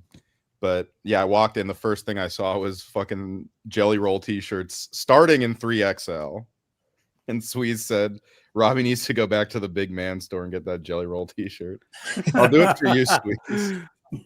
I also love calling the big and tall skinny store. fat kid. I love calling the big and tall store the big man store. That's really fun. Big man. The big man's cool. Like, I go to the big man store. I mean, I am losing weight. I am on a health fitness journey, Mm. and I exercise today even. But Yeah, let's go. You're on a journey to the center of the girth. Me and Ellie both. Just, Yeah, in different ways. Shout out Girthmaster. Well, dude, Girthmaster's awesome. He's like the only. The Girthmaster. Who the hell is the Girth? He's like the only penis I'm excited to see whenever it pops up online. Like most of the time when I see a rock art Do I cock. even want to look this up? Yeah, when I see a dude's penis just like pop up, I'm usually like kind of frustrated. But his, I'm always quite the specimen. This is actually exhilarating. Because he Girth went, 876 on X. no, it's Girthmaster with 2 R's. He's an Australian guy, and he had a tweet months and months ago went viral where he was showing how big his penis is, and he was sizing it up next to a bottle of wine, and it's the same size as the bottle of wine, like the same. Like, Wait, I have the dild. you have a Girthmaster dild? Yeah. Nice. He has gotten very Wow. famous. Like, because I follow him on Twitter, and I'll see like he'll post like the women he's going to be working with. Dude, And- just Google image. And Dude, make sure your he safe just did search is off. he just did a scene with Angela White. Like he's like succeeded, and he's gone from just like some guy on Twitter to now he's getting to have sex with the hottest porn stars because he has the I'm at biggest penis. girthmaster.com right now. What's loading up? Well, we can't. Oh, he's a dude that has an OnlyFans. Dude, he's not only that, he's one of the most successful people on OnlyFans. He's browser's contracted right now. Yeah, I think the last I saw, because I saw like an interview somebody did with him, he said he's making like $80,000 a month. It's gay dudes or women. No, it's women, dude. Dude, he has an impressive penis. Everybody wants to see it. Okay. I have an Don't impressive share the penis. screen. I'm pulling up his Twitter. Don't share the screen. Yeah, I was going to show Hasbulla and the Rizzler boxing. That was fucked up. Hasbull's like a guy. Hasbull is an adult man. What a psycho. That is insane. It's just what's crazy about this is it looks like a normal penis, but everything got bigger. So instead of just going long, just everything. It's not the size of my penis; it's the pictures that got small. He's the Girthmaster, not Yes, the Girthmaster. That looks almost identical to my penis, except mine is much smaller than that. That's what I said. This is almost identical to mine, except it's way bigger. No, but I'm saying I've seen a lot of different penises. Even the fact that the head is smaller than the girth is what I'm working with. Except this is just, yeah. That's what I tell. That's what I tell women. Is I go, it's just like a big penis but smaller. No, but you know what I Think about mean. it, it's a fun-sized big got penis. curves and stuff in it, some in whatever, and veins, and they're different colors, and they got whatever going on. You know. Yeah, it's like my forearm. It's absolutely insane. It is it's a huge penis. It's very. I'm gonna call my penis Big Penis Zero, like Coke Zero. Yeah, it's all the penis with none of the sides. Yeah. It tastes the same. What's the problem? Oh my. Yeah, dude. Oh, very good. Big Hero 6 inches. I wish. Oh, I love Big Hero 6. Big Hero 6 It's a is good movie, actually. surprisingly good. I just rewatched it like a month ago. Oh, really? I haven't seen it. I watched it in theaters, I think. I haven't seen it since then. I have children. Oh, okay. Well, there you go. That Oh makes wow! sense. I thought you might have just been a Disney adult. Okay, well, it was nice. It was nice meeting you. And,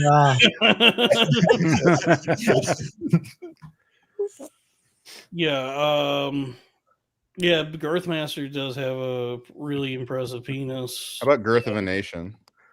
I'm not even, you know what? Like, honestly, This is the gayest I've ever And felt. it's KKK, but it stands for Kit Kats. After looking at the girth master penis.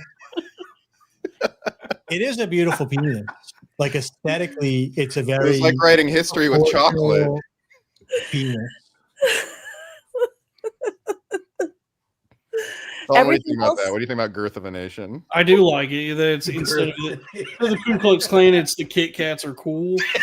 Is what you said, and then it's a movie about chocolate. Yeah, I like that. Or instead of the KKK, it's the M&Ms. Oh, yeah, that's good. Yeah, we can make that. Mm-hmm. And everybody has big penises. Yeah, it's also a big penis. It's also guys with huge. There was a meme once upon a time where like they would substitute like penises in porn for like Subway footlong sandwiches and corn cobs and stuff. Yeah. Corn cobs? I like that one where it's like Spider-Man and he's shooting webs. Yeah. He's like, Yep. I remember those. Y'all want to know like all this porn talk just reminded me of something I've been getting back into, which I got into during the pandemic. Men. No, I got into it. Was something gay jokes. It was something I had like watched during the pandemic, kind of obsessively, and then I just kind of stopped paying attention to it. And then recently, I've gone back. Is pimple popping videos. Oh, dude, those are weirdly satisfying. I don't watch those. Like them. No, it's crazy. The worst thing on the Some of them, I hate the cysts, but the pimple poppings I like. The cysts are I nuts. love the cyst, or like a good abscess. Oh, I know exactly what you mean. I like that Dr. Pimple Popper. She seems like she's so calm under pressure. He's an angel sent to this earth, dude. It's like. No, it's gross. I mean, it's like, so it's like the main reason people like to watch them is they are like weirdly satisfying. But then there's like another layer to it where it's fascinating the ways that the human body betrays us. Okay, but also what trips me out every time is how the fuck do you let something like that go on your body? That's why I never. She always asks them. She asks everyone because there'll be some guy who's had it for like 6 years. You know what though? That's the T, cyst. But she always asks them. She's like, "Why did you wait this long?" And they never really have an. I mean, it's stay out of my like, business. How about that? It's probably like my body, my choice. My body, my choice. The real answer is probably stay out of my business is a very funny thing to say when you go to a doctor. It's a doctor. It's like I waited 16 years just to get this doctor to pop it. Hey, mind your beeswax, Mr. Surgeon. I didn't know I was talking to my mom. Yeah. The real answer probably is like, well, it was only now that TLC is paying for this. Oh, yeah. Wow, that's actually very That's sad. probably but most of the time they just go, I don't know, it now feels like a good time to. Well, you can always go to the emergency room, you know. But you're paying, you're not getting paid. At a certain thing, I think at a certain but I would still go to the I mean, you don't have to pay. I mean, look, Dalton knows about the Hippocratic Oath. You do, but I will a hospital. Which is, by the way, that's also what I called my marriage vows. Because the thing is, a lot of yeah, she's a bit of a hippo. Cysts, like these cysts we're talking about, are cosmetic. They're not like life threatening. So would a hospital or an ER do that procedure for you? Yes. If it was that bad, I think they would. Yeah, they will. The cysts are really bad. A lot of cysts can be like they have to be surgically removed.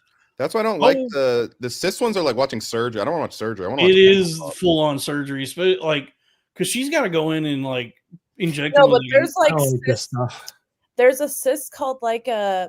I'm right with you, Dave. Pinoidal or something, and it happens right at the top of people's butt cracks, and they literally have to like you can't just cut it and pop it and pull it out. You have to like surgically dig out. Oh no, that's crazy. Yeah, there's like fucked up cysts. Yeah, no, but I've watched a ton of the cyst videos she does, and it is like it's really impressive how. Funny, when I heard Dr. Pimple Popper, because I think you actually told me about it, Dalton, hilariously. Way back in the pandemic.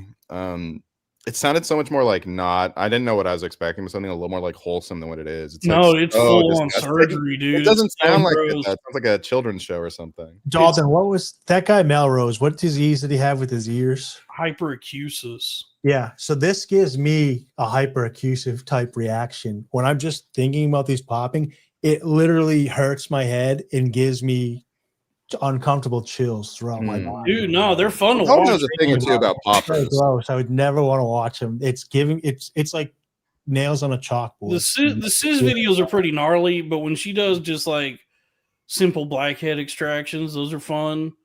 Steatocystomas, which are like oil buildup. Yeah. So it is still kind of a cyst. Those are cool. But yeah, I mean, yeah, the cis videos are gross. By the way, that's my favorite thing about white basketball players is all the assists. Yeah. I think that for me, I rode horses for a long time. Is that how you got into the biz? It was unintentional foreplay, I guess, foreshadowing. They'd get abscesses. And I feel like for me, I'm like, God, it's got to feel so good because I would watch the horses like struggling and in pain and stuff. And for me, hooves? The ones in their hooves that they clear out?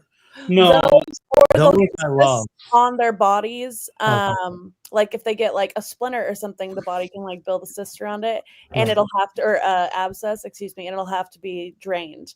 And I've seen those where they go and just stab them with a fucking spike, and it because it's a horse or a cow. Yep. It's like a huge fucking thing, and it'll just pour out of them. Yeah. Yeah. And so it's like that relief after that. I'm like, God, it's got to feel so good. So I used to watch the hoof cleaners where there was an animal and they would dig through the hoof. Yeah, I've those seen are those. very satisfying. I went in a rabbit hole and would lose 4 hours a day. A horse hole, you mean? Yeah. Well, dude, I've been. Yeah, it was a nightmare. Dr. Pimple Popper, she's like kind of the big time now, so her shit's all either on it's mostly on TLC, like her YouTube channel. She doesn't really update that much anymore, so I've had to like really go dig in, and I found this one channel, and it's like it's just the human body is so interesting and disgusting the way it like, because it's like all this the blackheads, cysts, all of it is just your body doing that. It's like, what a faulty design. Yeah. But dude, there's something about the Vietnamese, I guess. They have fucked up skin or something. Because I found this one channel called Sac Deep Spa.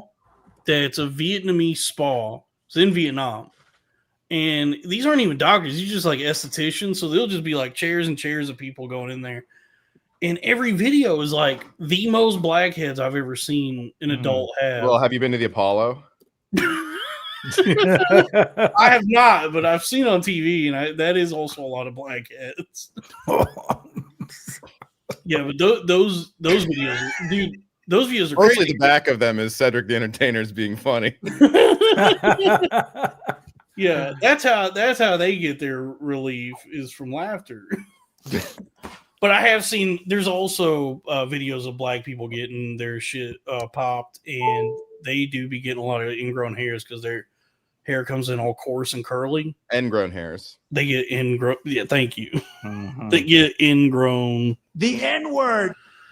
But something about the Vietnamese, they get like crazy acne. Like as adults, it's not like just teenagers. It's like, grown ass people going in there. And the ones that really get me, and it's like they're satisfying, but I know it's got to be like the most painful thing is because like whenever you get like zits on your like lip area, like around the lip, dude. There's people that go in and they'll just be covered in blackheads around their lips, and each one of those they got to go in and squeeze the shit out of them, and it's fun to watch them pop. But it's like, damn, that's got to fucking hurt because those.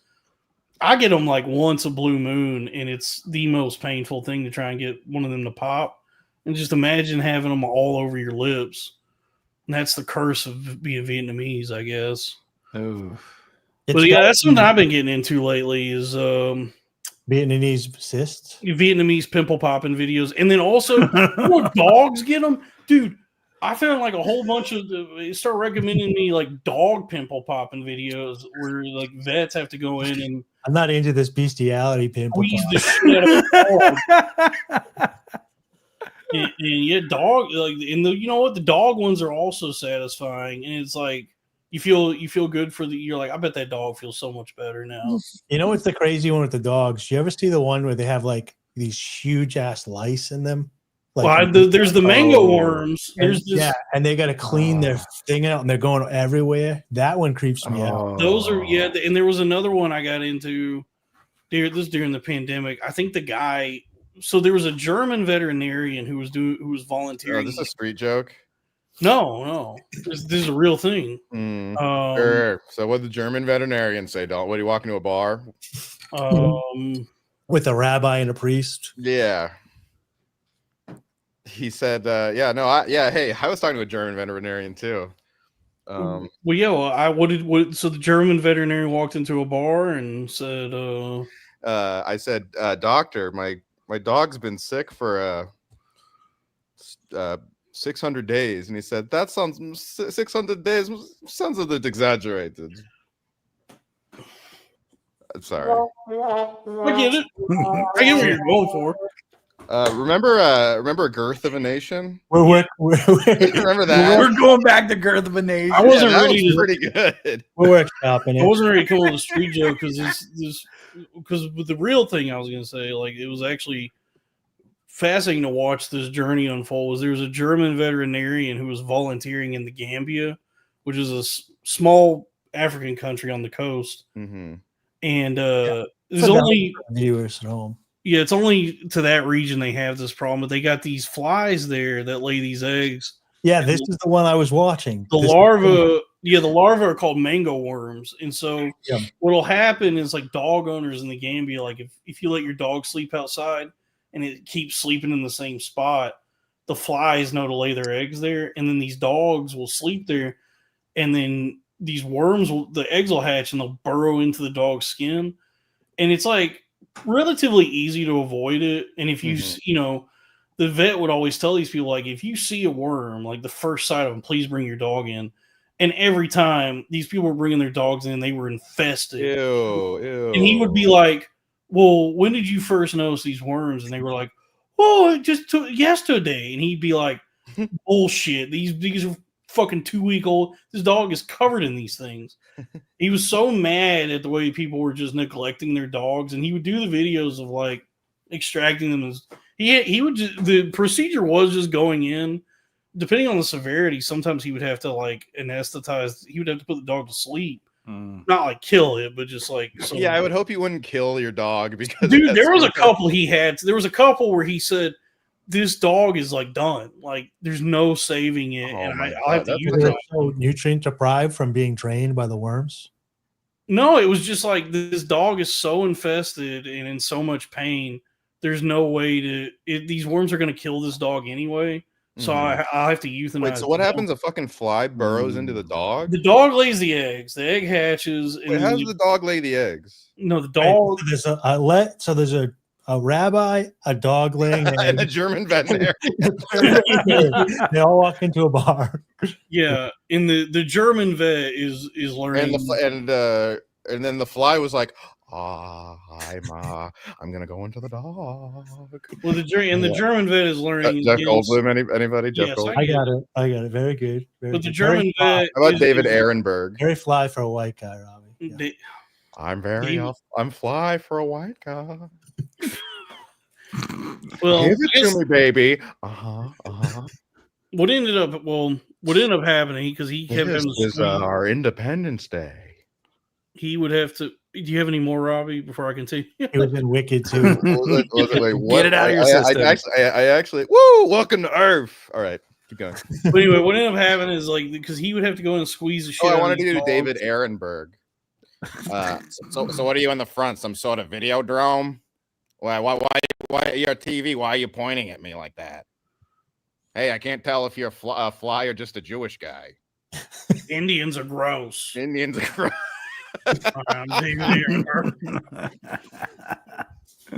Yes, that's. I think that's David Ehrenberg. So, anyway, so he would have to squeeze the shit out of these dogs. Black people have a history of violence. Out.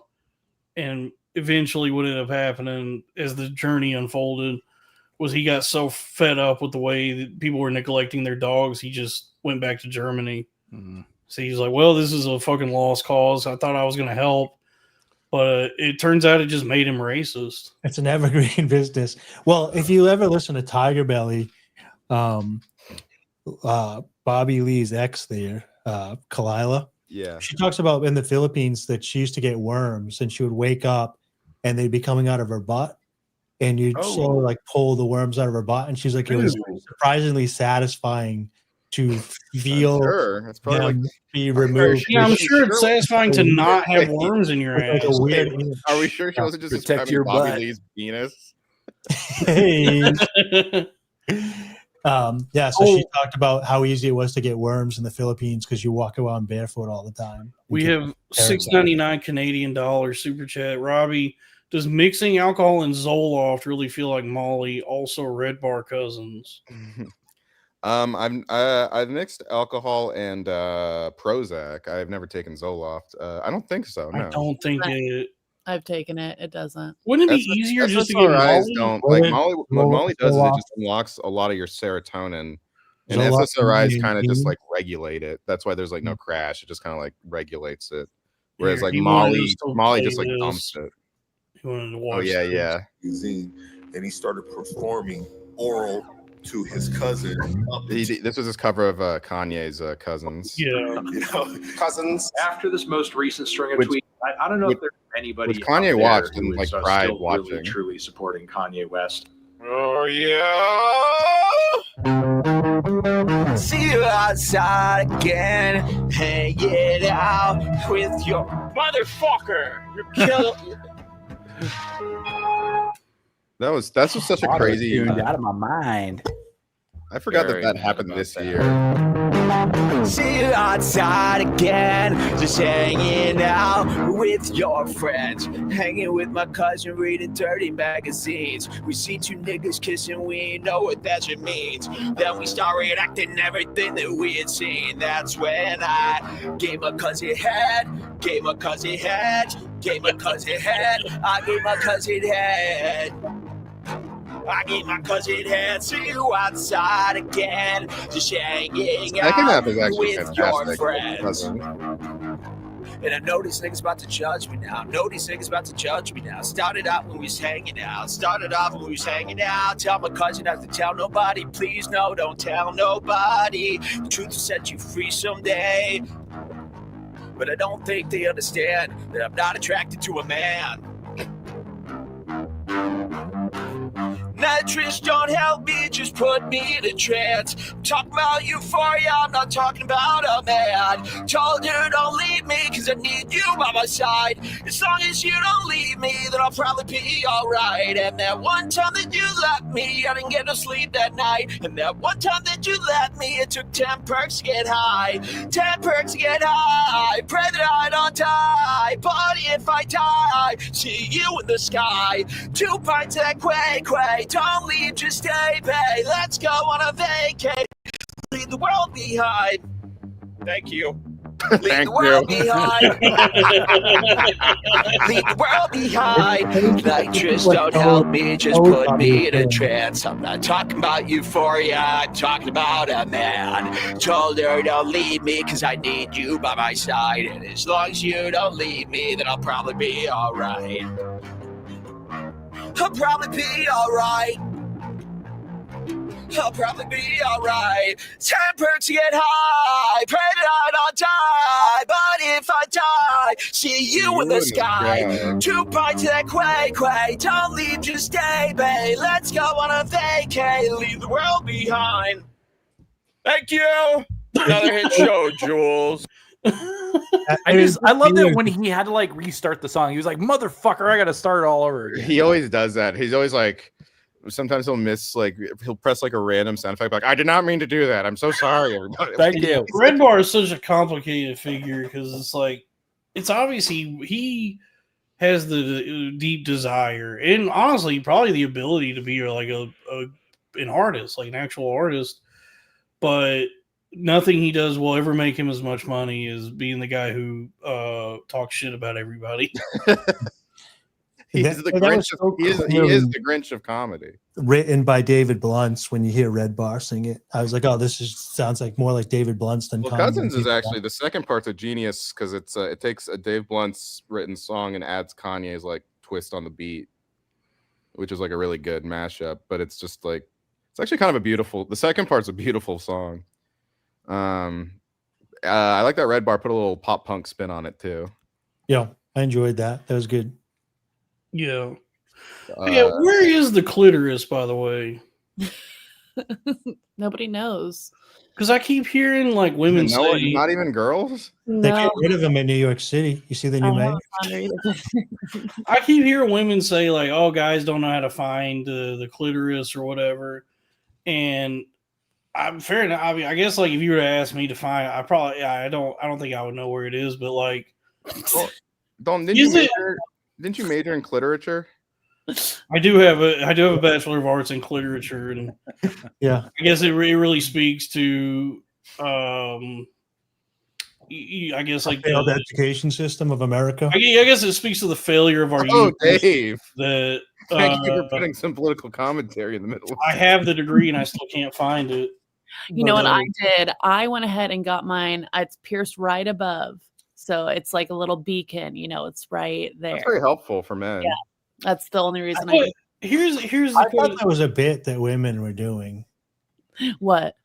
Saying you can't find the clitoris. Like I don't know exactly what it is, but it's like the area. It's just that where is it though? So many people need so many different things. That's right People under. barely want you to touch it. Other people want you to literally beat the thing up. That's what the problem is. They're not. But for real, women where are the worst is it? communicators that ever exist.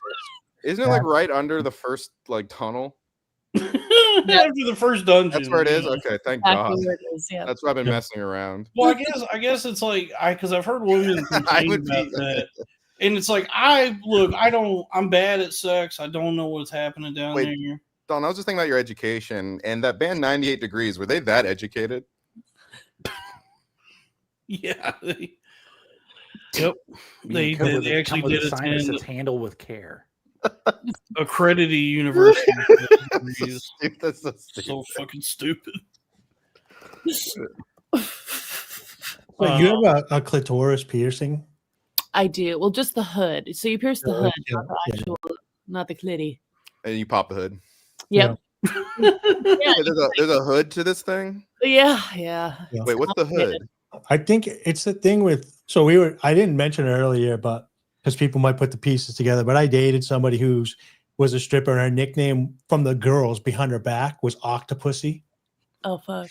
But she didn't have like super like roast beef lips, whatever. She just had outer labia, and so most people are used to like inner thing, whatever. So when you're dealing with so many variants, I think that's where people are having difficulty.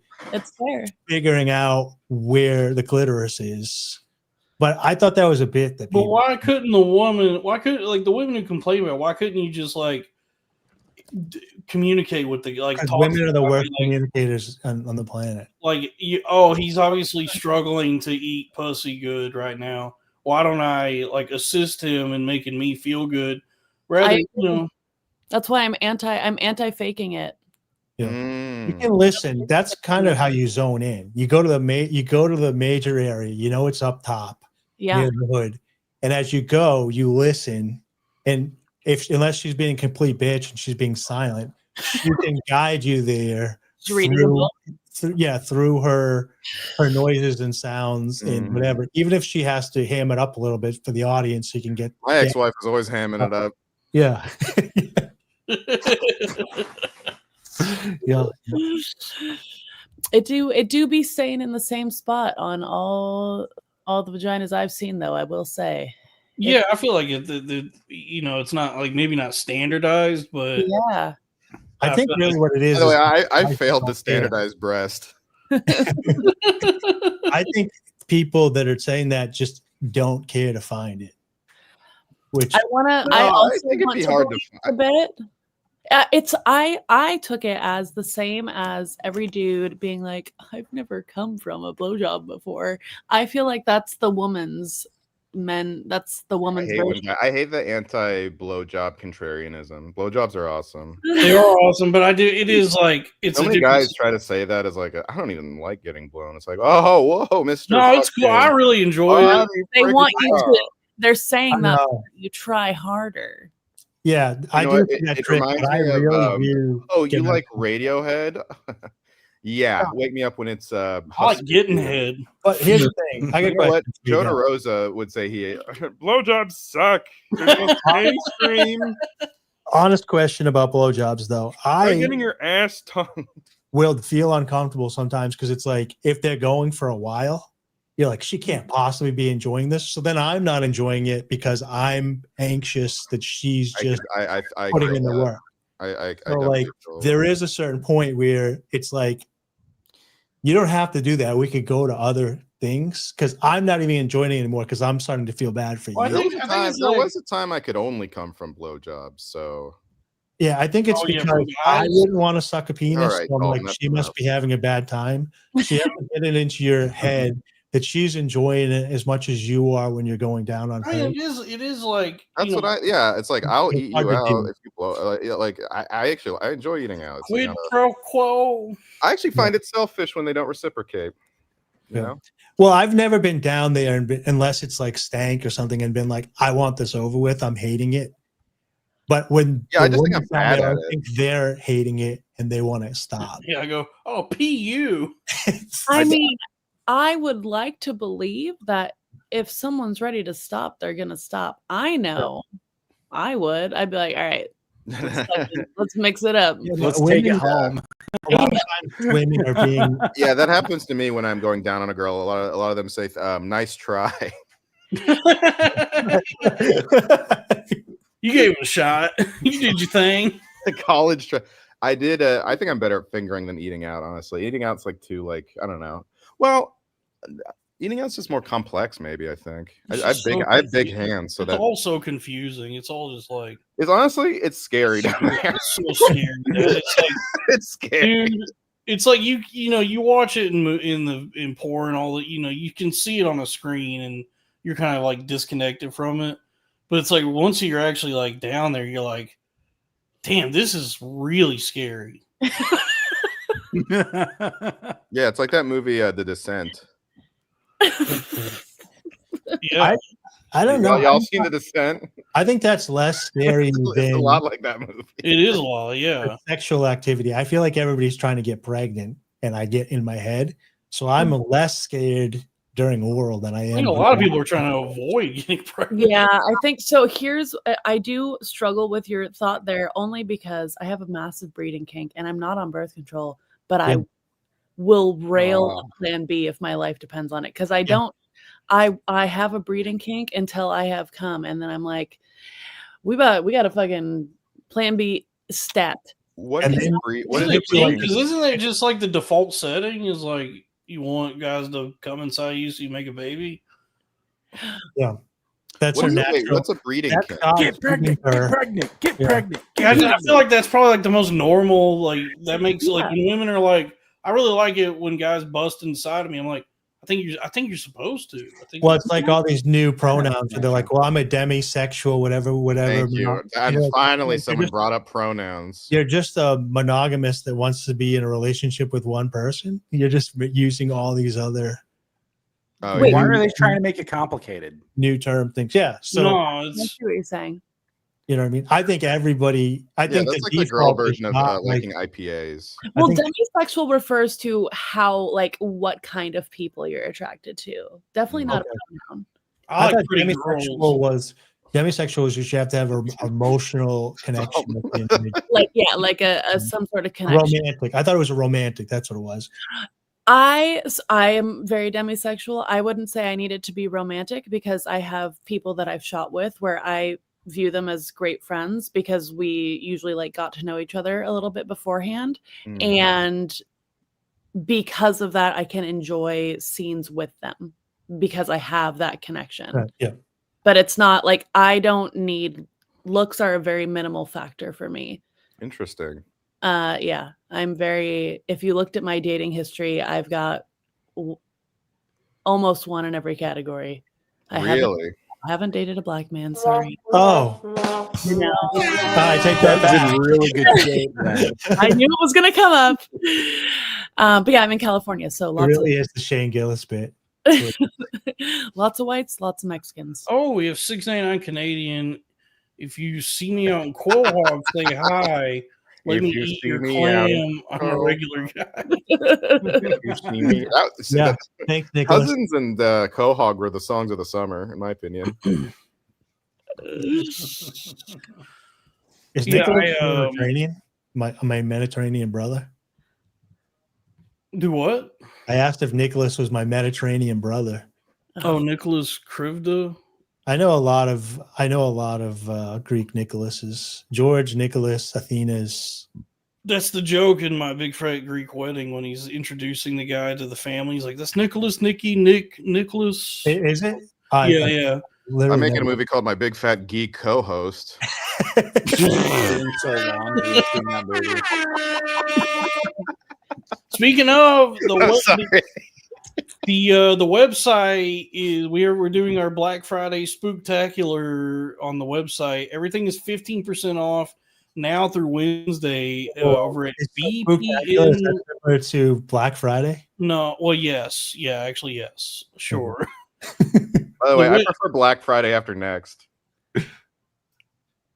Well, then you're gonna love bpnmart.com where you can get shirts. What's available there? We're sold out of the sticker packs and the keychains, but if you look here, we still have the shirts, and everything is 15% off now through Wednesday. That price is not reflected on the item pages, but the promos apply once you add the item to your cart. Right, and it's until Wednesday, named after Dalton's favorite TV show. Yes, one of my favorites is the show Wednesday. That's how we picked the date. Yeah, everything's 15% off. 15% off now through Wednesday. We have black. By the way, Lily did a hell of a job with the website design. I love this. If of ID, the simplicity, the minimalism. She really put a lot of work and effort and creativity into building this website for us, and it's just unfortunate that one of the guys quit right as it was launching. Yeah, did she use SquareJace or danwix.com? I don't know. I don't know what she did to build it. I know that I don't know what Lily knows computers. It was probably SquareJace. That was the fucking that was the thing that's so fucking frustrating about that whole situation was I was trying to I was explaining that to I thought he was on board, but I was like, Lily knows computer. She's knows how to do everything on computer, build the website. The whole thing is computer. He's doing really cool work for us, and he just was nodding his head oh, that sounds great. And then the next day is by the way, I quit the show, and I'm like, all right, man. Great. But folks, everything is man. You can do a good site. It's like that one kid that's on a varsity basketball team, and they stick around just for the team photo, and then they quit. I hate that. I fucking hate that. You know what? It was nice of him that they'll.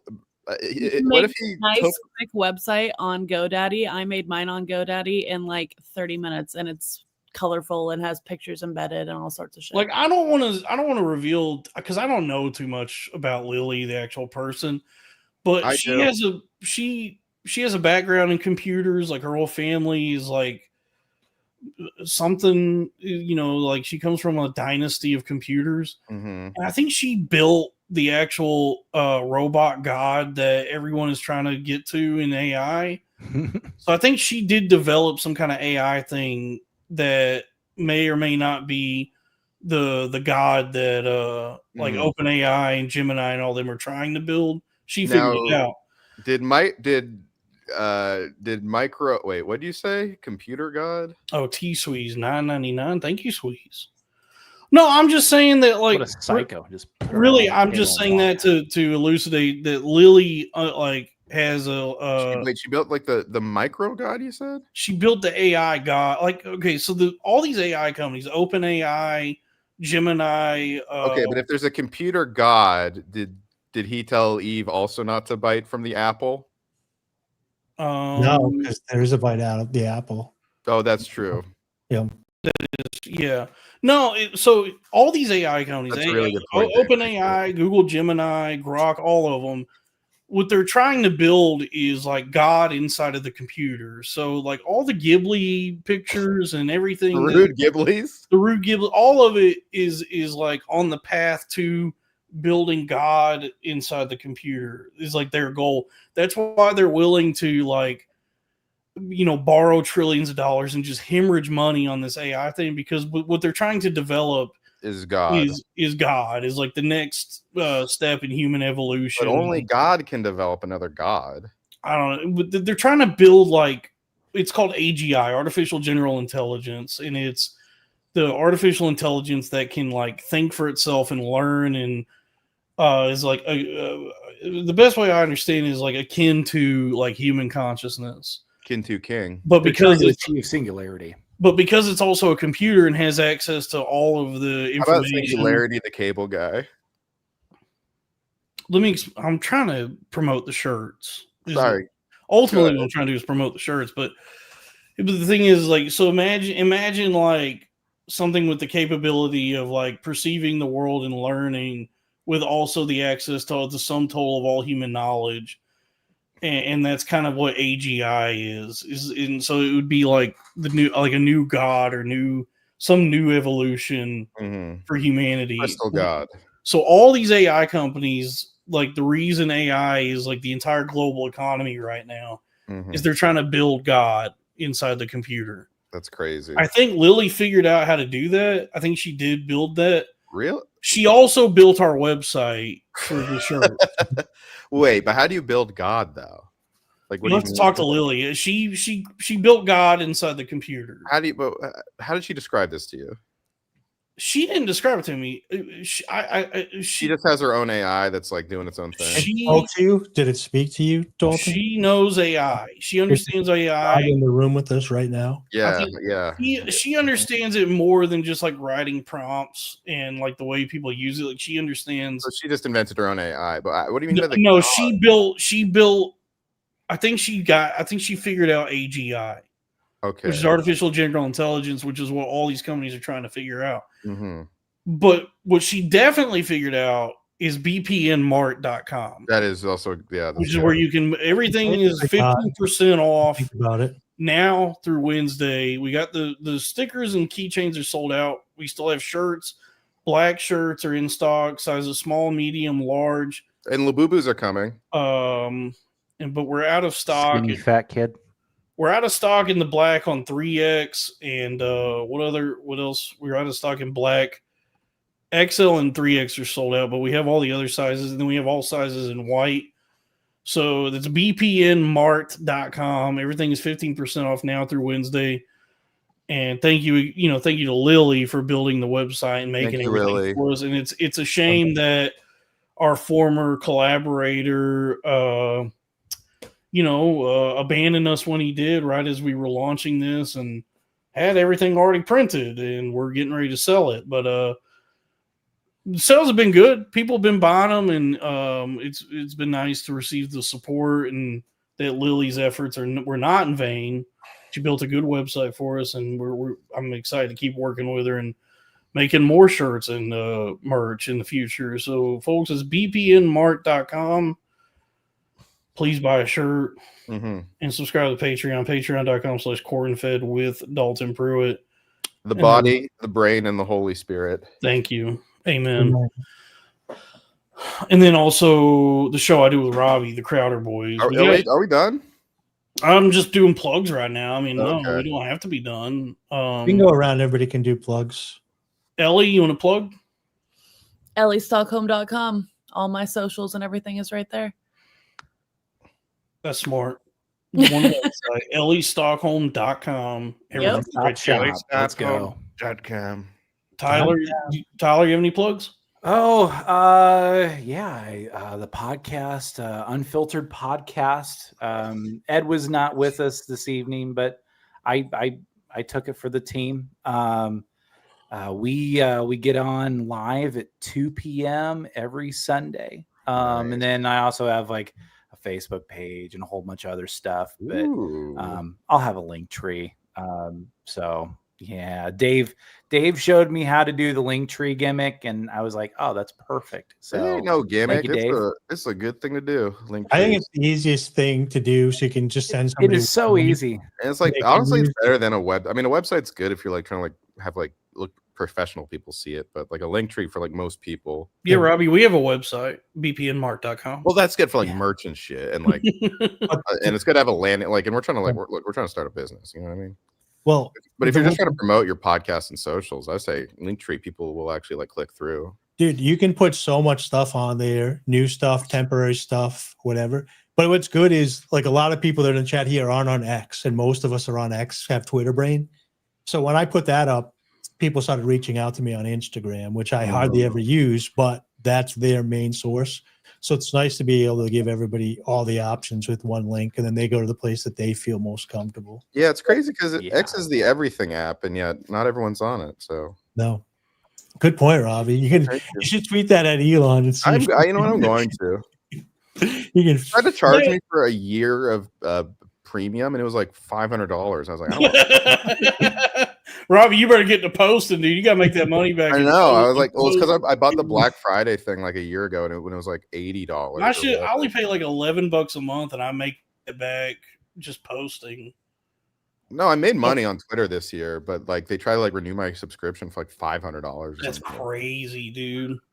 It's funny how if you go viral, they'll just give you one. Because I saw Josie, friend of the show, Josie had a tweet go viral, and they just gave her premium. Yeah, they've been doing that for a while though. It was actually, I think it was they call it like the Jason Alexander whatever, because he complained. He complained that he like when the Twitter transfer went over that he took away his checkpoint on purpose, and then Elon got it back, gave it back to him. It's a very George situation when everybody was boycotting them. And he was I don't want the check. Just take the check. So he was tweeting out, I didn't pay for this. I didn't give Elon any money. I didn't pay for this. Whenever I don't pay for something, I get it. I don't even want it. They thought There's that so many things I want, but I can't pay for. They thought he scabbed on the boycott. So like Elon then made an This announcement. is a George situation. Yeah, then Elon made an announcement that he is giving out. And what's the funny canceled on thing is, Elon? I canceled on Elon. I think Elon said he was a fan of Seinfeld, which is why he picked them first or something like that. So it was just like random. But at the time, he was making a political stance, and George was like, or Jason Alexander was like, it was George. You were correct the first but it was George. It was George. Yeah, that is pretty funny though. It's the only check you'd ever turn down. Oh, are you happy? Well, that's the only reason I believe Josie. Like if somebody just randomly. I mean, she's got 15K followers. She went viral. People love Josie. Obviously, that's not. But to get a free check, it seems like there has to be something else. But knowing that it's been a thing in the past, I don't think that she's trying to pull a fast one or do a bit. I think you paid for your check, Jerry. I didn't pay for my check. I was given my check. I don't think anyone gave you your check, Jerry.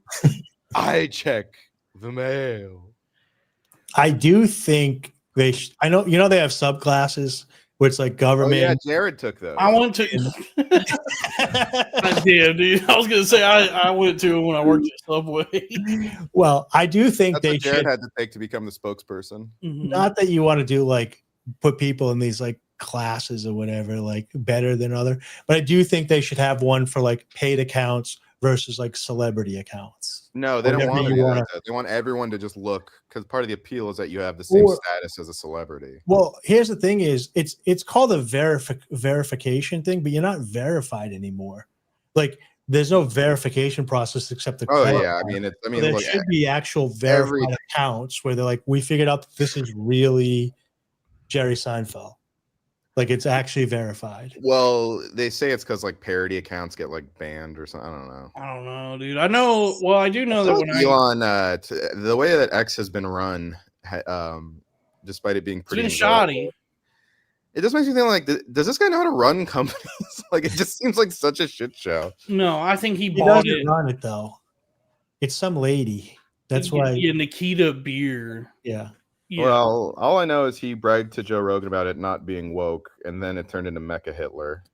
It's the website is like it doesn't even really function anymore. I get hate speech stuff all the time. I posted under Hurley things something like, you know, the noticing begins.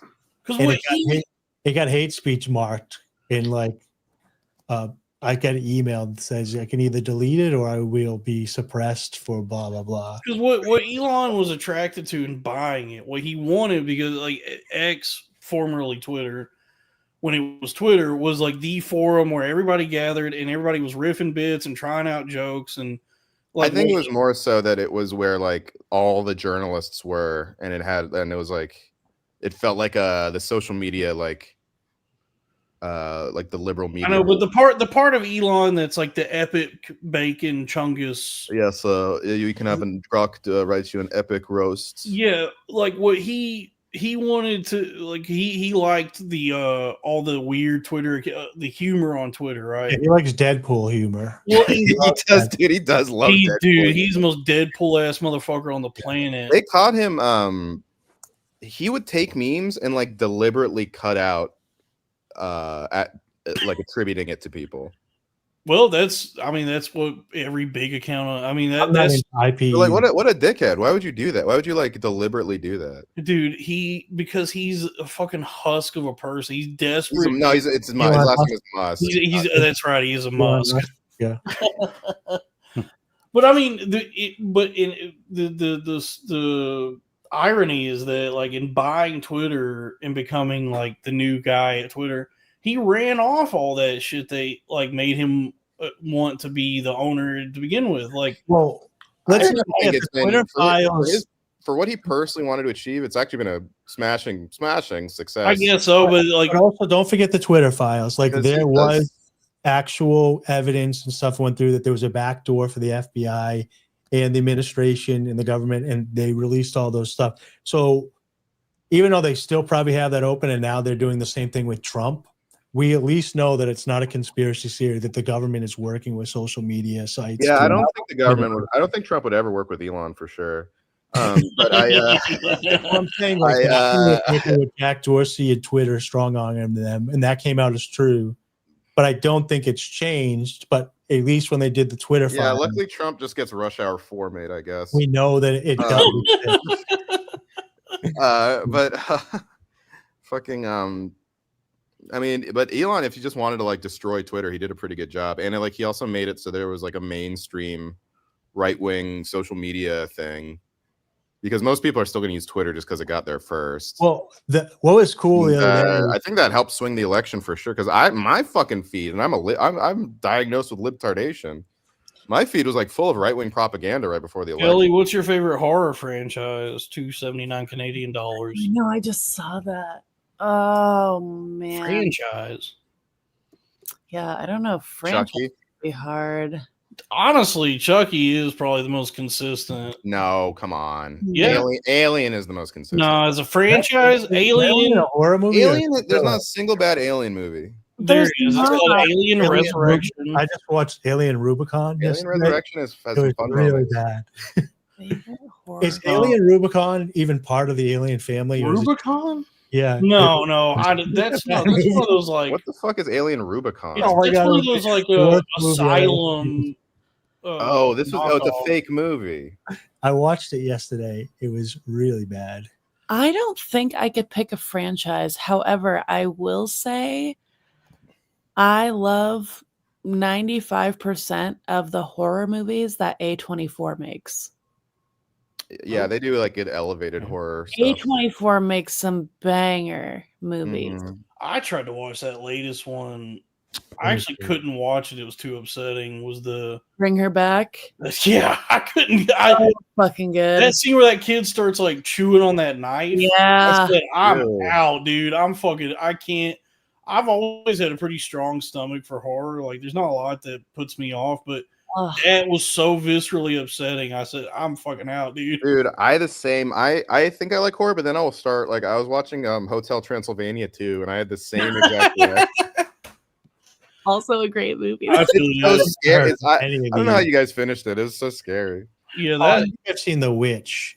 Oh, so that is my favorite. When people ask me my favorite movie, The Witch is tight. Yeah. If you talk to me X. No, Talk to Me Pearl. sucks. I enjoyed Talk to Me, and the same guys did Bring Her Back, and I started watching it. And I was like, dude, I can't. Like, this is making me too uncomfortable. Talk to Me was Talk to Me felt insanely style over substance, and I'm not a fan of that kind of. Same with Long Legs, although that was Neon, not A24. Yeah. What about Saint Maud, In Fabric, The Witch, Green Room, The Lighthouse? Oh, I saw The Lighthouse. I really Lighthouse like is The good. Lighthouse. That's not really The Lighthouse horror, is though. wild. The Yeah. Lighthouse is a specific audience. I was gonna say, Dave, the ram on my butt cheek is Black Phillip from The Witch.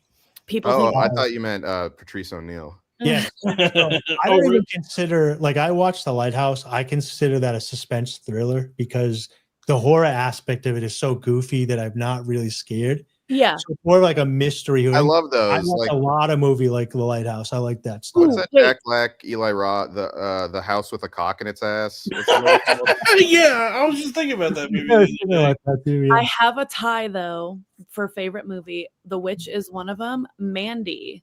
Oh, is Mandy's the- good. Mandy's awesome. Mandy is such a good ass movie. I worked at Shudder briefly, and I had to promote Mandy, and I actually enjoyed that project a lot.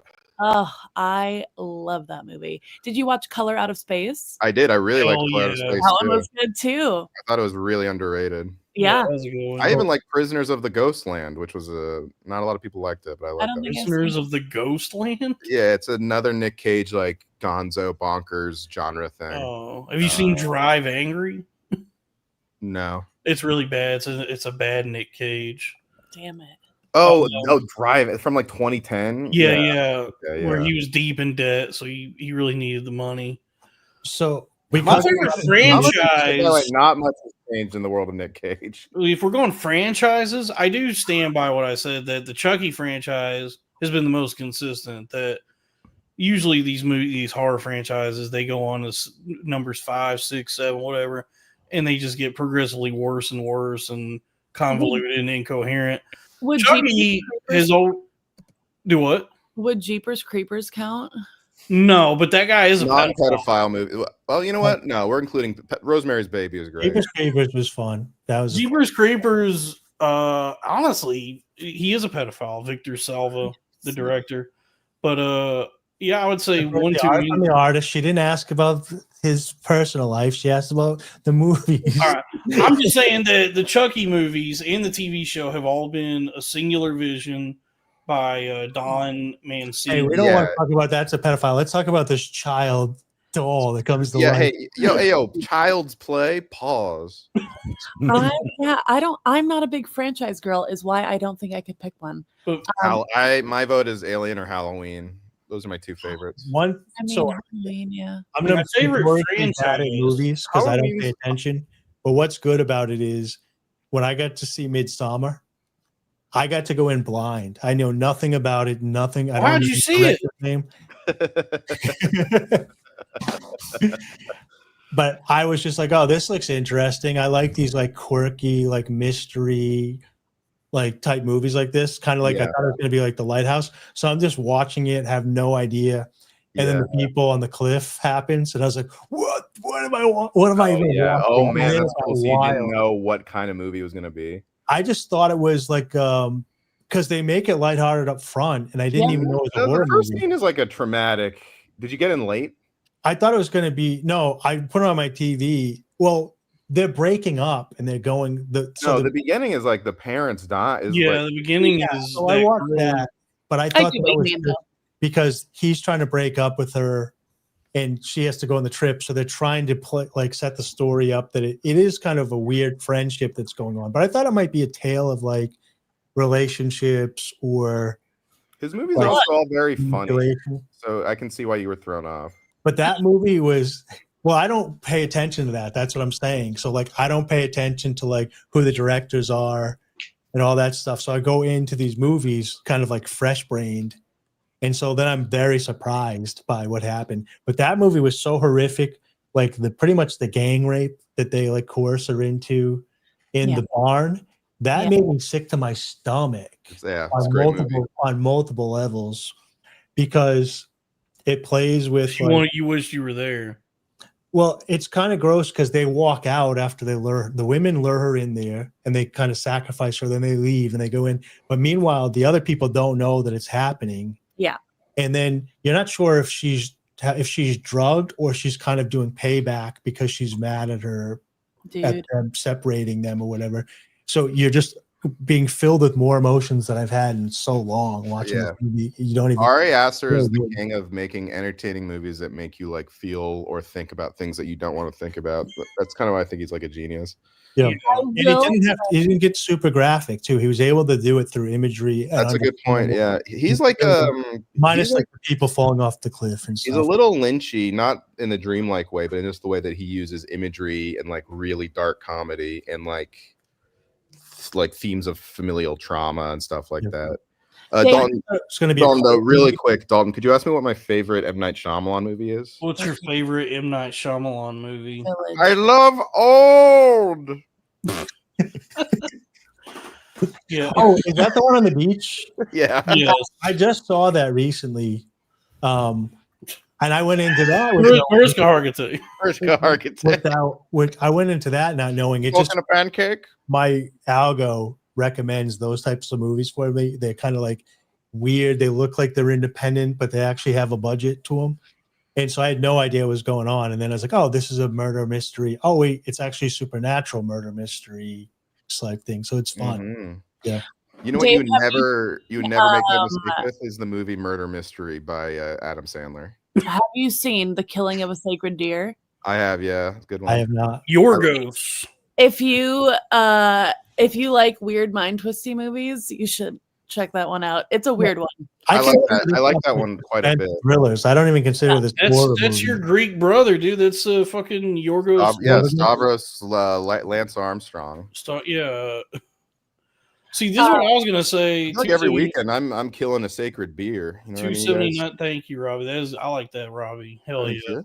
279 Canadian. I'm in the Cenobite mindset. I was gonna say I'm in the Cinnabon mindset. As far as my favorite horror franchise, and most of them are actually really bad, unwatchable movies, but the first two are so good. Oh, Saw is a good. I would say Hellraiser is like that first Hellraiser is so good. Miles. It's like I'm okay, Hellraiser.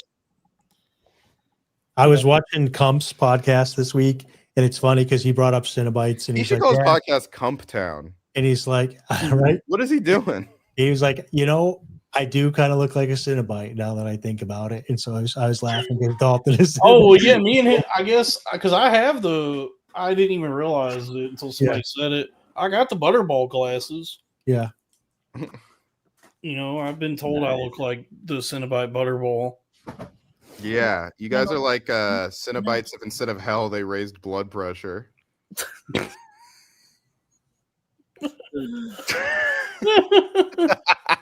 All right, we have one final guest. Ed is here. I am so sorry that I missed the message earlier. I knew the time, but I even looked at Twitter. I didn't realize it was a message request, and I had to accept it. So sorry about that, Dave. Well, that's the show, everybody. Folks, go to elliestockholm.com to follow Ellie and subscribe to all of her goings on. And you missed my old joke, my M. Night Shyamalan joke. Yes. Is this personal? No. I'm just bummed that you missed that. Ed, for those my 98 degrees joke. For those who don't know, Ed is Tyler's co-host on the Unfiltered podcast. Okay. Where can the people find that? It is on YouTube, so you can find Unfiltered Podcast Texas. Ooh. So youtube.com/Unfiltered Podcast Texas. I hate filtered podcasts because Unfiltered Podcast is taken, so we just tacked on Texas at the end. Where are you in Texas? We didn't even talk about Texas. Amarillo. Really? Hey, how about Sam Morillo? I can't believe I'm just now asking you that. By the way, thank you, Robbie. Yes, Sam Morillo. Wow, I live in fucking Texas. No, dude, I'm probably gonna Amarillo by morning. Amarillo by morning. All those white people that can't speak, so it's Amarillo. It's bastardized. The fucking Mapwicks. Huh. Yeah, that's fun. I might actually be there Christmas time because all my family's in Amarillo. Hit me up. I might be there. Yeah. Wow, that's crazy. Samuel, Texas. Oh yeah, there I am, folks. If you want to find me, solve Screenshot it, chat. solve the Screenshot limit it. configuration. If you want to find me, Oh man, sometimes I'm just down here in Texas feeling so lonely, man. That's so funny. Dalton, you don't look like that guy. well, Dalton has said this before, and Ray Kump said it on this week's podcast. I mean, it's a fair assessment. Oh man. Yeah, Amarillo sucks, but it's where all my family lives. But it's also in the middle of the desert. Yeah, it is. I mean, it's better than all the tech because we used to drive there every Christmas time to go be with the family. Every town in between Fort Worth and Amarillo really sucks. I love Wangwell's jeans. Robbie, what are you doing, Robbie? I'm doing Sam Amarillo, Texas. I'm still doing Sam Amarillo, Texas. Okay, it's good. I like it. it. But all those towns like I love Wangwell jeans. Childress and Chillicothe, Childress, yeah, and then Memphis, like the towns in between really suck. And Amarillo is at least the city, so it was always like that drive was always miserable. And I knew once I finally started seeing the signs for the big techs, and I was like, thank God we're almost there. And don't forget about our own personal version of hell in this state with Childress. Friggin' Childress. Oh yeah. I mentioned Childress, which I guess is the only time it's ever been mentioned anywhere else is in that movie Hell or High Water. Where they stop at that restaurant in Childress, and that lady is like, "What don't you want?" Every day during the summertime with the news, it's in there going, it's 112 degrees in Childress today. Yeah, more like Hottress. Yeah, it's hell. Good people in Childress, but man, I wouldn't want to. Oh, dude, those towns are fucking. I can't imagine. Like, I remember growing up, going to Amarillo all the time, and thinking like, my family's nuts for living here. I can't even imagine the kind of person that just is like, yeah, I'm gonna die in Childress. I'm just gonna live here forever. Yeah, I'm just gonna be dead and buried in Childress. Yeah, because I feel like a lot of people that are probably tuning in don't know, have never like experienced like the suffering of living in this part of the country that we're talking about, which is just these middle of nowhere towns that are like everything's everything's broken down and dilapidated at this point, and yeah, there's people still living there, but I don't know why. Who knows? That was very sad. When I did my cross country trip to Skankfest 2023, I went south, and there was so many little towns. There's like, oh, this is like out of a Clint Eastwood movie. Like, it's all like there was just a house that there's people living there. The grass is overgrown, and the lawnmower is just like rusting in the middle. No, like the lawnmower broke in the middle of cutting the lawn, and they just left. And that was the last time any of that grass ever got cut. 10 years just went by, and they just left it there, and everything's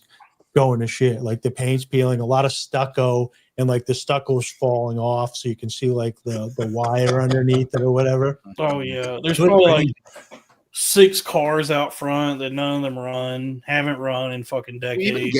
Can you even get Body Brain up there? Easy payments $22.99. I think Body Brain still will ship out to Childress, Texas. Oh, thank God. Oh, so it's not a total hellhole. Yeah. But yeah, I mean, Amarillo is I don't know if I have enough bad things to say about it, but it's where you guys live. I mean, it's not all bad, but it is like my experience with it growing up. And all the times I have to go there because I go see my family. The first thing you notice is it's fucking dry as shit. Yeah, it's like such a you get there and immediately all your skin starts splitting open, and your lips are chapped. So immediately it's dry, and you have to get chapstick and lotion. Oh, man. Secondly, sounds like my honeymoon. We were talking about drinking water earlier. You can't do that in Amarillo. You can't drink the water. No, it's like I don't if it's not filled with poison, it's just not drinkable because it's like I don't know what is it, sulfur they got there, so something's going on where the entire city's water supply tastes like fart. Oh, Ledford. Yeah, it's bad. Yeah. It's bad. So that's why like the city of Amarillo, like some time ago, bought like a whole bunch of water, like 100 miles north of town, because technically, like it's cut off from the rest of the aquifer that's underneath all of our feet in the middle of America. The aquifer. Middle of nowhere America, flyover country. Big word. So yeah, it's actually cut off. I And only so know the- land so fur. I've never Amarillo met bought like aquifer. water rights like 100 miles north, and still got Nice. So you don't drink the fart water? no, of course Water not. Still. We go to Water Still or Texas Water Tea. still. Yeah. Yeah. More like Dallas Fart Worth. Yeah. What about pee? Yeah, honestly, if you're There in was a Amarillo, guy who survived. What him and his family? They died, but he survived because he drank his urine. So you're right; it'll work. If you're ever in Amarillo, you might be better off just drinking your own piss than Yes, the it's tap already water filtered. For $1,500. Yeah. You might get a little dehydrated, but guess what? At least it won't taste like shit. Yeah. So yeah, I mean, I have a lot of fond memories, like spending time with my family, and That's I mean, good, mostly Ellie. just everybody screaming at each other and fighting. But then I've been there. Yeah, I've spent a lot of time there. I've eaten at the Big Texan many times, and I have a question real quick. Ellie, you're doing Tommy time right now? We just need to take you to like Coyote Bluff. Are you wearing any pants? Yeah, I have shorts on. Okay. Too bad. Don't worry. I'm covered. We don't want to get the stream pulled down. I know. Okay. I saw you doing Big J Tommy time, and I was like, all right. So, Dude, I love lying on my stomach. I've been on live feeds now for almost 9 hours. So a bitch is ready to lay down. Yep. wait, Tyler, did you say Coyote Bluff? Coyote Bluff, yeah. Yeah, that's the spot. I mean, that's the thing is like Route 66 runs right through Amarillo, so there have been a few places in Amarillo that have been on TV. That's one of them. Yeah. And I remember when somebody on the Travel Channel did an episode Have about you guys been to Amarillo, Texas? I wanted to pull the Rizzler fight in Yeah, it's like going into somebody's house, which is so small and intimate. Yeah, I remember when that came on TV, I saw that, and I asked my family who have lived there their entire lives. I said, "Have y'all ever been to Coyote Bluff?" And they're like, "Oh no, we don't go to that part of town." And I'm like, "So you?" It's like Grand. You live there, but you won't go there. Yeah. Or they don't. I guess they were just like, "No, I've never been." And I'm like, "It seems like it's the one place in town that's worth going to." And you talking about the Coyote Bluff Grill? Yeah, because they have like really famous burgers there. Yeah, I went to the Burger from Hell. Yeah. At my trip, I was like, oh, I'm going to go through Route The 66. Burger from Hell. Very unimpressed with Route 66. I didn't know what to do when I went down it. Sneeze and blink, you'll miss it. You're Yeah. good. Well, you have to get off the main area, and then you have to follow these signs. And if you don't follow them exactly, you're off 66. Yeah, on right. Route 66. But I thought it was going to be this like, Johnny Depp type experience in leaving Las Vegas or whatever it It's was. just a fucking desert. And it's like but I thought there was going to be like old timey stuff there, or maybe a tavern. Maybe I was going to run into a hot Latino vampire in some sort of building in a bar or whatever. It was literally nothing. You thought it was from dusk till dawn. Yeah. Well, you hear all these stories of Route 66. I'm like, yeah, on my cross country trip, I'm going to take Route 66. And it was even hard you see the signs for it, but then it's hard to even stay on once you get there. And then there's nothing around it anymore because no one goes to 66 anymore, I guess. So it's just it's just a drive now, I guess. No, Americana is dead. Nobody cares. Yeah. I love Americana. Yeah, I was the Don DeLillo book. Yeah, I think I love old timey America, rockabilly, Dollywood. I love all that stuff. Diners, drive-ins, dives. Yeah, that's what I was looking for. I love dives, diners, and drive-ins. Oh, that's interesting. I never thought about it like that. $2.79 Canadian for Nicholas. Why would we do that? Well, I don't know why. Didn't we just watch this the other day? We did. Here How we about go. Cosmosis Kramer? A deadly virus. Why are we watching that? Why did Felton have it ready so quickly? Is the question. this man's body. This summer, we're going into a body under attack from a killer virus. We watched this. You're in busted. school. Give it up. Oh, why type it of hit so virus hard? It's the action comedy that gets under This your might actually skin, be just rock the city of Frank. into your stomach, and up your nose. Just the way I like it. Extra disgusting. Please, you're going to make me vomit. Oh no, not again. Chris Rock, You're dealing with a white blood cell here. Molly Shannon, What is it? I mean, what is it? What do you want? Chris Elliott, Smell. and Bill Murray. Hey, have some class, will you? Ew. Oh my god, I This got is a the giggles. disgusting trailer. Osmosis Jones, I wonder what this does. Dad, You know I'm what? feeling better already. 800 number. man. I can Check it get out. Bill Murray on Cornfed. I can't believe that was the trailer. You know what? That's I'm gonna call crazy the how 800 bad that number. trailer. That Man, trailer. that fucking threw me for a loop earlier, finding out that that lady I dated was at Skankfest, and That trailer was made by a company that did not believe in that movie at all. like she just told everybody that Not all about that. she had sex with me, and it's like Everybody so knew that sex though. You public talk and about it out flippant about something so intimate and quite frankly sacred. Yeah, And- still blowing your mind. You Dalton, said I that would on think that you were Loud into Boys was flipping. well known. I thought dolphins love to flippant.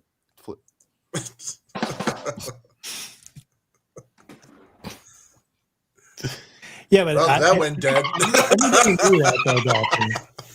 She wasn't breaking any news. You know what I mean? No, Sorry, it's not great, but it's sorry, guys. I'm finished. All PR is good PR, and the I fact know. that you're still in the outskirts of the Skankfest, dude, means that but it's like I That believe means you haven't been forgotten. you shouldn't kiss and tell. You know, Mhm. I So thought that's you a already pen. told the story on Loud Boys. oh yeah. I mean, it is. I mean, it's already. I guess. Let's I be guess. honest, Loud Like, Boys was the best homegrown podcast. of yeah, that well, time. I guess like more my attitude now. If that's already all out there, everybody knows that she and I had our You guys liaison. used to sit front row next to one another. She used to show up like every Monday for months. Yes, She There's a was fight always club where there. she was there and Dalton was on mushrooms and Hey, she let's was pull up her Instagram. What's No, her no, let's handle, not. Dalton? Let's not do that. Everybody, hey, fans, dox her. Find this lady, dox her. Find Tell her her I house. miss her. Tell her I still love her. Yeah, that broke my heart earlier when you were like, she was like, yeah, I just fuck everybody. The light leave your eyes like, Well, no, I mean, Whatever honestly, works. I could I mean, see it that. may, I yeah, thought I that guess that it was makes like a me feel like meaningful. I'm not really Like special. I've been there where it like means so much more to you than it did to her. And then like But my reading of that, yeah, I guess so. But it's also like that she would think that way about herself. Like it feels like that's like so degrading just to go up there and vie for the affections of a bunch of fucking Skanks fans, and like in your attempt to do so, be like, yeah, I fuck everybody. I fuck Dalton. Her poor father, who I must know, be in the dude. picture. This might She as might well just have a wanted shirt that attention, says I though. fucked on Clawed the first himself date. out of the who knows third if she wall. actually has fucked everybody. Because I haven't Yeah. like seen Sam hide nor hair of her since you two. I didn't fuck her, Dalton, because you and me are boys, and I would never do that to you. Right. I mean, I don't own her. I don't like have any. Like she's her own lady. I just, you know. Yeah, Dave, I like how you said that as if you've ever met her. That's the joke. Oh, okay. I met her. I didn't fuck her. Yeah, see, That'd be cool if you did. Yeah, It'd be a lot cooler if I you would love to did. hear about that story. what's her name? You didn't have sex Angela. with me. I'm a comedian. What the hell? Angela Skank fan. Angelini. I donate money for somebody that Angelini Tortellini. Tortellini. Stop, don't look for. I'm not gonna pull up her thing here. I don't want to like. And he gets even more focused.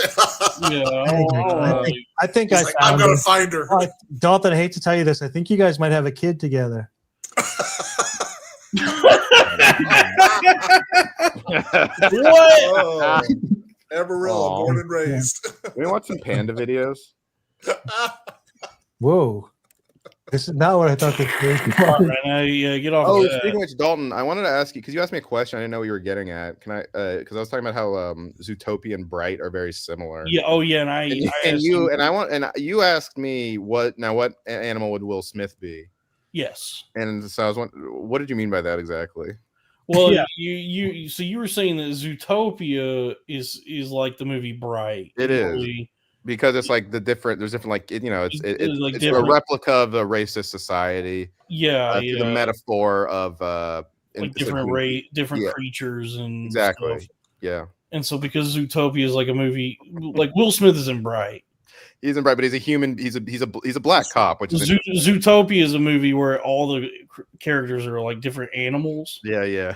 And and that's how they approach like the sort of metaphor for racism and classism. Yeah. So my question to you is like, if it's like Bright, then what animal would Will Smith be? See, that stumped me because he's a human in Bright. So he's a human in Bright, and so but if he was in Zootopia, what would he be? I don't know. What do you think? A seal. Oh, that would be fun. Seal. I get a seal out of him. He'd be Krill Smith. Will Smith. I'm trying to think of what he even looks like. Krill Smith. Krill Smith. Yeah, that's good. Penguin. Why not? How about Will Tony? And he's like, "Woo! Who's ready for the greatest night of your lives, dude?" I bet. I don't think it's outside the realm of possibility that Will Smith will go on Kill Tony at some point. Oh, I bet, and he would pretend to love it. Interesting. Okay. Man, that'd be quite the meeting of the two most closeted. You fucking suck at comedy. Did TMZ was that a fake article, or did TMZ really try to pretend that Tony was gay? That had to have been fake. That's probably fake. I saw something, in my peripheral today. Unbelievable. All right, we should probably wrap this. It's been like 5 hours. Wait, can I promote something? Yeah. I will be at Cobb's Been a next good Friday show. doing stand-up and judging roast battle. Cobb's Comedy Club. If you're in San Francisco, also on Monday I'll be at Abbey Tavern. Please come out. Dalton, it's not called Flabby Tavern, so please don't say that. And what else? Oh, and if you're a girl, please have sex with me. Mm-hmm. Yes. And Skullfuck. Also, I'd like to plug Catutopia. Who wouldn't want to plug I Cat? still can't figure out. I'm still thinking like what would trying to think of animals. Where does zoo? It's in a zoo, so you don't really have. It's not a zoo. No. It's a city called Zootopia. Yeah, that's inhabited by animals. And It's a parody on the phrase utopia. Right. Yeah. So if they were to breed, they if it was become like really a chimeras or utopia, something. I don't think Will Smith would be there. No, but if he was, that's what I thought too. Because like, there's no humans in Zootopia. Yeah. Right. So if Will Smith was in it, like, what animal would he be? Yeah, that's a good. Right. Point. Yeah. A giraffe. He's tall. He could be. Like, I like that. Yeah. Probably, maybe he raps and dances. Maybe a gazelle because he's graceful. Like a rapping gazelle. Maybe. Yeah. Yeah, because he's dancing. Maybe like how about what if Joe Biden was in something called the Fresh Prince of Smell Hair? Okay. I like it. This is a story about how my life got So the Patreon Biden impressions. The Patreon is the mothership, you guys. Patreon.com/ Biden impressions at the mothership. Patreon.com/cornfed with Dalton Pruitt. And I guess Robbie, tomorrow are we doing a makeup for the Crowder Boys? Yeah, I think so. Yeah, because we is the week of Thanksgiving, so we I know need to PSA. Do what? I don't like that one of the Stranger Things girls is hot now. I don't like that the boys are hot. Yeah, I don't like this. Like, I What feel are like we, what are we doing? this is like PSA. I don't like it. Okay, well, they're fucking 20. They're in their 20s now. I know. I don't like that they like feel like Hollywood grooming. You know What's what I her mean? name now? It's not even Millie Bobby Which is also Brown. in anymore. Zootopia. Millie Bobby Bon Jovi. I don't think it's Bobby anymore. I think Millie something Bon Jovi. It's Millie Bobby Brown. No, but I like that Sadie Sink. Okay. I've never even seen Stranger Things. I just Robbie, think let this sink in. It's well, yeah, we missed our Crowder Boy because it was Thanksgiving, so we didn't get to do our usual time for the Crowder Boy show. So we'll do one tomorrow to make up for it, and then we'll be sure to be back Thursday. Mm-hmm. And so everybody, please be sure to subscribe if you haven't already. That YouTube, we got to get to that YouTube channel up to 1,500 subscribers by Christmas, please. and so we just need 300 more. Yeah. So youtube.com/@the Crowder Boys. We'll be live streaming there tomorrow to make up for missing Thanksgiving. Oh, also, if instead of Stranger Things, it was Chandler Bings. And then the Patreon for that channel is Could I be any more upside down? / the Crowder Boys. The store, the she website for the store is bpnmart.com, which was loving. That whole website, everything was lovingly crafted by Lily Abernathy. And he's played by Matthew Scary. And everything is 15% off now through Wednesday. Anything you order will be shipped out within 1 to 2 days. It gets to you quick. 100% cotton shirts, very good material. The best shirts you're going to get for any podcast. 100% cotton and heavyweight, but not too heavyweight. Yeah. It's more like a midweight, but it's a mid heavyweight. And I'm excited to continue working with Lily. And he, I don't even know if I want to get into it again right now, but you know, it's unfortunate that what happened, and I wish he understood that he would have much more ownership over, websites and merch and all of that if he had not done what he did. But you know, think about how fucking clumsy it is that you want to direct people to buy your shirts, right? And you gotta tell them to go to a website called fucking topbanana.com. When it's like, oh, you could go to you could direct people to go to your website crackamigo.com. Well, guess who owns the domain for that? Dalton Pruitt does. Please do not disparage. Do not disparage. Guess who, in preparation for the show you were involved in called the Crowder Boys, who in preparation to build the websites and everything for us, build back better, went ahead and bought the domain for crackamico.com to give to you for when we got the sites up and running. Guess who owns that website? Now you got to tell everybody to the end of time to go to Top Banana because you can't have crackamico.com now. Hey, you want to watch a 4-minute does that have anything to do with the of an 8-year-old child fighting a grown man? But the website does that have anything to do with the Top Lobster? No, it's also a different thing. He used to work with the Top Lobster, I think. Yeah. So this guy's just working with lobsters and bananas at the top. Yeah. But the website for our shirts is, by the way, I'm frozen. Yeah, you've been frozen. bpnmart.com. Are we not? We're wrapping this up. We're taking that, everybody. It's a short video to end it. It's real quick. No commentary. It's just a grown man fighting an 8-year-old, dude. Oh yeah, this is the boxing video. Yeah, let's just get him in the ring. Yeah.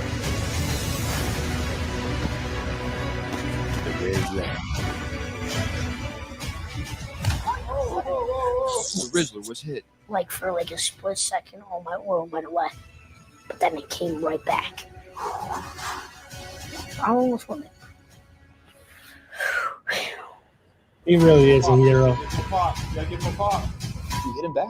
Well, he clocked me, so I had to clock him right back in the stomach. You gotta pop him back. This is child abuse. Avoiding a child. Muslim Mitchell. What is going on with him? Dang, he's going hard. This is a 10-year-old boy, and Hasbullah is a grown man. That's the best, dude. He asked him what Hezbollah said in his hit. And what did he say after you clocked him right back in the stomach?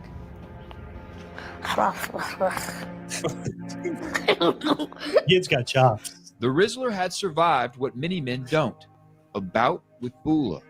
But did that mean he would graduate Hasbullah's program? What does the future look like? All right. We don't need to watch the rest of that. But everybody go check out the Rizzler fighting Hezbollah 10 tonight after all the issues, something happened. And please buy a shirt, bpnmart.com. Everything's 15% off site-wide now through Wednesday. Just got to add the item to your cart, and the promo's applied right then when it's added to the cart. And just to answer this, to reiterate, Robbie and I will be doing Crowder Boys tomorrow, Sunday. I guess now it's today is Sunday, to make up for because Thursday was Thanksgiving. Anyway, and go subscribe to Tyler on Unfiltered with Ed, and then go to elliestockholm.com for all her social media. My link tree will be in the description. Yes. And tell your friends about the show and everything. Get more people to subscribe. So that's everything. I think it was a great show. Make sure to comment, hype this video. By the way, we did a good show. Oh, videos. Ellie, thank you for hanging out for 5 hours. Tyler, thank you. Yeah, for thank hanging you out for coming. Yeah. I really appreciate y'all sticking around for the Oh, whole you thing. This is I know we do a long show here, so that's cool that y'all did that. Ed, thank you for showing up about 5 hours in. Coffee break. Yeah, I appreciate you showing up. He's still earlier than Naeem when he came on. Naeem had an excuse though. He's black. No, it's all good. No, we had a fun show, and I really appreciate y'all. Thank you, Robbie, for hopping in, Sweeze, Drew, all the people who hopped in. And then that's the show, everybody. It's time, and I'm ending it now. It's in the stream now. Very good.